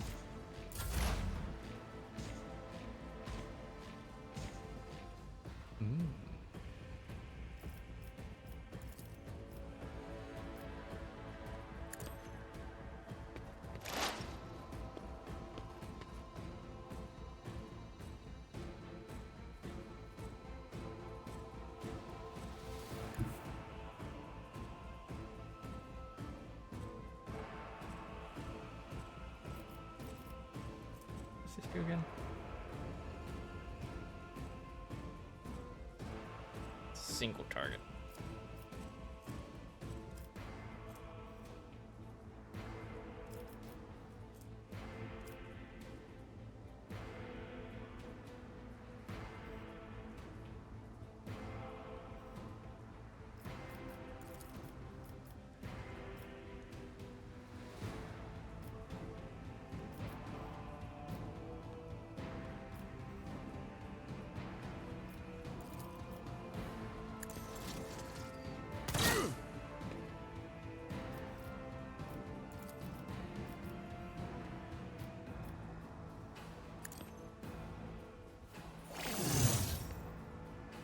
positive benefits of that. High momentum.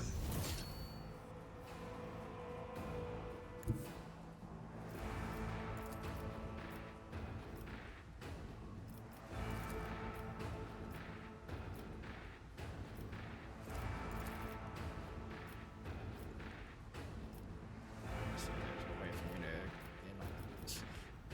Don't seem like it. Except for that.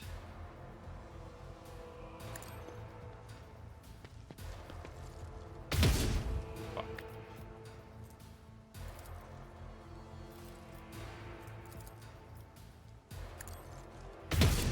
Fuck. As the Emperor commands, I act. Fuck. None can escape the Jesus, Emperor's finally. judgment.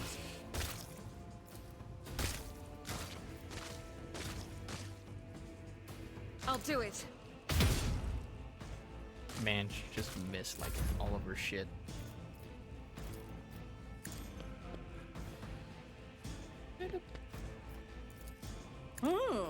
Let's see. Oh, a wicked thought.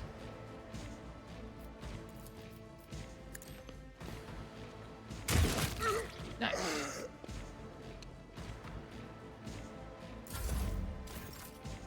Like I don't even know.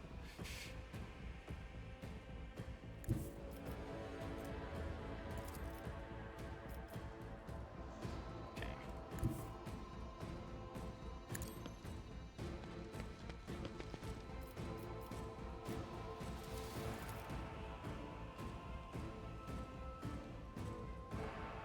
Wait. 1, 2. 1, 2, 3, 4. 1, 2, 3, 4. Damn. Didn't get that guy as well.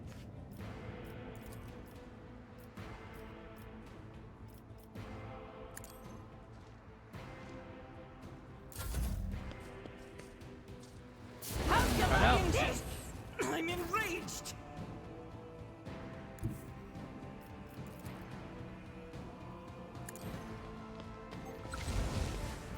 Perhaps.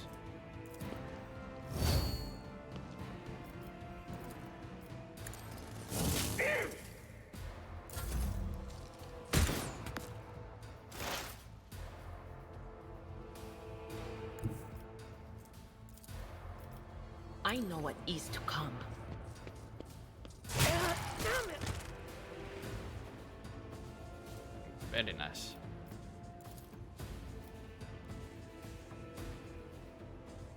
Very that scab. High momentum. What? What?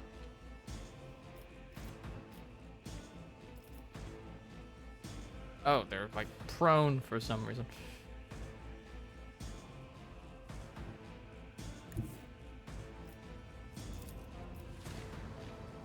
I will bathe this battlefield in righteous fury. Come on, nerds.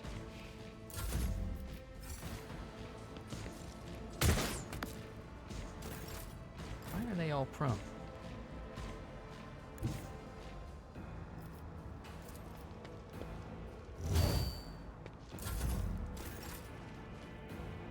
Now they're up.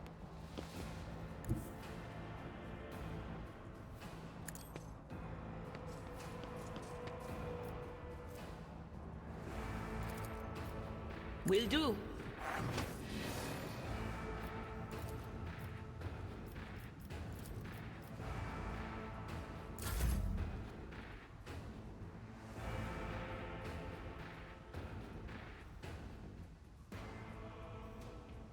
They can move through each other's squares. As the tactical imperative dictates.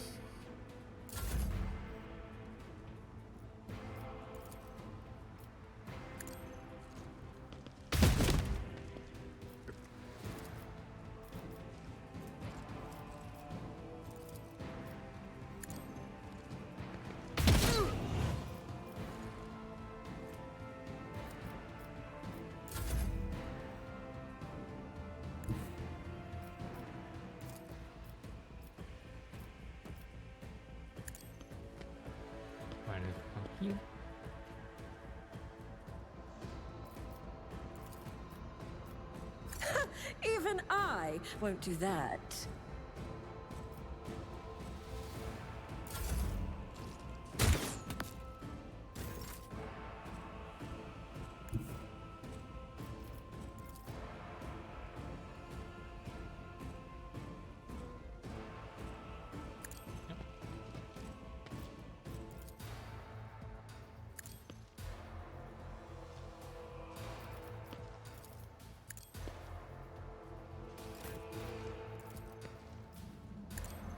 Get him.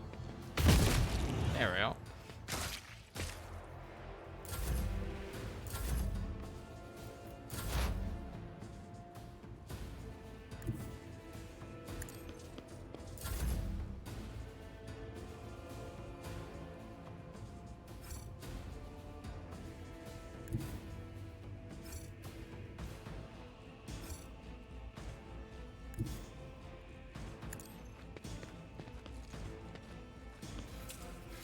There we go.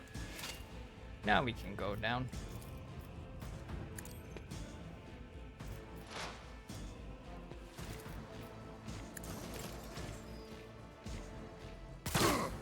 Ooh, shit, I got him. Hell yeah. Go forth, Argenta. And destroy.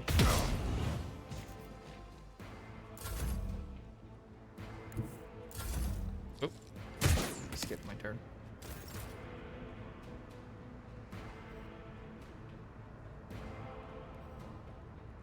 Like these,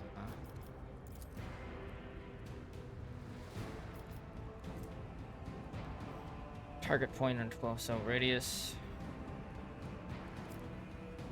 I have read See if tomes it'll of military affect him. tactics. Nice. It did.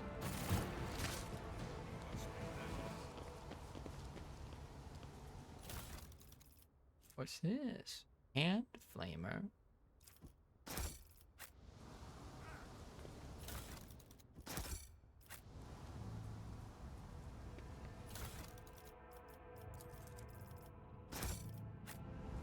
Patience!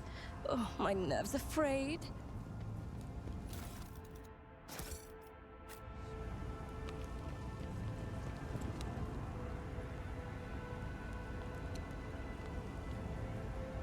Thing is over there. Alright, what's this? Errant rubbish lies scattered between the seats covered in stone dust, old programmers, faded tickets, and food scraps of unknown origin. What is this all here for? Oh, it's like a stage.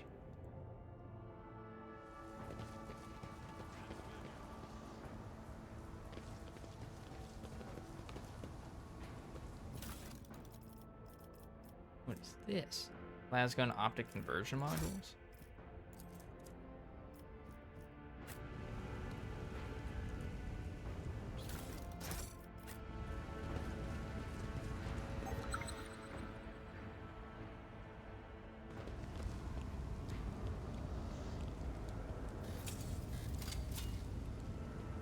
Wait up.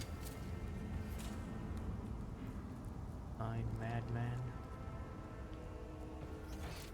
That is a bit bigger than I expected.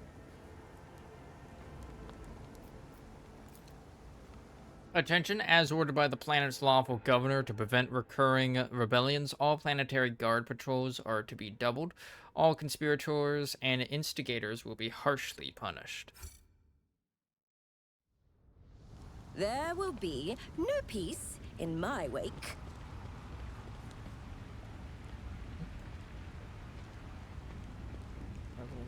There.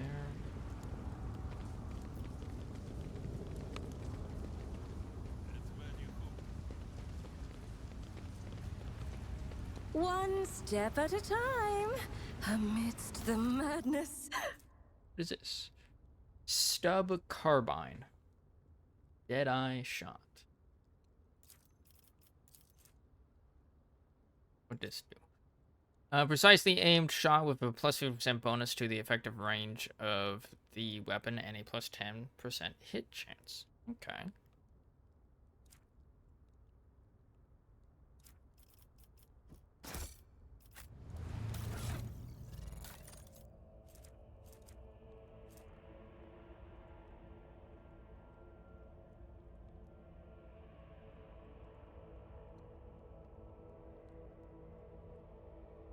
Two-handed range. We can take that. Success is measured in blood, yours and your enemies. It says survive.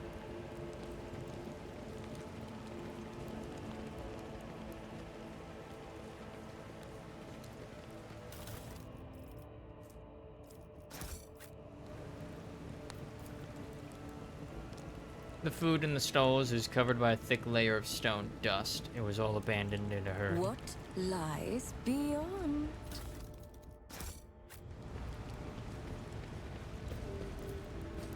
Numerous pumps, compressors, and other machines are thrumming away on the lower levels of the Great Bridge.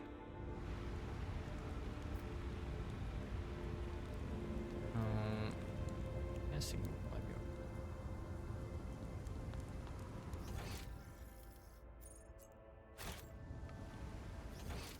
Oh, that's where we came from. Good.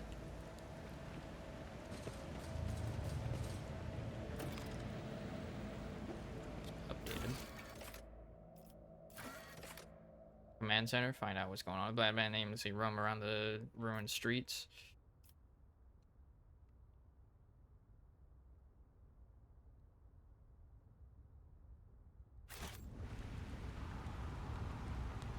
Rise. Curiosity sings in my veins.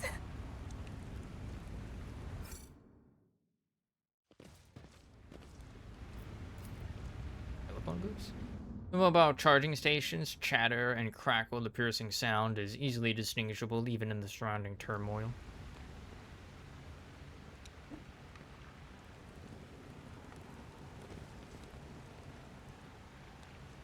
Okay.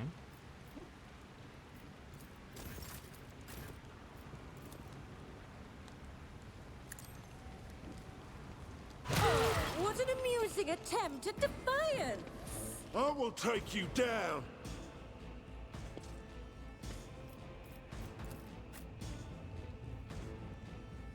Oh, hey. You can actually, like, go through there. Sick.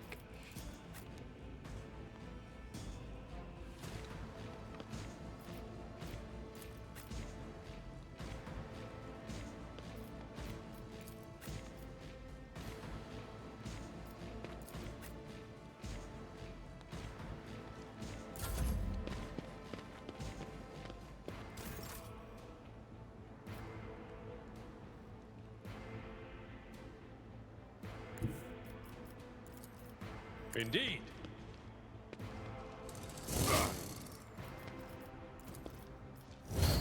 I'm not interested. Right. Rubble. Gunners, clear path, goods. Alright. Should've done that first. Oh. Alright, there we go. Now you're AC tanking.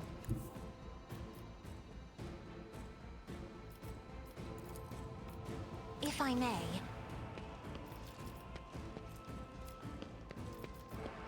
I like the little Me? steppies she makes. if you insist, Lord Captain. At your beck and call. Oh, he didn't die. And ba-da.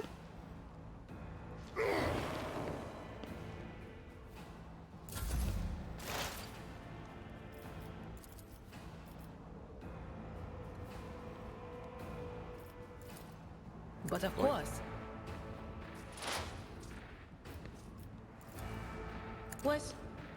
Was it you? Right.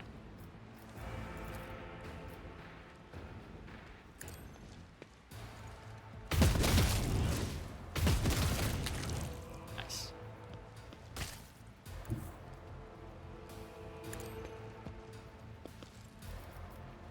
As the Emperor commands, I act.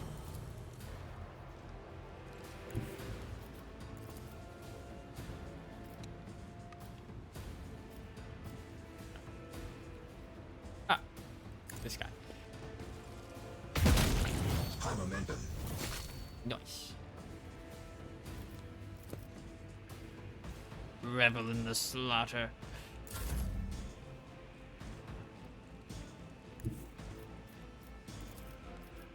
Oh, a genius at work.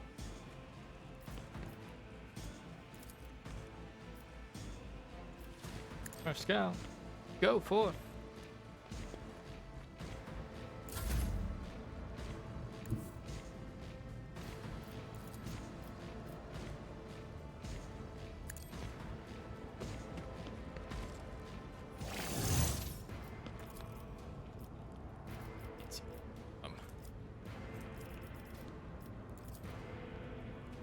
Too bad.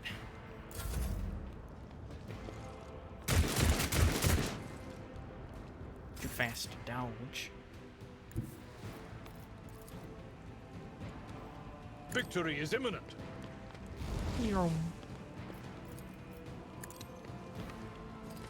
Target well struck.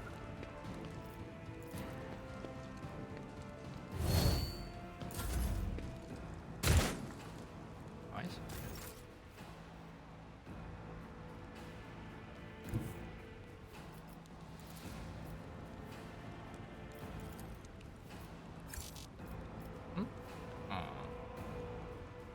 Have sign on. I moved there. Still not. There? Still not. Still Do no. not dare Still no burst. ask.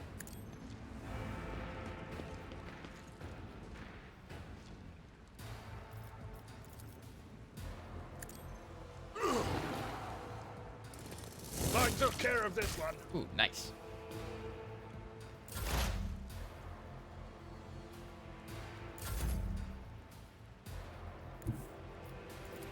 Faith without deeds is worthless.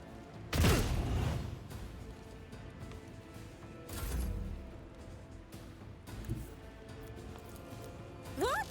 Ha! No.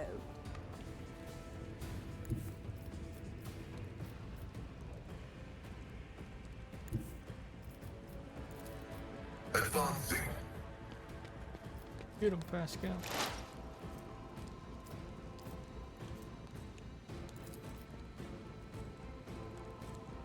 Damn.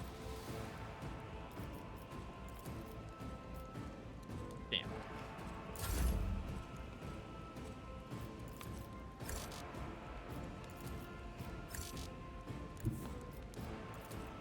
It will be done.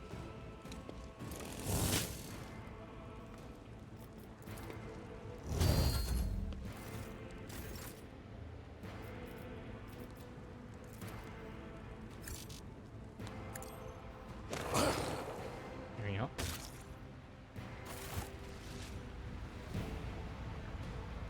Yeah? Ha ha ha, my sight is true.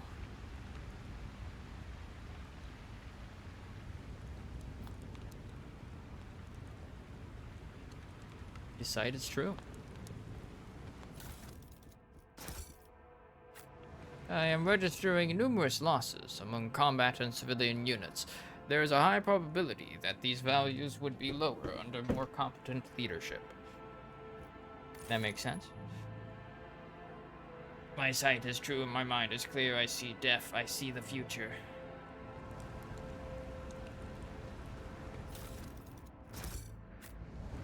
In this tapestry of a world, I am the rogue thread. Numerous losses among combat and civilian units? Do you mean dead people, Magos?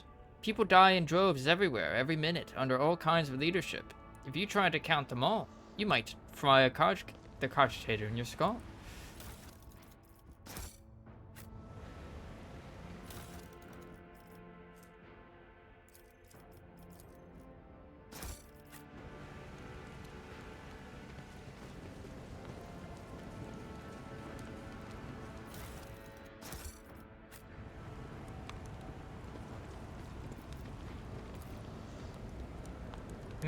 A powerful explosion destroyed a large part of the bridge, both above and below, could someone still be alive in there?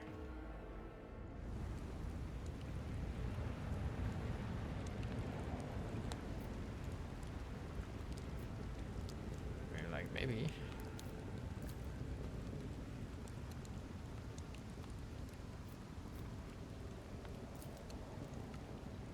The fall is preordained. The prophecy will be fulfilled when darkness falls. Oh, you can't, like, get over there. Fine.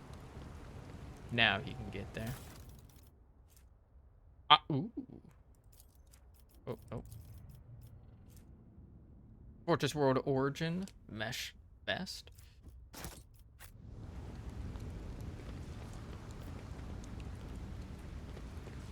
Ha! There will be no peace in my wake. Preordained. Fire starting cultist. Acolyte cultist.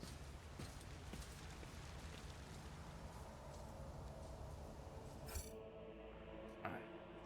Got some cultists over here, boys. Fucking go. I'm restless.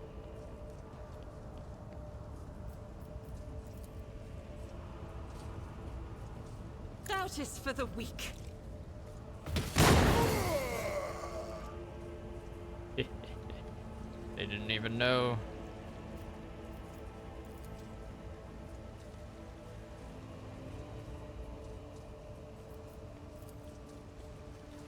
They didn't even notice.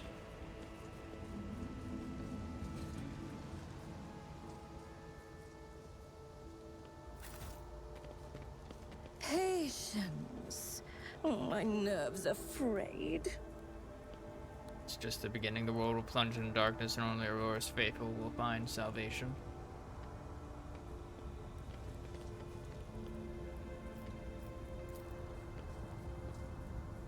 The shuttle must have been shot out of the sky by a powerful weapon before it crashed into the building and fell onto the once crowded street.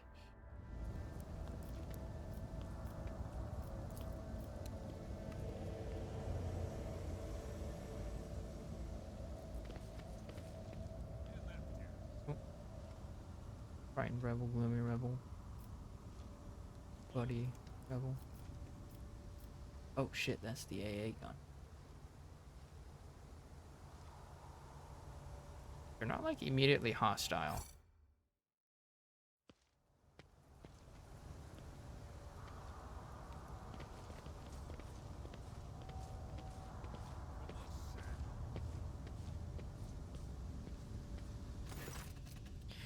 An ancient anti-aircraft battery of impressive proportions casts a dark shadow on the ground. Kneeling in the shadow is a red-haired woman with gaping black holes where her eyes once were. She is feverishly scrambling for something on the ground around her, dully repeating, "Light, light, light." That's enough whining, lads. We won't be getting in any more visitors. We've lopped the heads off all of them. And as for that coward, I gave her a taste of my true sight. What's she gonna do? Portly woman gestures towards the redhead. Her eclectic gear has clearly been scavenged from her less lucky friends as well as foes. Right, now, who's this? I'm new. I was sent here to take over from you. Take over? We don't work shifts here. It's just us, and we're in charge. Get 'em, lads, for Aurora and the final dawn. Oh, glorious spectacle of your demise. Spare none of them!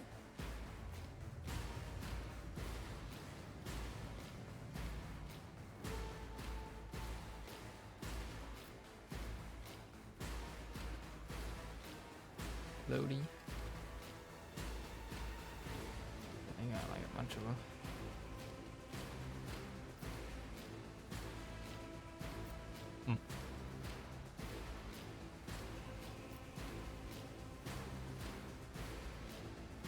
Characters into position.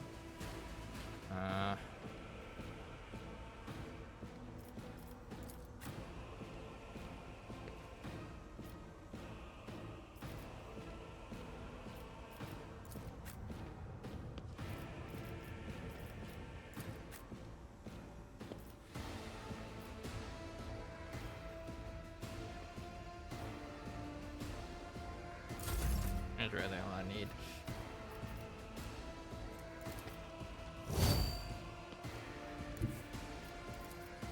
E.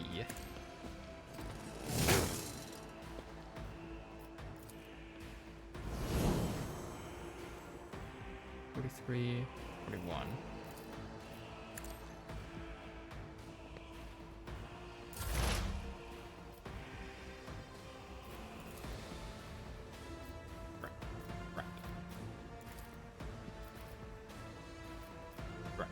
Correct.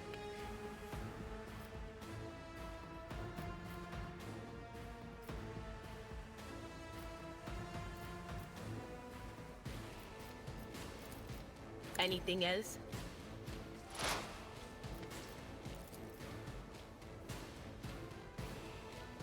On it.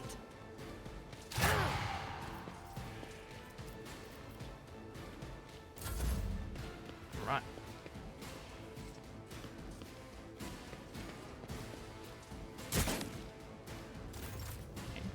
Good.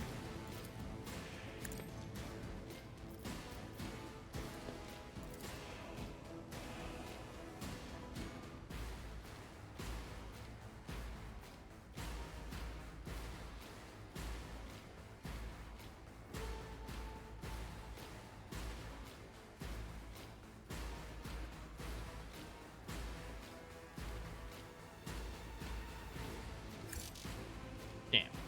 Too far. I do that. Can I then place it here? Place it there. Place it there. Not there.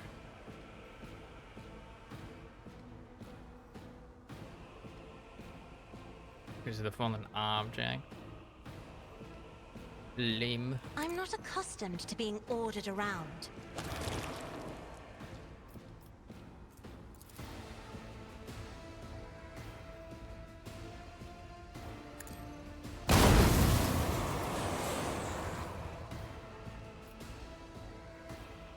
Okay. Good job. Yeah, come on. Oh.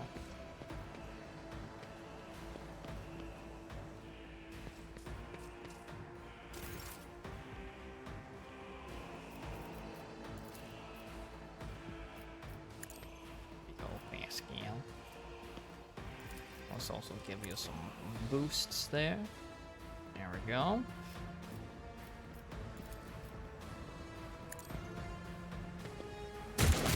Nice. Hell yeah.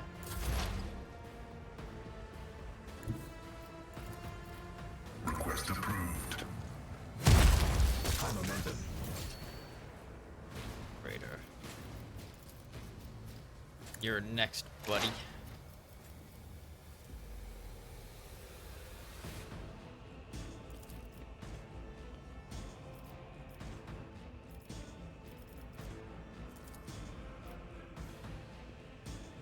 The scriptural prognosis is favorable.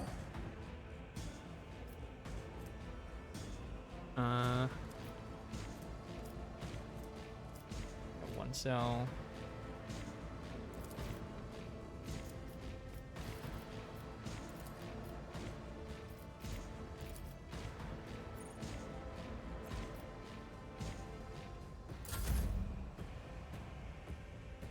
You noticing that?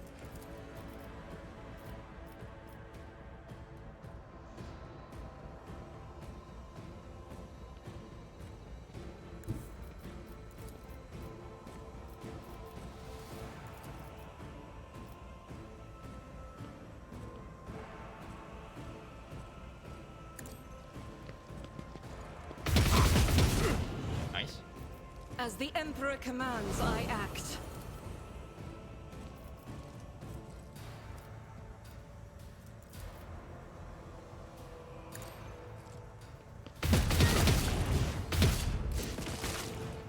Oh, 1 HP. Hopefully I'm not wasting this. Shit. I'll do it. Can't aim for him. Oh. Lucky, I guess. As the Emperor commands, I act.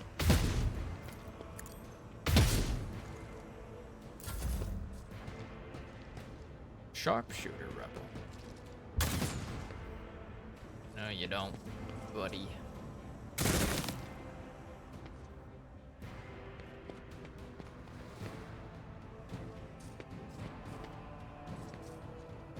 Just a minor setback.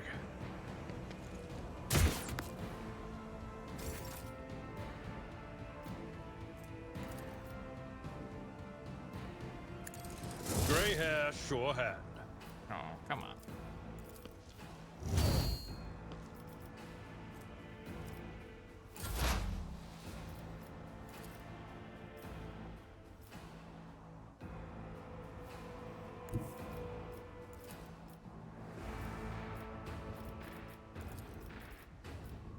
No?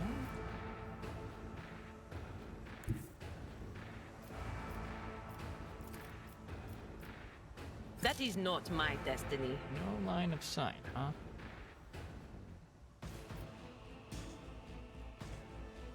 So whatever the fuck this is.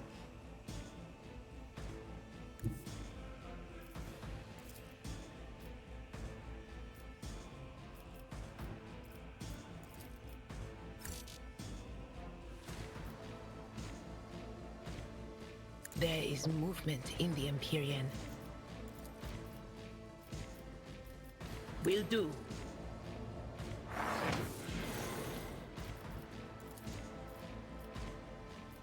But of course. Nice rogue killer. Noticing that.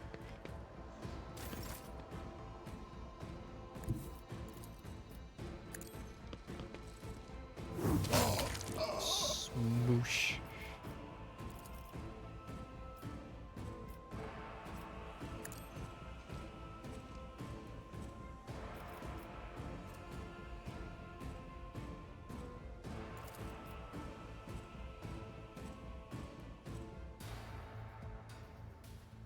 Isn't this a job for another soul painted black?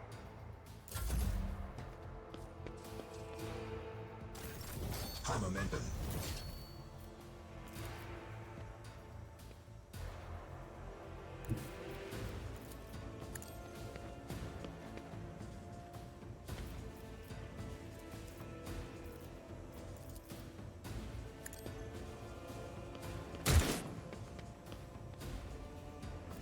Right.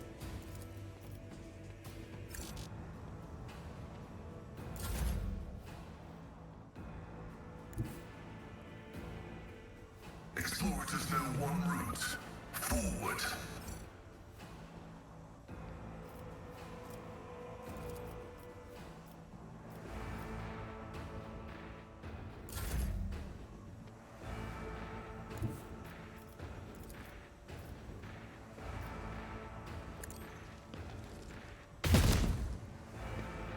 Right. I fall back Yeah, now. I saw that coming.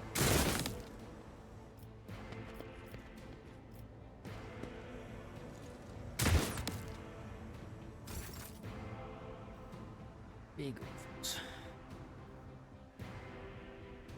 We have to like go all the way over.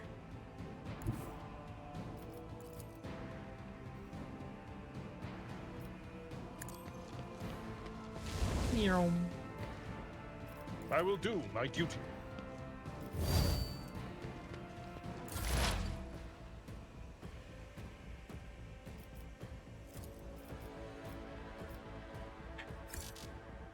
It's too far, man. Dang it.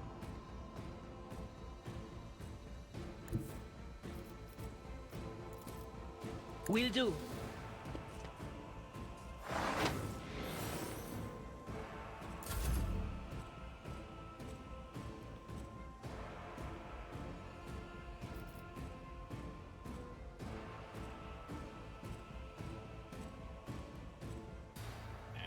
It's like 2 ways to get up there.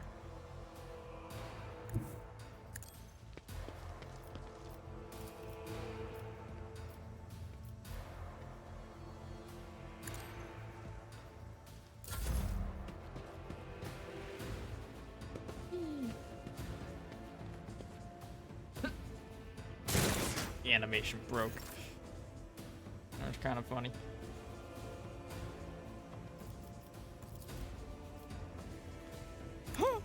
What if?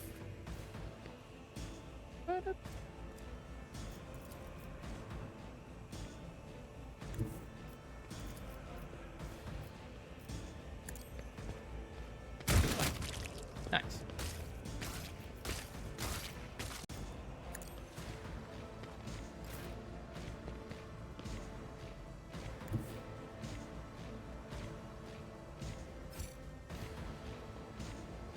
Have to commit to them first. Move. Oh, see.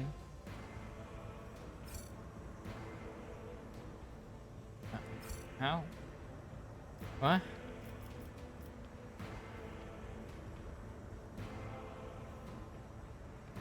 Using like a line that I'm not seeing because of. Huh?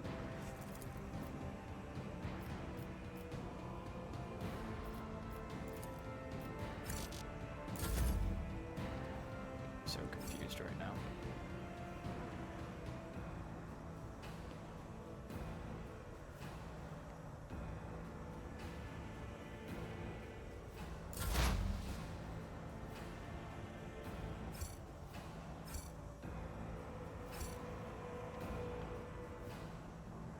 God damn it.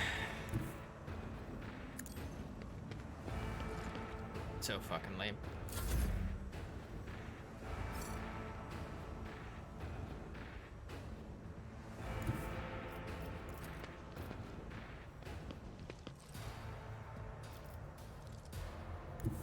God Emperor, move through me! Breathe fire in my heart! It seems like it's fucking glitched. Pain cleanses the body!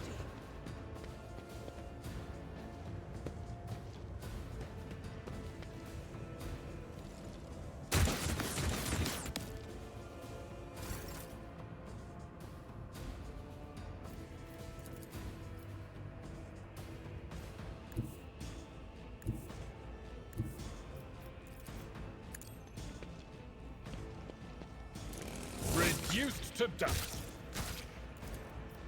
It will be done.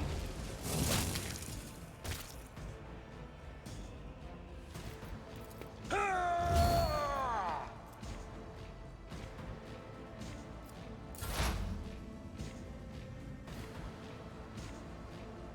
you can't seem to love that. What is this foreboding?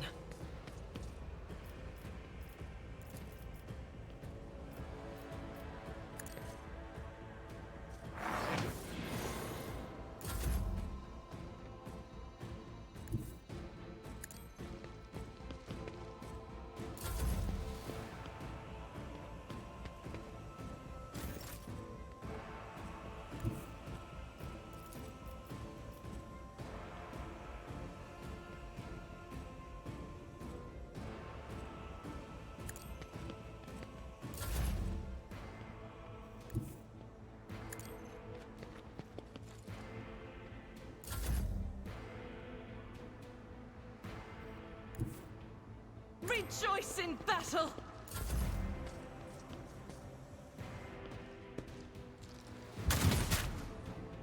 Fuck that guy.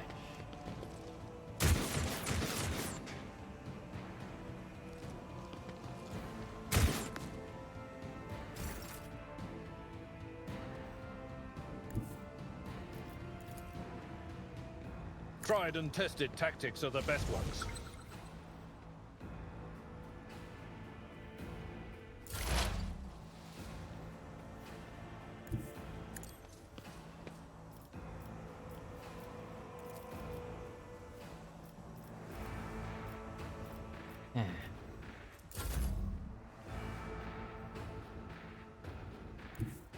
Step aside. The navigator is coming. Of course, now they start coming this way.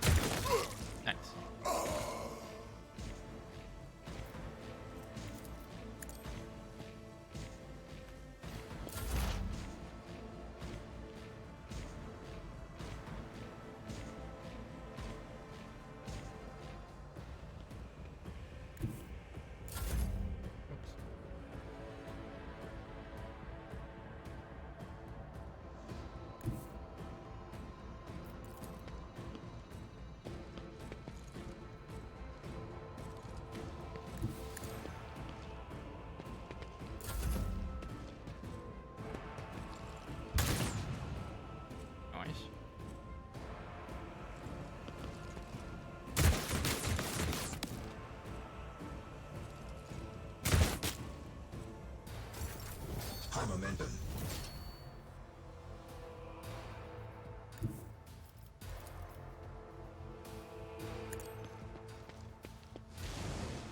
Come on, Pascal, you're almost there.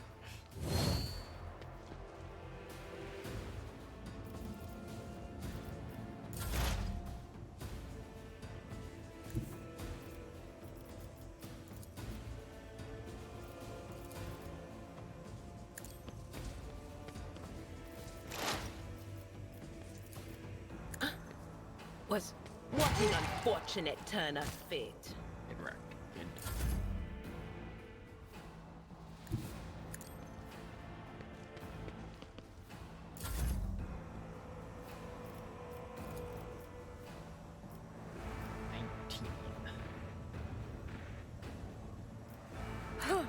Let's see.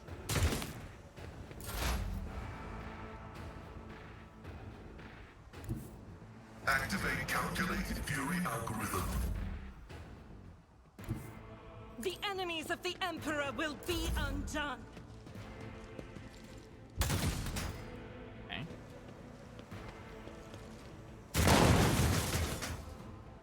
That idiot.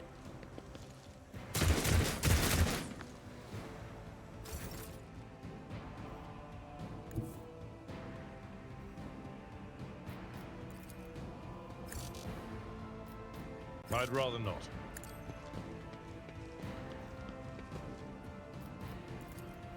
That's not the Seneschal's job.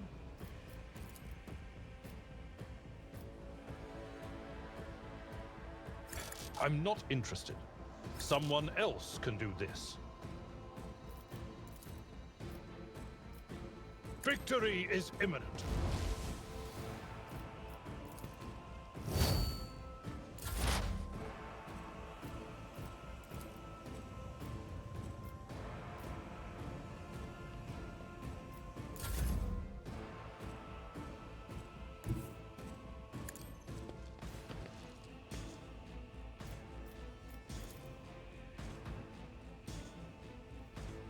If I may? Alright.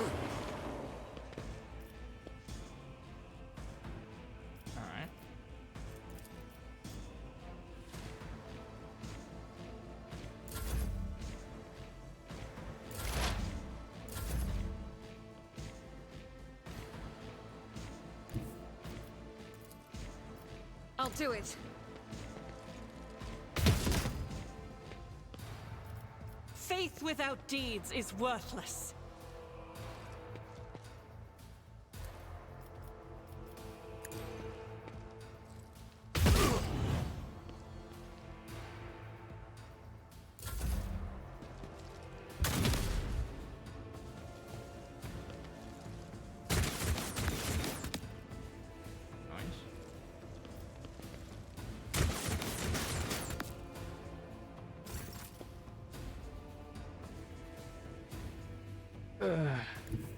My place this is at guy. the fore.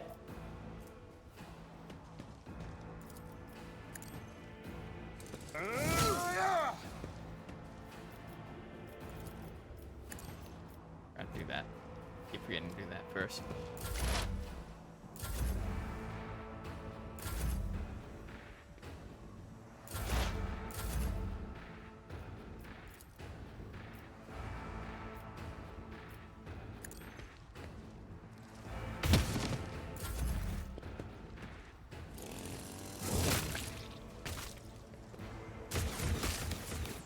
At least they're not concerned about the blood and body part that just came falling down.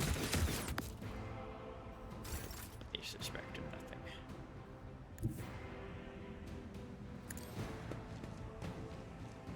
Meow.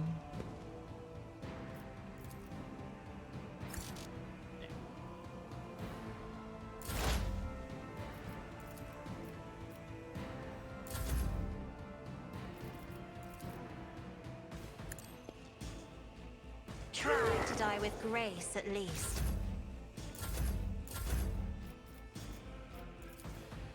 I'll do it.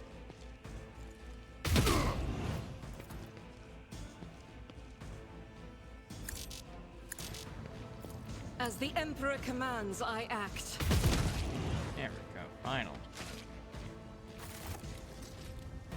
Sheesh. Please get rid of that. God fucking damn it. Negligible.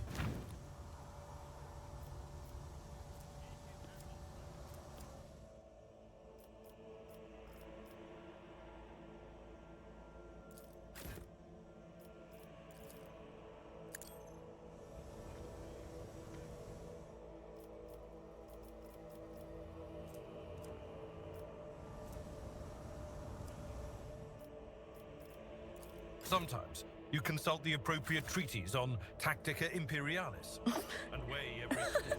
They will see. Sometimes though, you just fire your big Yes, cannon they and all save the will day. see.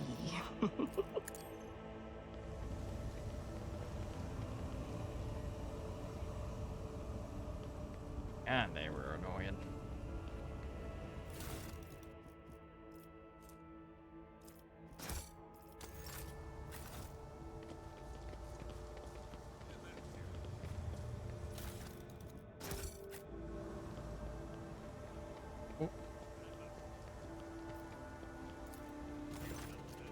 The anti-aircraft battery's control panel has a panoply of mysterious levers and buttons. Deactivating it quickly is not an option. All you can do is blow it up, destroying it completely. Examine the anti-aircraft battery. The anti-aircraft battery certainly was constructed a long time ago. Long before the colonization of the world began. It comes as no surprise that the insurgents were barely able to operate it. Modern arms protocol are incomprehensible to the machine spirits of such an ancient construction.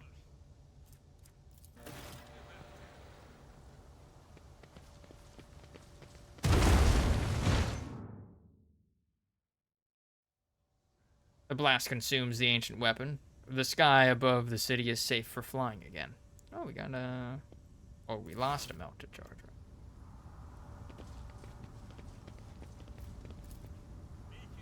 The ruined weapon radiates intense heat, and an oily puddle giving off a caustic stench spreads across the pavement.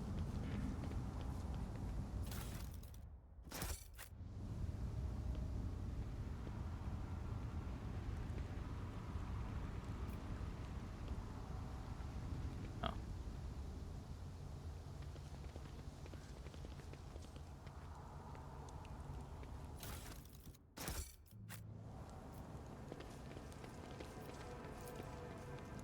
Someone had the misfortune of resting here when the first explosions rang out. Curiosity sings in my veins.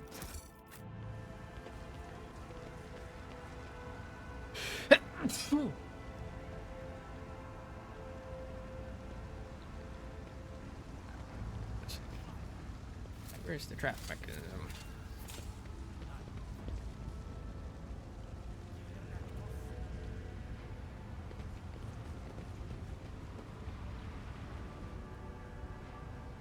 What lies beyond?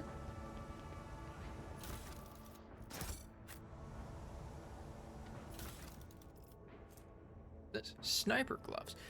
Deals plus 5% damage. The wearer gains plus 5% to single shot and deadeye shots. Sniper rifle.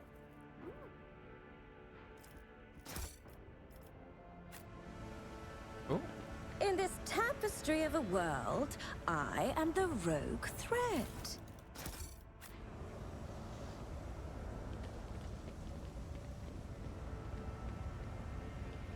Turn off the steam. Mechanical door leads to lower levels of the upper way.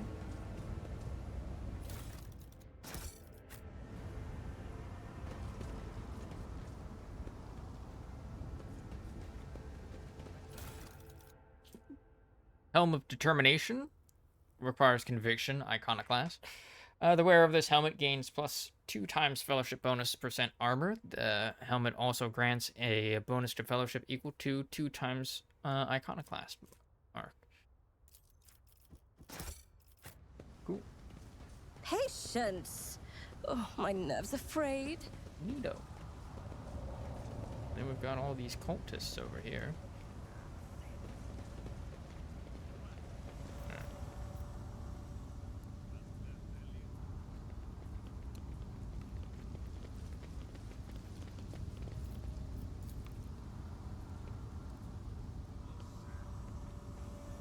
Come on, Pascal. The machine god grants me insight. They will see. Oh yes, they all will see.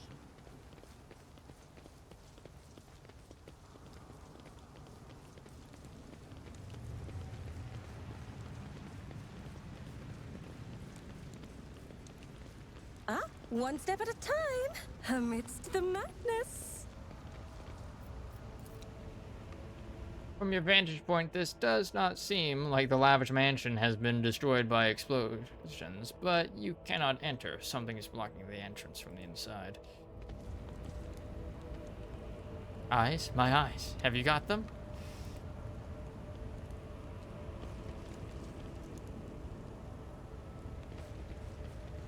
There will be no peace in my wake. Huh?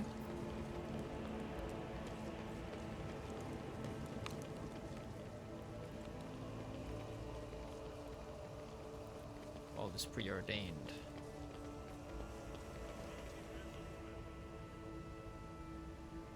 On over there.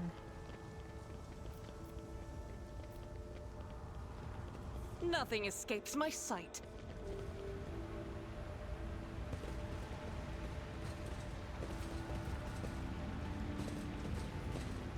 Curiosity sings in my veins. You guys really had to go that way, huh? The stars are my canvas, and anarchy is my brush.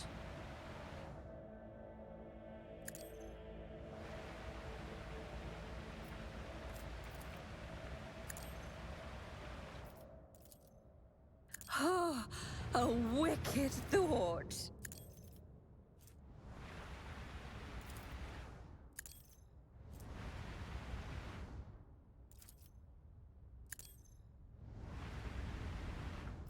But you have to be healed twice, eh?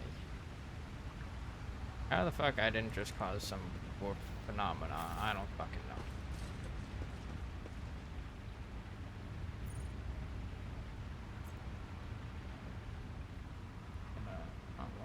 Here we go.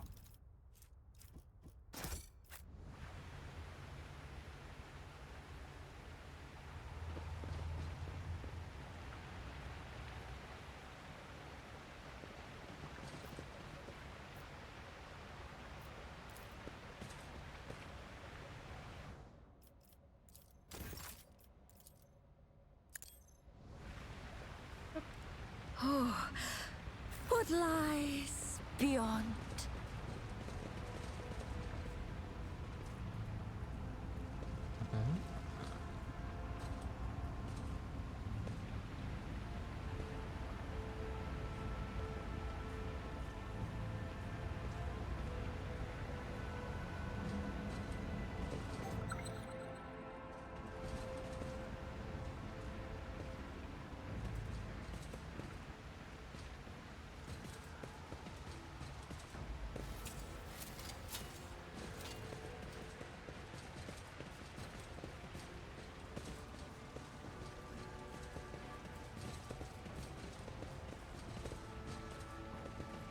Let them in.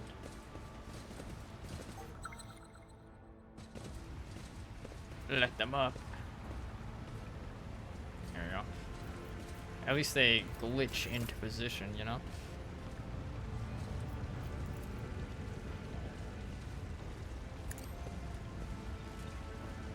What an amusing attempt at defiance! All of you will bleed! Yeah, buddy.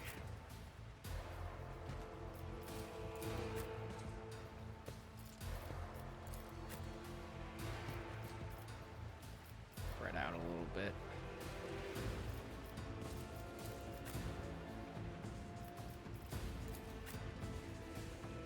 Alright, the Psyker's in the back there, you know.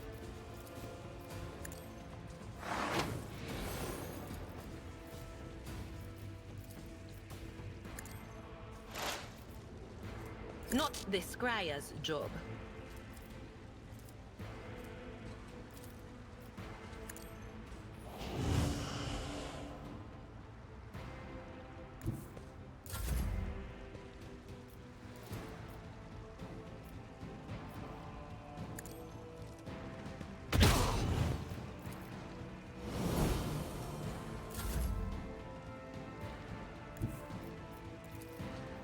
I've seen worse battles than this in my time.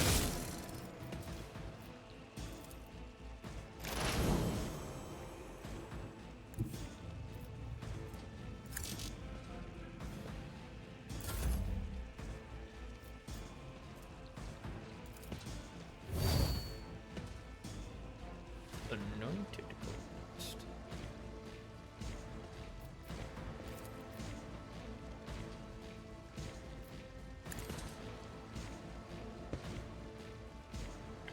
Got some actual heresy going on, man. I've suffered worse. Brace yourself, Abelard.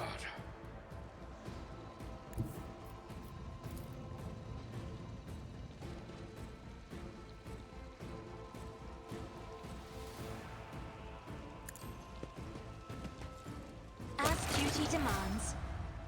Very nice.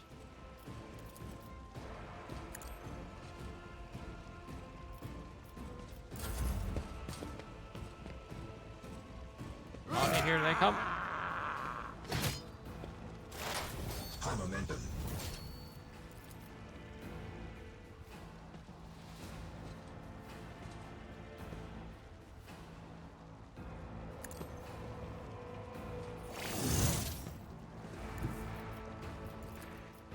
Running binary override.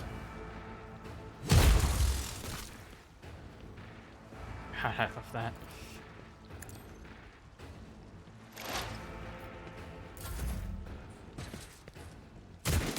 Pain and duty go hand in hand.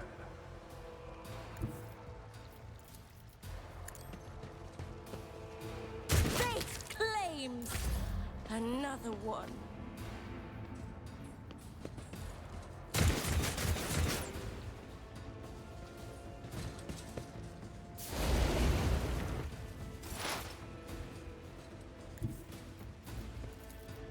Anything else?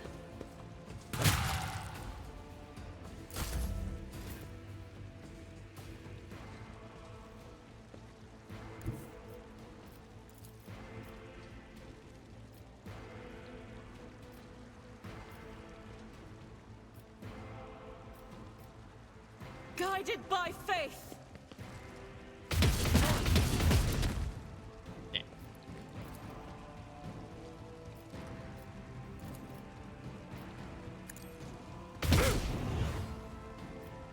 I am his will made manifest.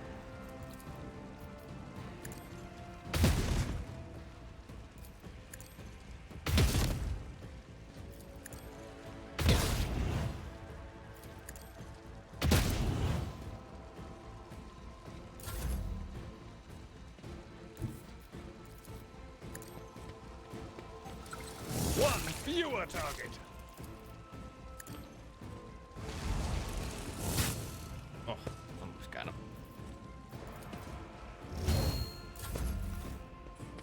Air temperature drops a few degrees.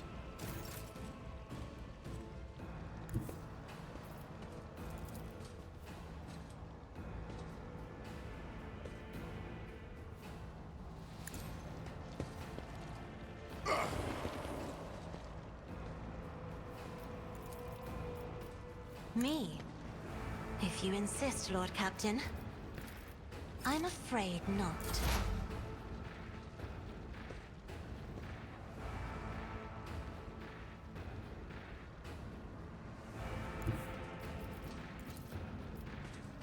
As the tactical narrative dictates.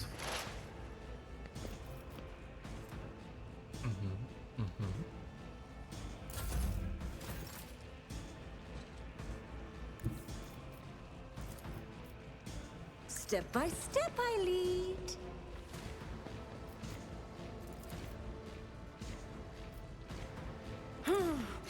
Let's see.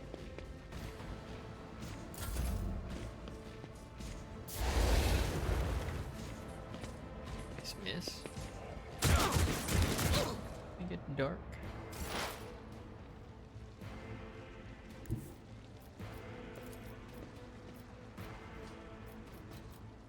They who discern the future own the battlefield. High momentum.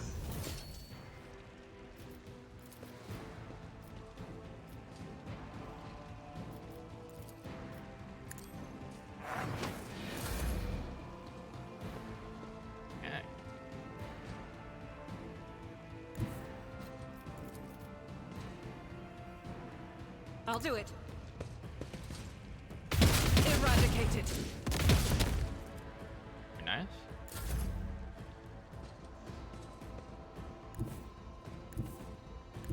There we go. Follow my lead.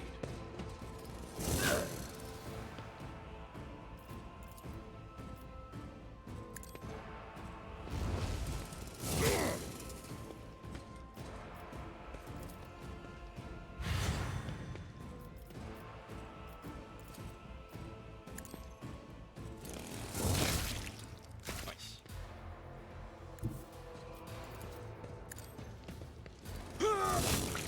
All right. Just done so.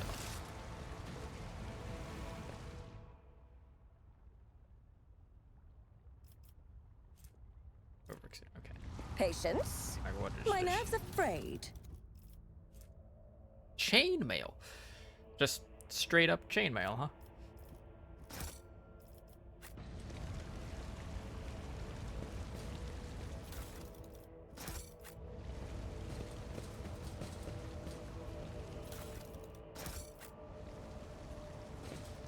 Somebody lost a leg coming here.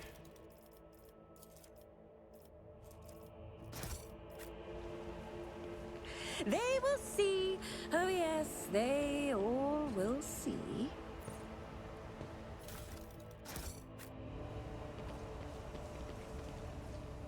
I think the cultists did nothing to help out those rebels over there. The fountain's merry murmur seems to mock the surrounding chaos as desolation.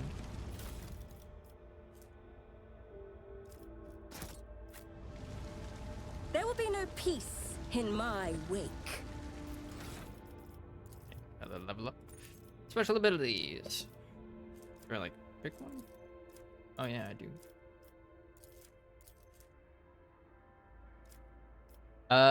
Target defined as hour gains more bonuses. During their extra turn, the target deals more attack or more damage.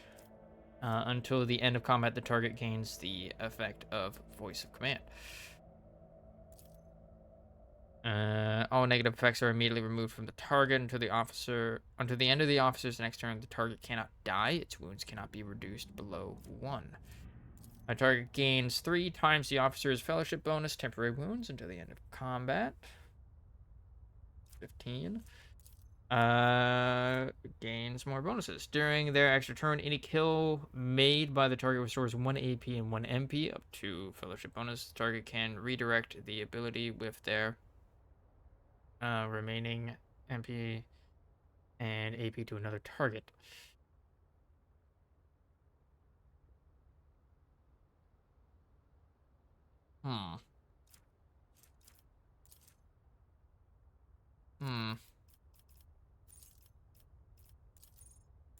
Assume it's much the same thing there. His Voice of Command or negative effects would be good. Yeah, not dying, sure.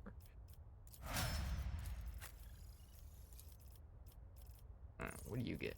Daring Breach also grants 10 movement points until the end of the turn. The warrior does not provoke attacks of opportunity until the end of combat. The warrior gains +4 MP for each kill and may use their MP after attacking or using abilities.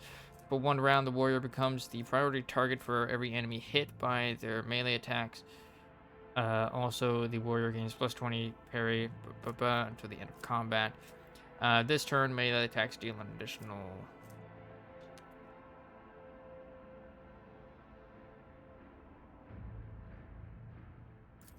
like this one. Kind of tanky, you know, drawing attention. Alright, until the operative's next turn, the target cannot move. Until the end of combat, the target's MP is reduced by 3. Okay.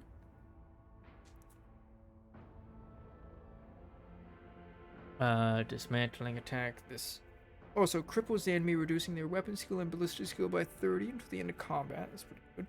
Intimidates all enemies in a 5-cell radius around the target, reducing their dodge and armor by 15%. That's pretty good. The target also provokes attack of opportunity opportunities whenever it attacks. Like that one. This one. Tech use or logic. Why would that be? Go to here. Because of her intelligence?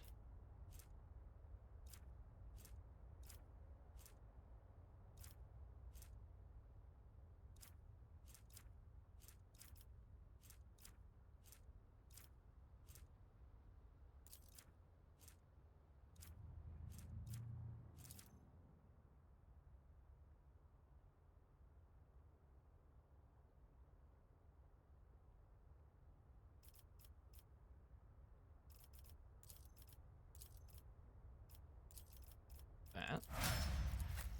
At least this is an easy level. Firearm Mastery. Until the end of the soldier's turn, they gain +4 MP and their attacks do not spend MP. Until the end of combat, the soldier's rate of fire is increased by 30%. Until the end of combat, all of the soldier's attacks are 20% harder to dodge. Until the end of combat, the soldier's ranged attacks gain +10 armor penetration. That's pretty good. Until the end of the soldier's turn, each of their area attacks deals additional damage equal to the number of attacked targets.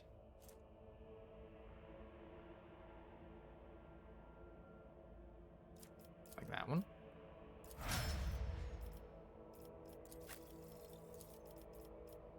Alright, the finest hour. What was the one I gave myself? Shit.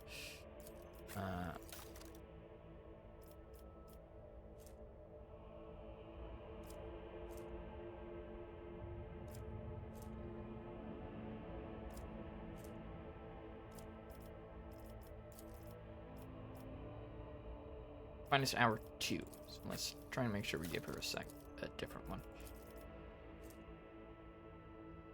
Oh, okay, that one. Made by the target restores 1 AP and 1 MP. The fellowship bonus.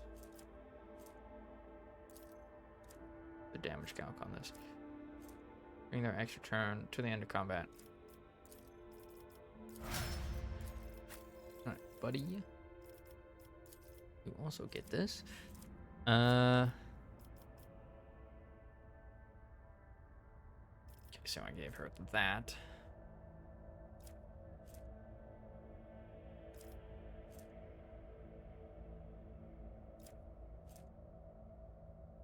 Operative immediately inflicts 1 exploit on all enemies in combat, then makes a free attack against a target. That attack always hits.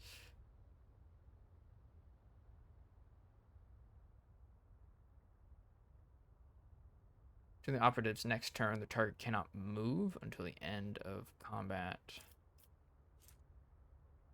Okay, we'll go with the AOP.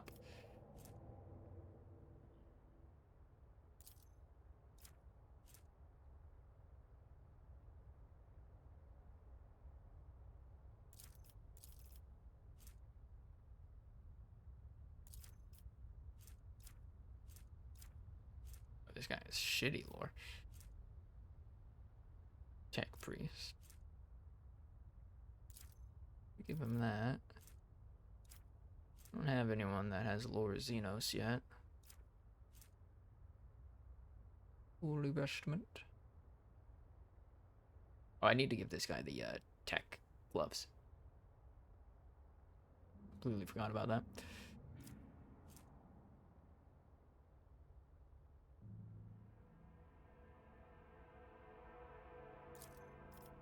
Logic. Right. Here we go. Curiosity sings in my veins.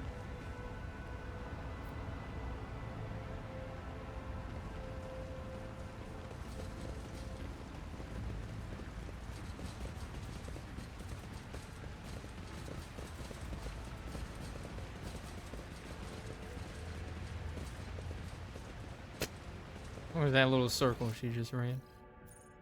To the western side, go down.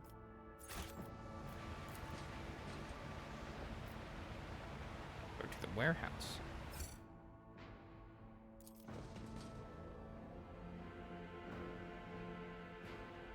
Officers inspire their teammates to perform at their best.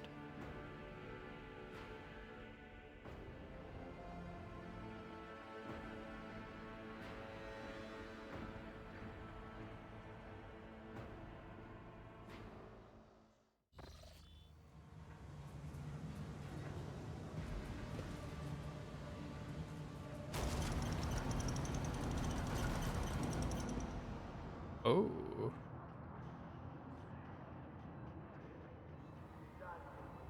Sector, Cornus Expanse, Region, Rykad System, Location, streets in the vicinity of the Rykad Minor Starport, Material, report based on oral accounts and picked recordings, added to the archives of House von Valankis by the order of Seneschal Wissarion.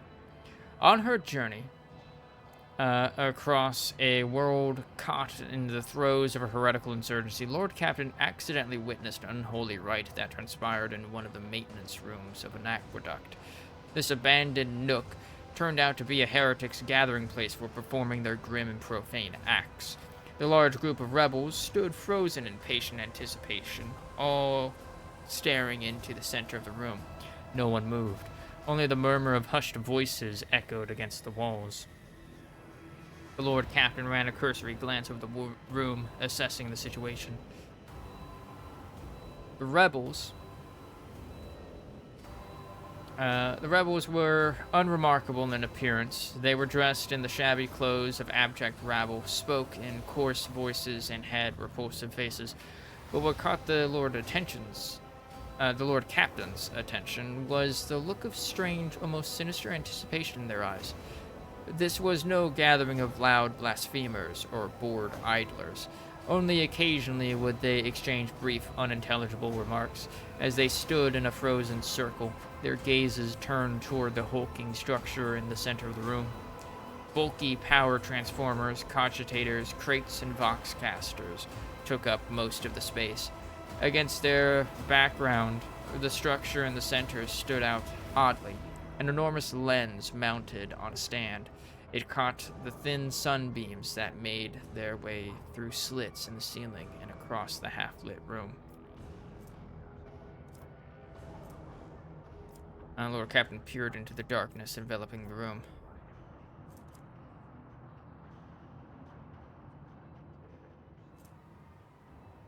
%89 success.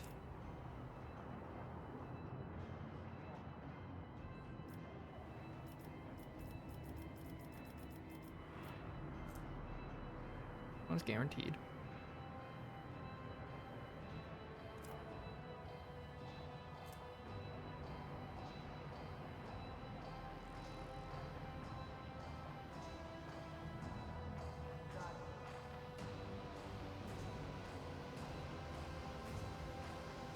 Okay.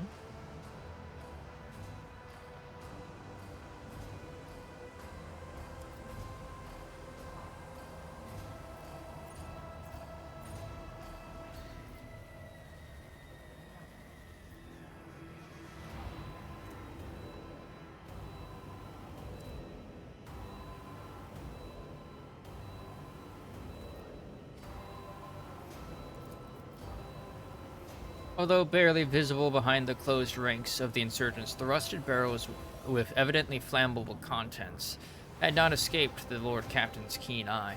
A good shot at those barrels would decimate the number of heretics on Rykad Minoris. Surveyed the peculiar structure with great attention. Okay. Although barely visible behind the closed ring... Oh, no. The enormous mounted lens was doubtlessly imbued with the power of the archenemy, inimical to all that is noble and virtuous in the universe. Anyone caught in the corrupted light it emits will face horrifying consequences. Patiently observe what happened next. As if commanded by a grim, unseen force, the insurgents fell silent at once and, in a single movement, parted. A thick, sticky silence filled the room. The heretics' gazes were turned toward a metal structure with a lens on top of it, standing tall in the middle of the circle of melting candles, books, piles of books, and unholy symbols drawn on the floor. The structure flashed as a single sun ray illuminated it. Oh, this is what they're doing to blind people. A sound of bare feet broke the sinister silence of a man emerged from the deep shadows, or as a man emerged from the deep shadows. Reeling, he entered the circle and collapsed on his knees in front of the enormous lens. Not a second had passed before many rebel hands gripped the fallen man's shoulder and hair. Remember, comrade, the last sun ray you behold will be yours only, shared with no one else. Your holy final dawn, bellowed a lone heretic's voice amid the silent crowd. By the doing of someone's hands, the lens had turned and its focus ray feasted on the prisoner's eyes. The blinded man's harrowing scream shook the very walls of the place. Consumed by the rite, the rebels had not yet noticed the stranger in their midst. Lord Captain braced herself and suddenly faltered, as if something had stopped her. Dark shadows danced in Lord Captain's glazed eyes, ghosts of the past that had risen at the sight of the warp atrocity and shackled the rogue trader's will. Breathing heavily, the Lord Captain could only rush blindly into the fray, as if trying to escape unseen pursuers. Oh, another annoyance! Show them no mercy!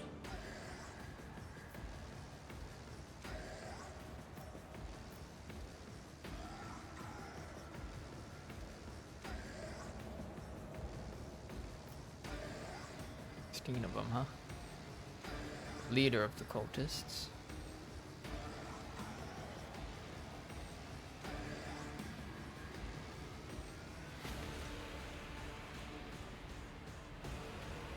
Cover. Anchor. Yeah.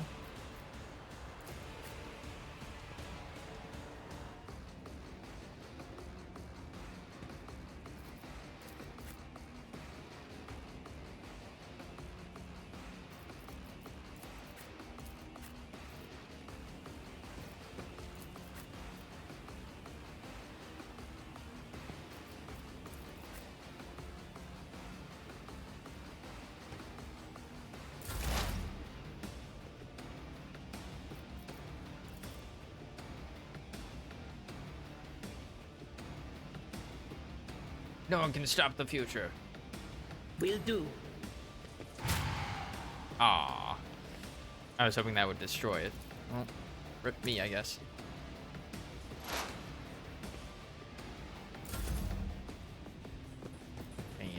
Meaningless.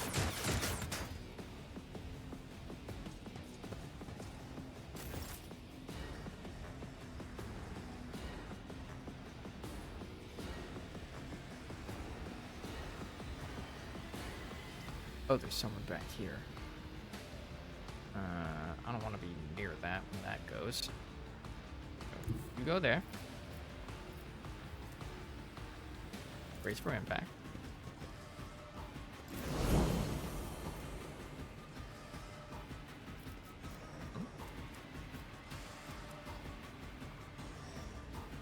Hey there.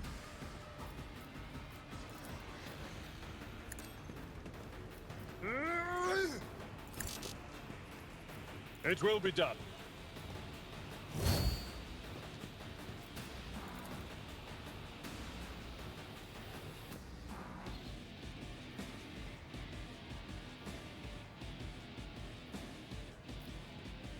Oh, those are explodey bits. No, thank you.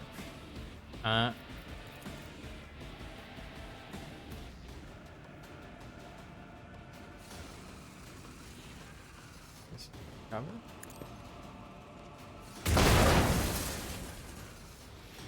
Very nice.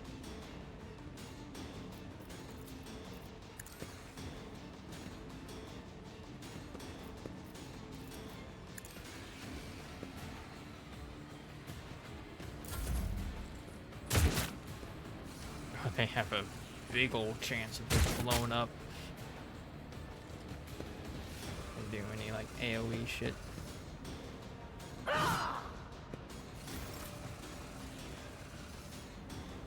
Alright, sister. Time to blow shit up. Aww.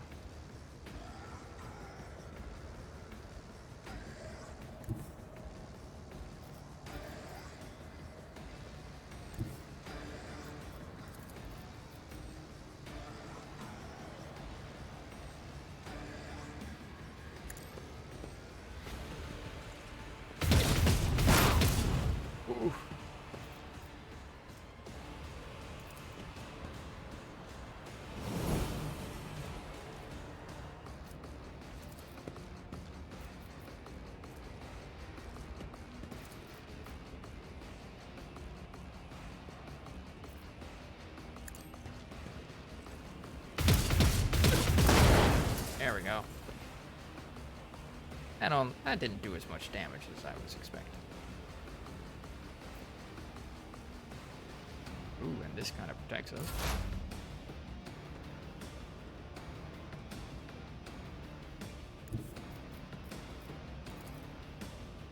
Advancing.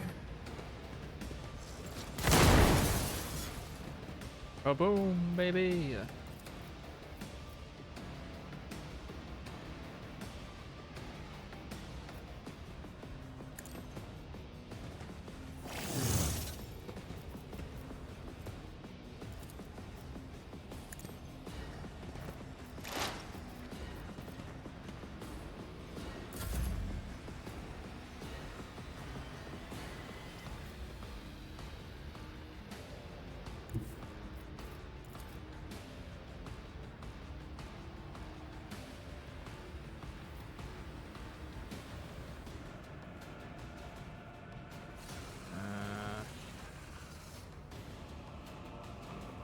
Oh, when the fuck did they get there?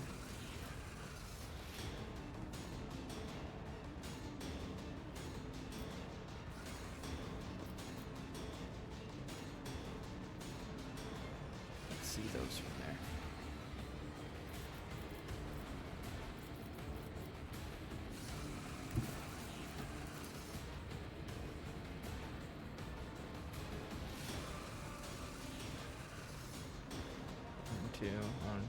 One, two. Emperor, give me strength.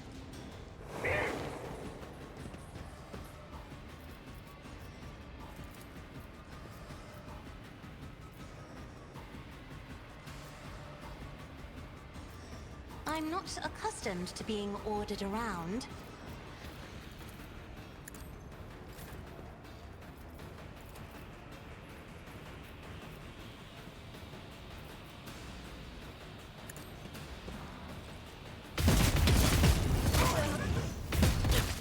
Nice.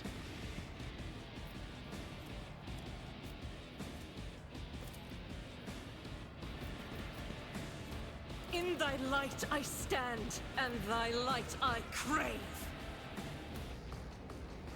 She craves violence. Guessing that's a hazardous area.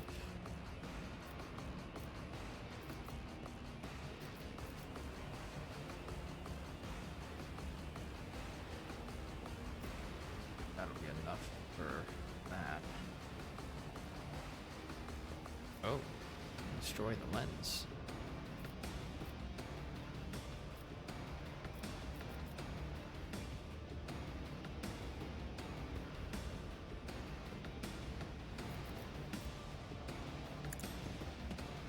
Start motorizing this guy. Faith without deeds is worthless. As the Emperor commands, I act.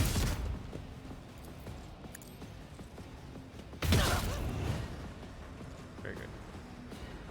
Very excellent. Good turn. Pascal, no. Is a reward.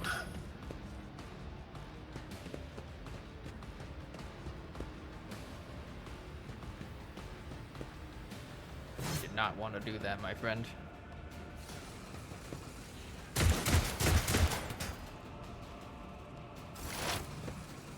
My comrade's step will not stop the rise of the sun. Uh-oh. Alright. I need to be motorizing some folks.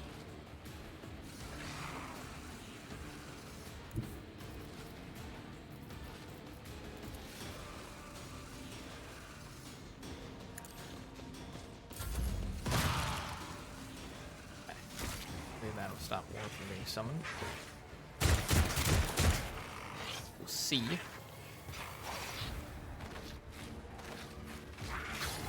They are manifesting. Wait, stop it.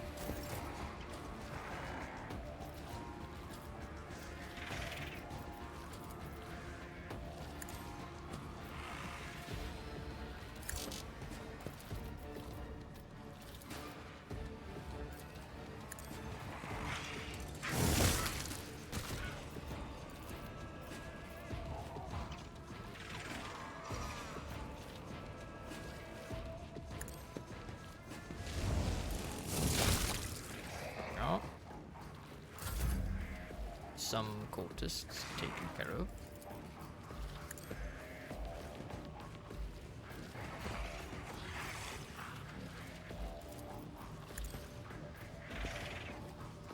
What is this manifestation thing that they do? Manifestation. Whenever the demon enters combat, each party member suffers -1 momentum. Whenever the demon dies, each party member gains 30 momentum. Start of each of the demon's turns, all creatures around it must pass or suffer the horrors of the warp effect. Warp creature. Gains armor equal to its willpower.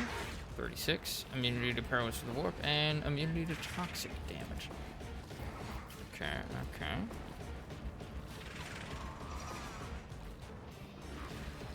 Okay, everybody's got some overhealing.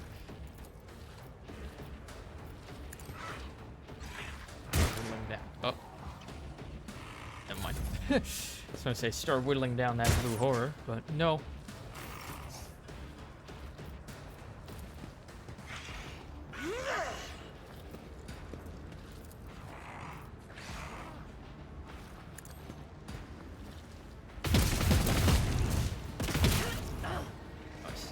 Nice.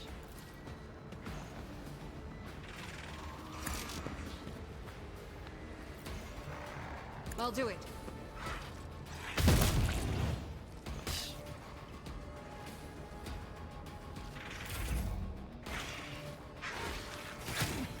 They're gonna go after Adam.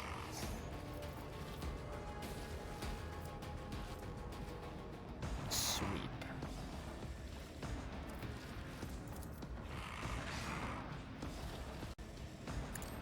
Significant value. Woo! Good shit. I should have done that first. Whoopsie. What does this do again? This is the damage dealt from the target's attacks by. Oh, yeah.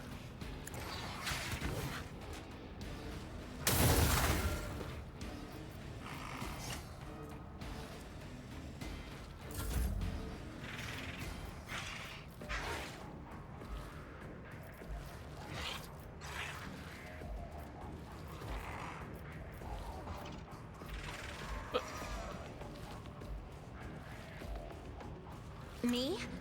If you insist, Lord Captain. If I may. Schemes within schemes within schemes.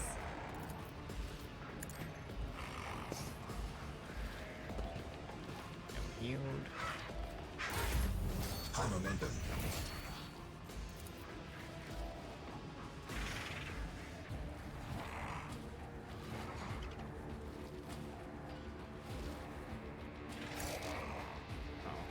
Sight.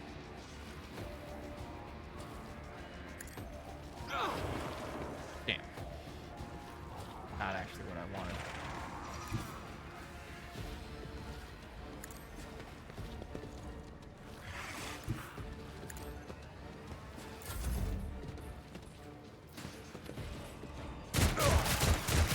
I've suffered worse. Damage to bulk. Okay, at least they're doing damage to the warp creature. Stop mocking me. What?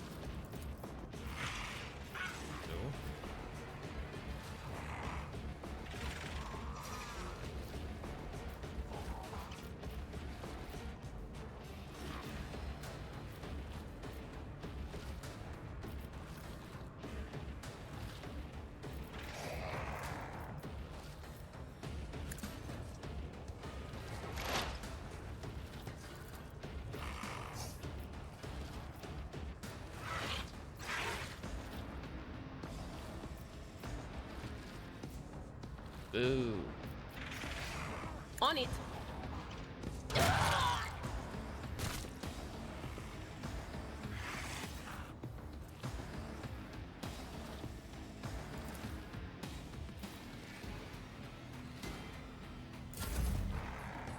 Warp is deaf to my prayers.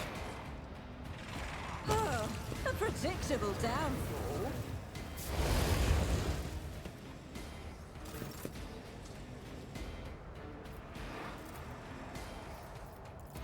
I will do my duty.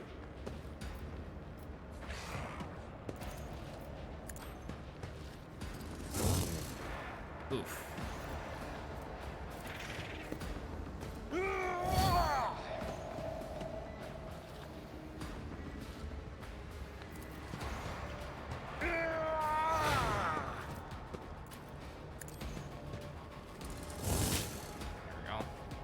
Indeed.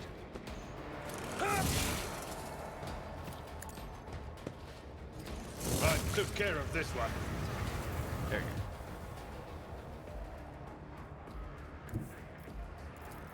go. Victory is imminent. Something just got noticed. That. Or that?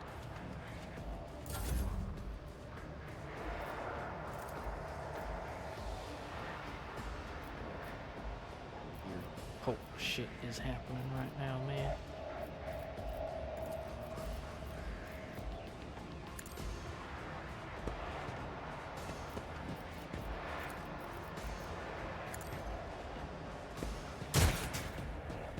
Rip.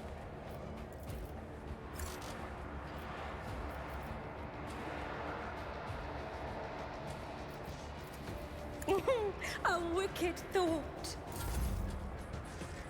I forgot about that guy.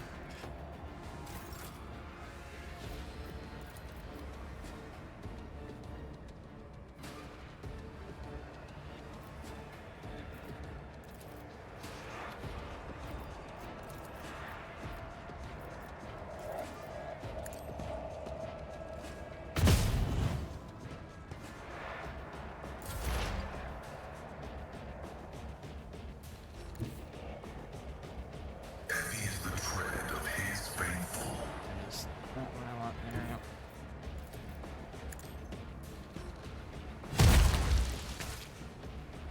Shmayish.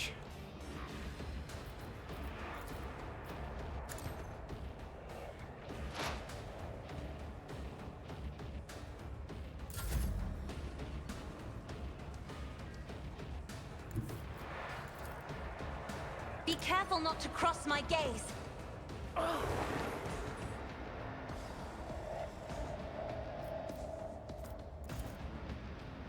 Me?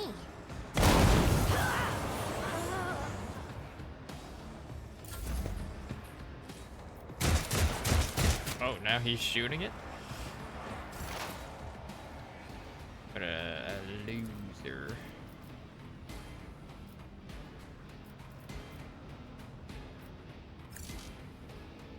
Line of sight.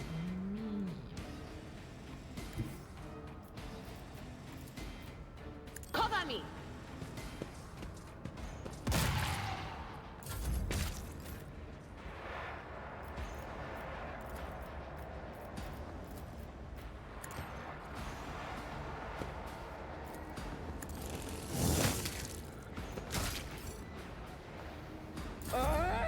Pain soothes my soul.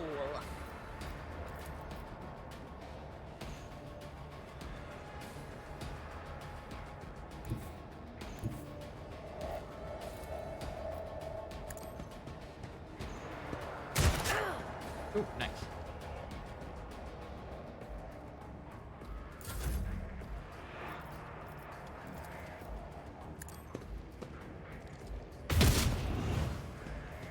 Damn. As the Emperor commands, I act. Doubt is for the weak. None can escape the Emperor's judgment. Alright, time to deal with this bullshit. Quick save? Can't quick save. I'm being cutscened. Your eye is drawn to the peculiar device. At first, you are vexed by worries of some pernicious influence, but the real reason soon becomes apparent. The glass installed in the device shimmers in a unique way, just the same way as the shard of the unknown broken object you found near Theodore von Valancius's desk. What's the matter, Lord Captain? Why are you so interested in... Abelard trails off when he notices what you're looking at. He instantly makes the connection. By the Imperium Saints, it can't be. Adira bites her lip. I see it too. Whatever that thing in her study was, it was made from the same material as this junk. What? What? Abelard is at a loss for words. He takes a moment to collect himself, and all at once they start pouring out in a hasty sputter. It's a mistake. Slander meant to blemish the good name of a person who is now dead and cannot even defend herself. First, those minions of the arch-enemy murdered Lord Captain Theodora, and now this cannot be tolerated. It will not be tolerated. Come on now, Abelard. Remember what she was like.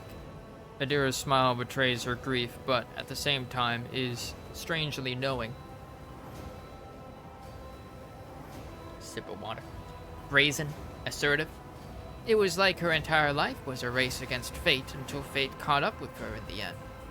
She would have gone headfirst into a black hole if she had thought it would put her even one step ahead of everyone else out in the expanse. If we could just find out what she was keeping in her desk and why she went to get it during the attack. Sister Argenta's beautiful face is full of grief. How bitter it is to know that you were born from bad blood, but do not let this knowledge drag you into darkness. The sister's words ring with a genuine, sincere hope that you be blessed with a worthier fate. She does not appear to be shocked by the news of Theodora's possible heresy. Oh, yeah? Life must be so easy for you sanctimonious preachers. A dubious trinket, and you no longer see a person, you see bad blood, an annoying hindrance. There is enough venom in Adira's voice to poison an entire regiment. Argenta recoils, but the next moment her dark eyes ignite with fury. How dare you admonish me? We are speaking of abetting the arch-enemy. A person who has tainted themselves thus can never justify their actions. Sure, why go through all the trouble of trying to make sense of anything when you can just label them a heretic and call it a day? Except, dear friend, I seem to remember that you don't mind Theodora so much while you were aboard the ship. You didn't leave her side for even a moment. She rescued you, aided you, and your adoration wilted the moment you heard an accusation sullying her memory. You weren't surprised or upset. You just gave up on her and moved on.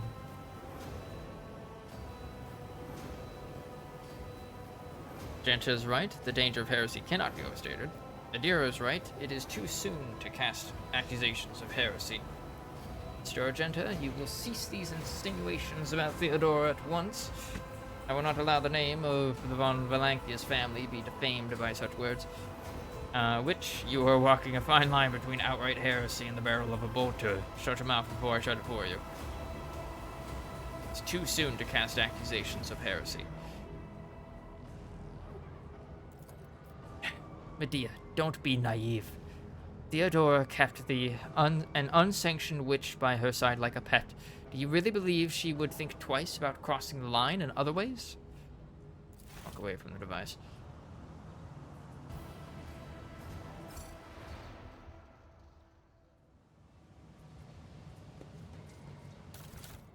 Oh. Heavy leather. Psychic staff. Warmonger booties.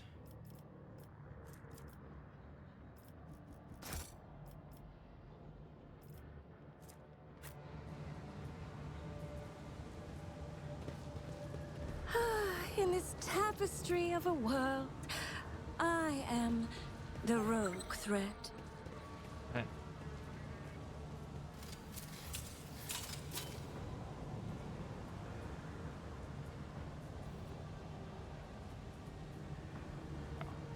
Like, where the heck did Pascal go?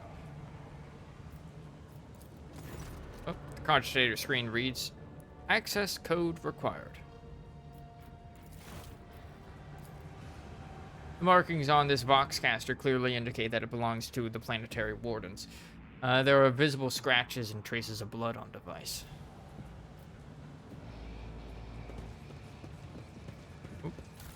paper. Aurora's sermon. Operation successful. Phantom cloak against warp damage. Might be good for Argenta.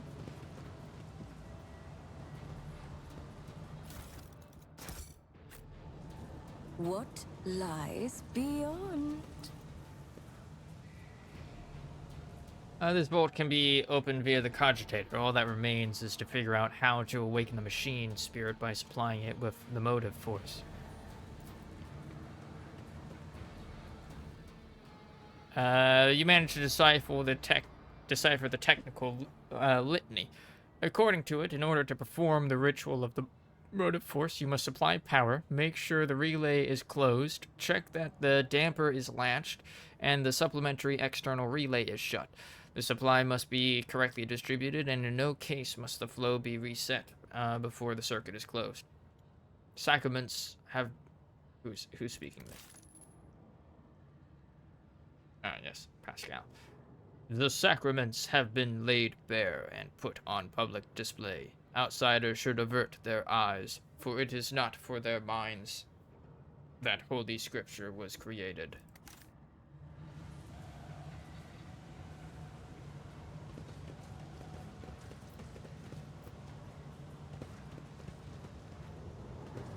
Unlatch the damper, shut off the steam.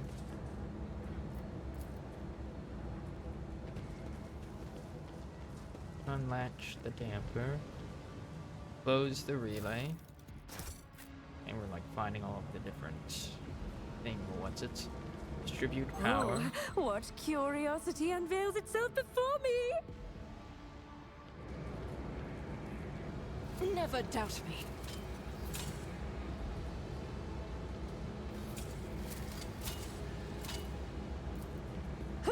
Another notch.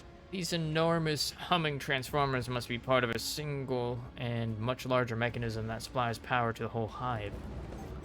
Oh. Oh. Ah, shit. Patience. Go this way. Oh, my nerves are frayed.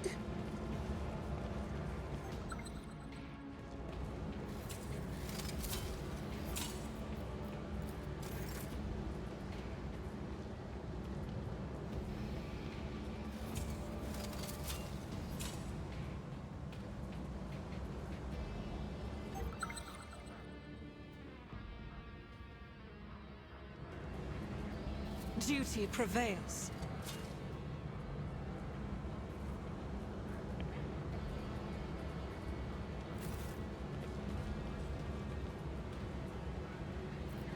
The goods. This explorator is blessed with multifunctionality. They will see. Oh yes, they all will see. I got some what's-its. Message from the cache on Rykad. A Harbinger report, Brother Twilight and his people were unsuccessful. A dangerous enemy, Medea von Valankis, foiled his plans. The duty is now upon us, Aurora's follower, to succeed where Twilight failed. Oh no, not...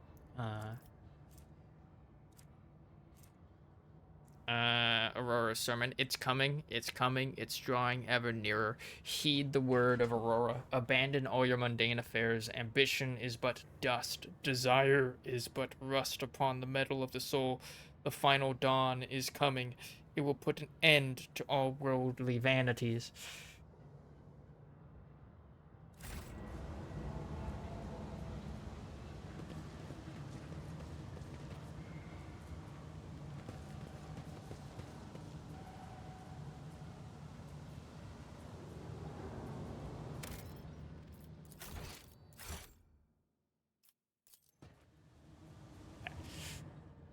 In order to perform the ritual of motive, you must supply power, make sure the relay is closed, check the damper is latched,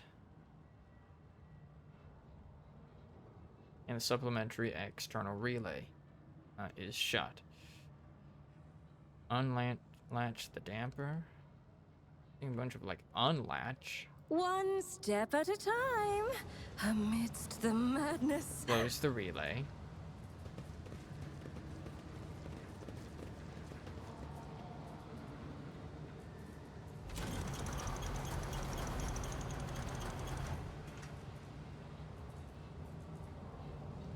of spooky.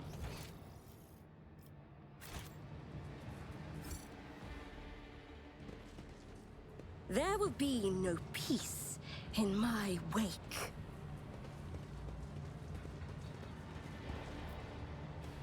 Exit to upper way.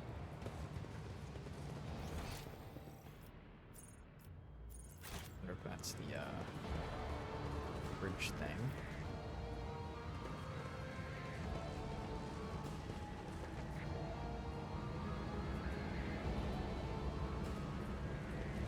We don't really need to open that right now.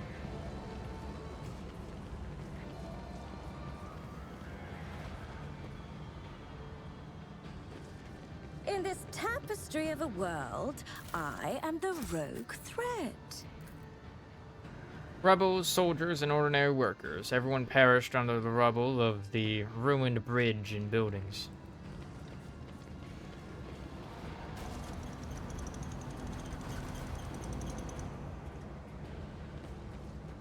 Oh, what lies Unlatch. beyond?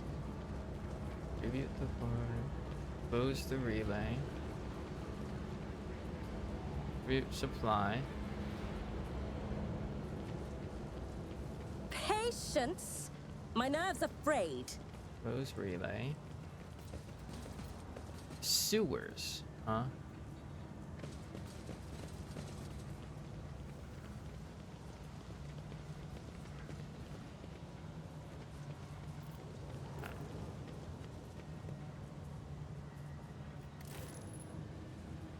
Okay.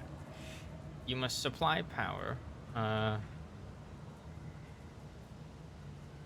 According to it, in order to perform you must supply power. Make sure the relay is closed. Check that the damper is latched, and the supplementary external array shut. The supply must be correctly distributed, and in no case must the flow be reset before the circuit is closed. So, in other words, you got one attempt.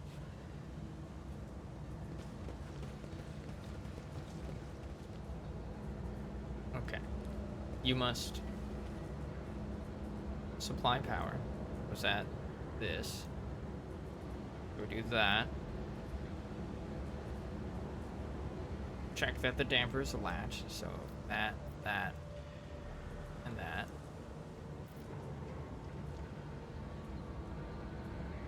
And then close the relay. Okay.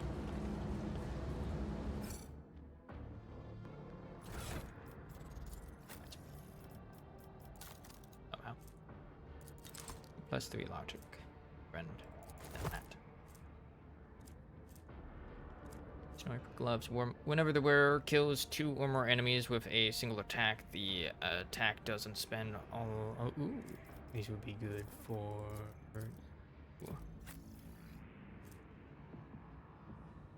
When wearer deals damage to an enemy, the wearer has a 25% chance.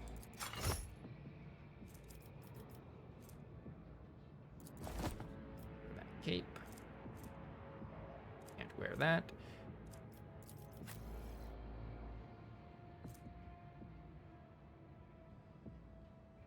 Hits.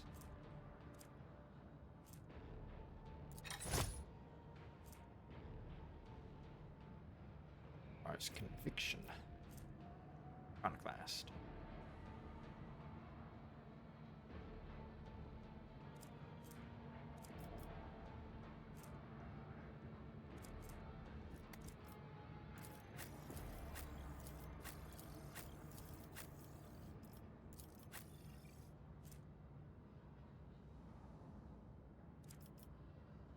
+5 board from Navigator. Okay.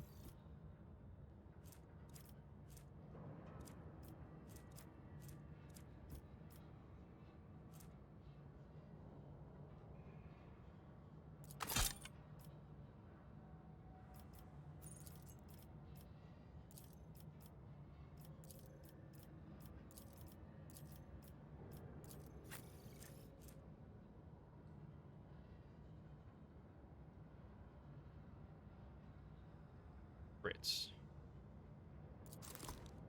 Remember you.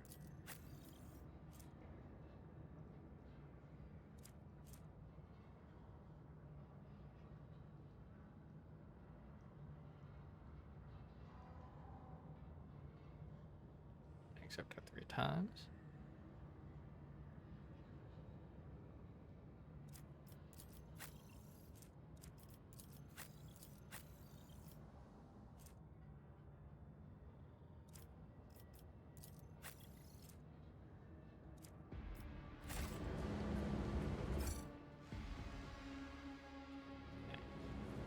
Must supply power.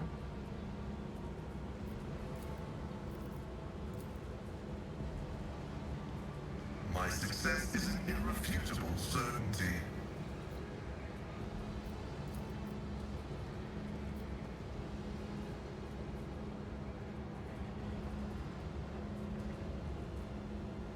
The damper is latched. They will see. Oh yes, they all will see. Nothing happens. Nothing happens.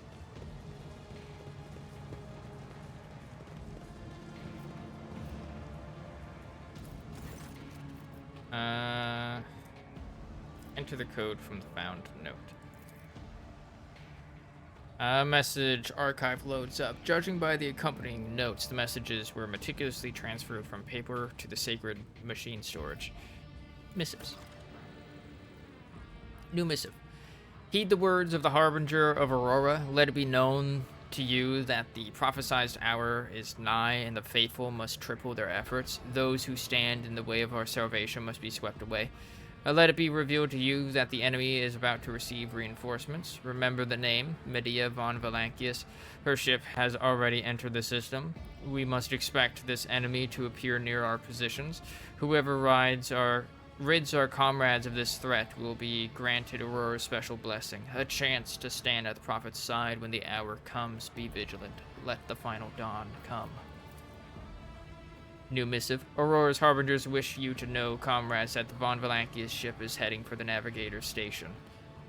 You've got time to prepare a warm welcome for the enemy. Dispatches. Tell the harbingers we've intercepted a convoy of the governor's underlings who were supposed to meet that Von Valancius lass.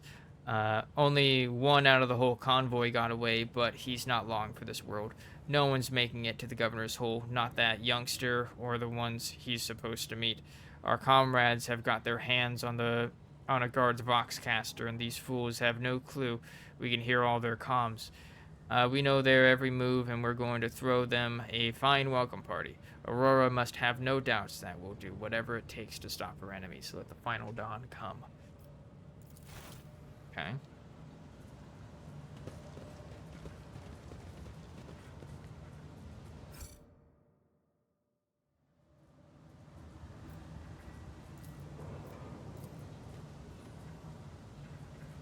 Access received.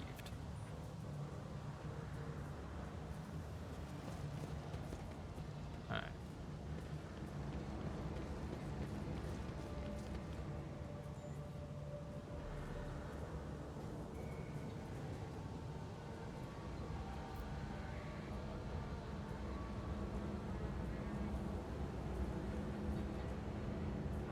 Curiosity sings in my veins.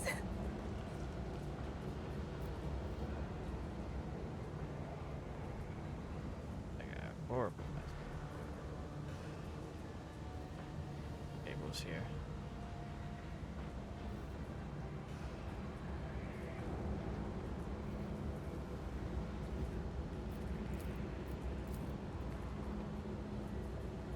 Access received. Access received.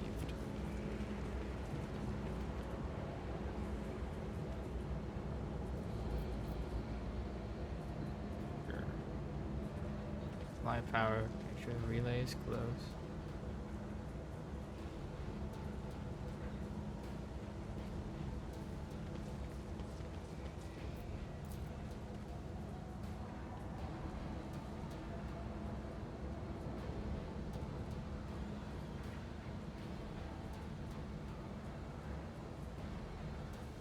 Must the flow be reset when the circuit is closed?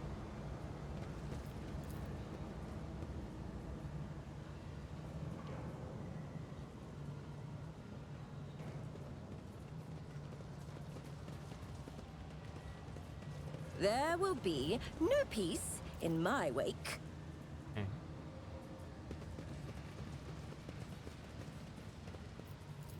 Operation successful. Appears to be correct.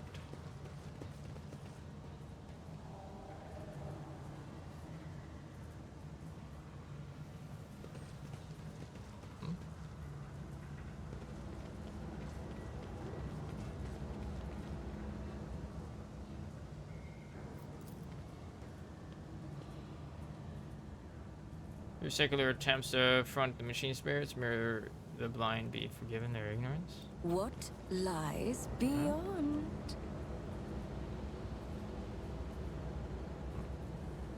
You don't understand.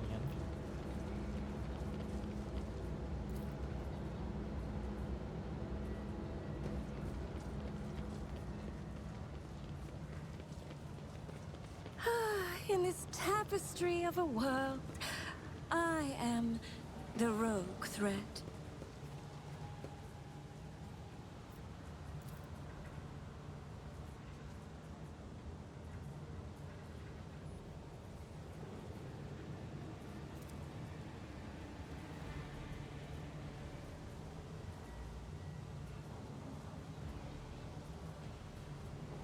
Appears to be correct. Okay. Let us seize the moment. I have no idea if I did that correctly.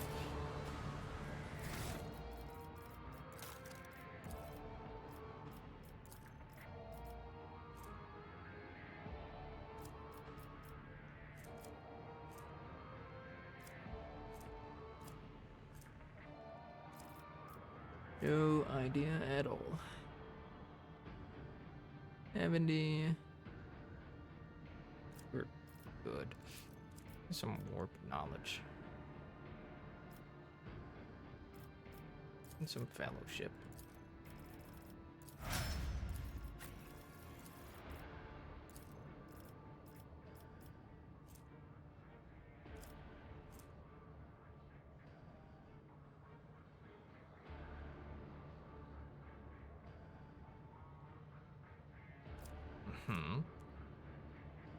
Increased charge distance by 3.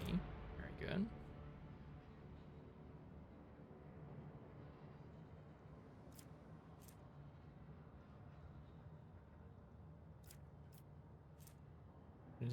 To enemies, have no allies.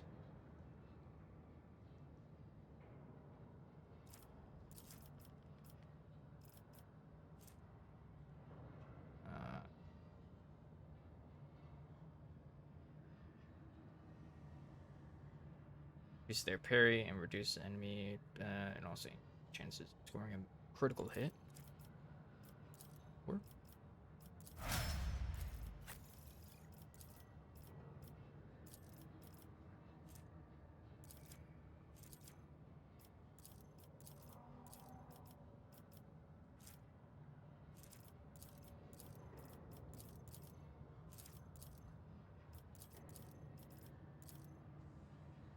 need anybody to attack anymore.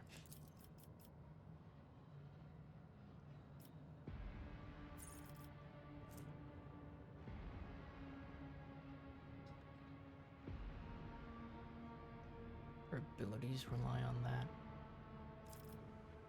They mostly rely on willpower, perception.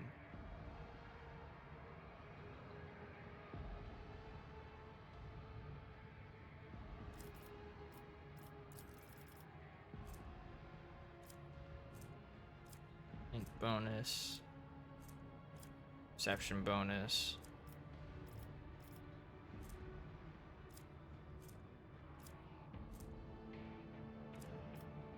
Perception bonus plus willpower bonus.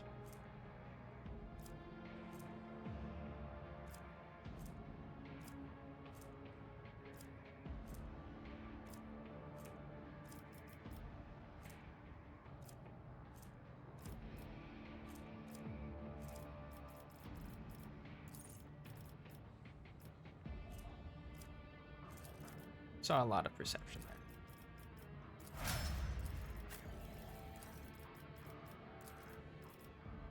reload.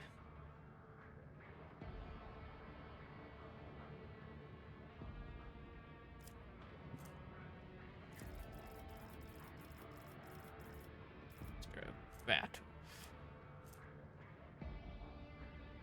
Or in the area of that.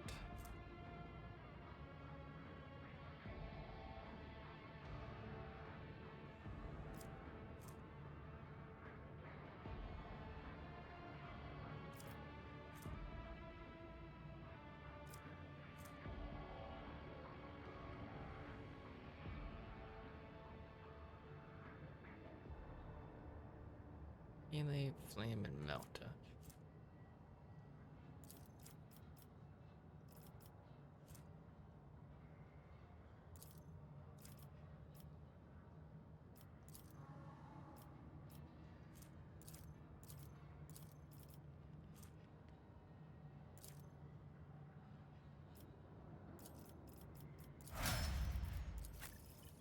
That up a bit. Asian commerce. We'll lead that from you, girl.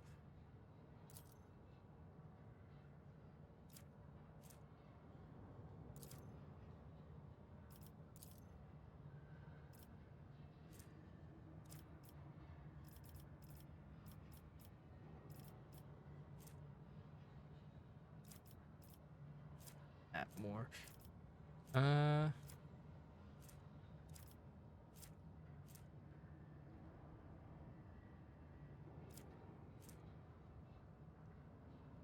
Rough injuries.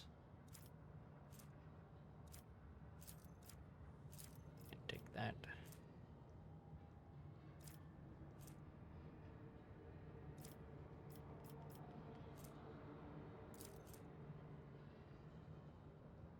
Reduce enemy dodge.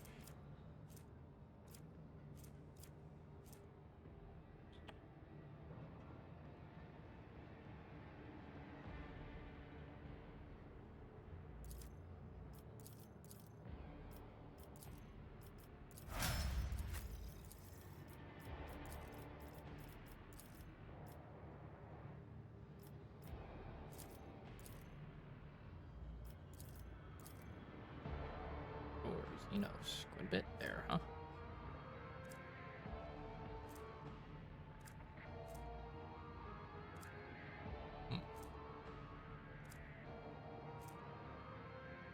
Big priest.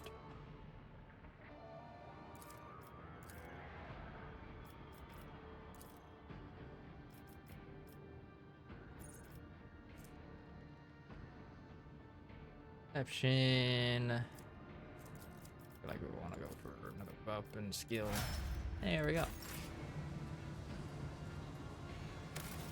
Okay. All right. We're gonna end it here for today, because we've been going for almost 7 hours, and I can feel my voice starting to go. So, starting to go at 7 hours. Sheesh. But also, I'm really hungry. So, we are gonna end it here for today. Boop. So, yeah.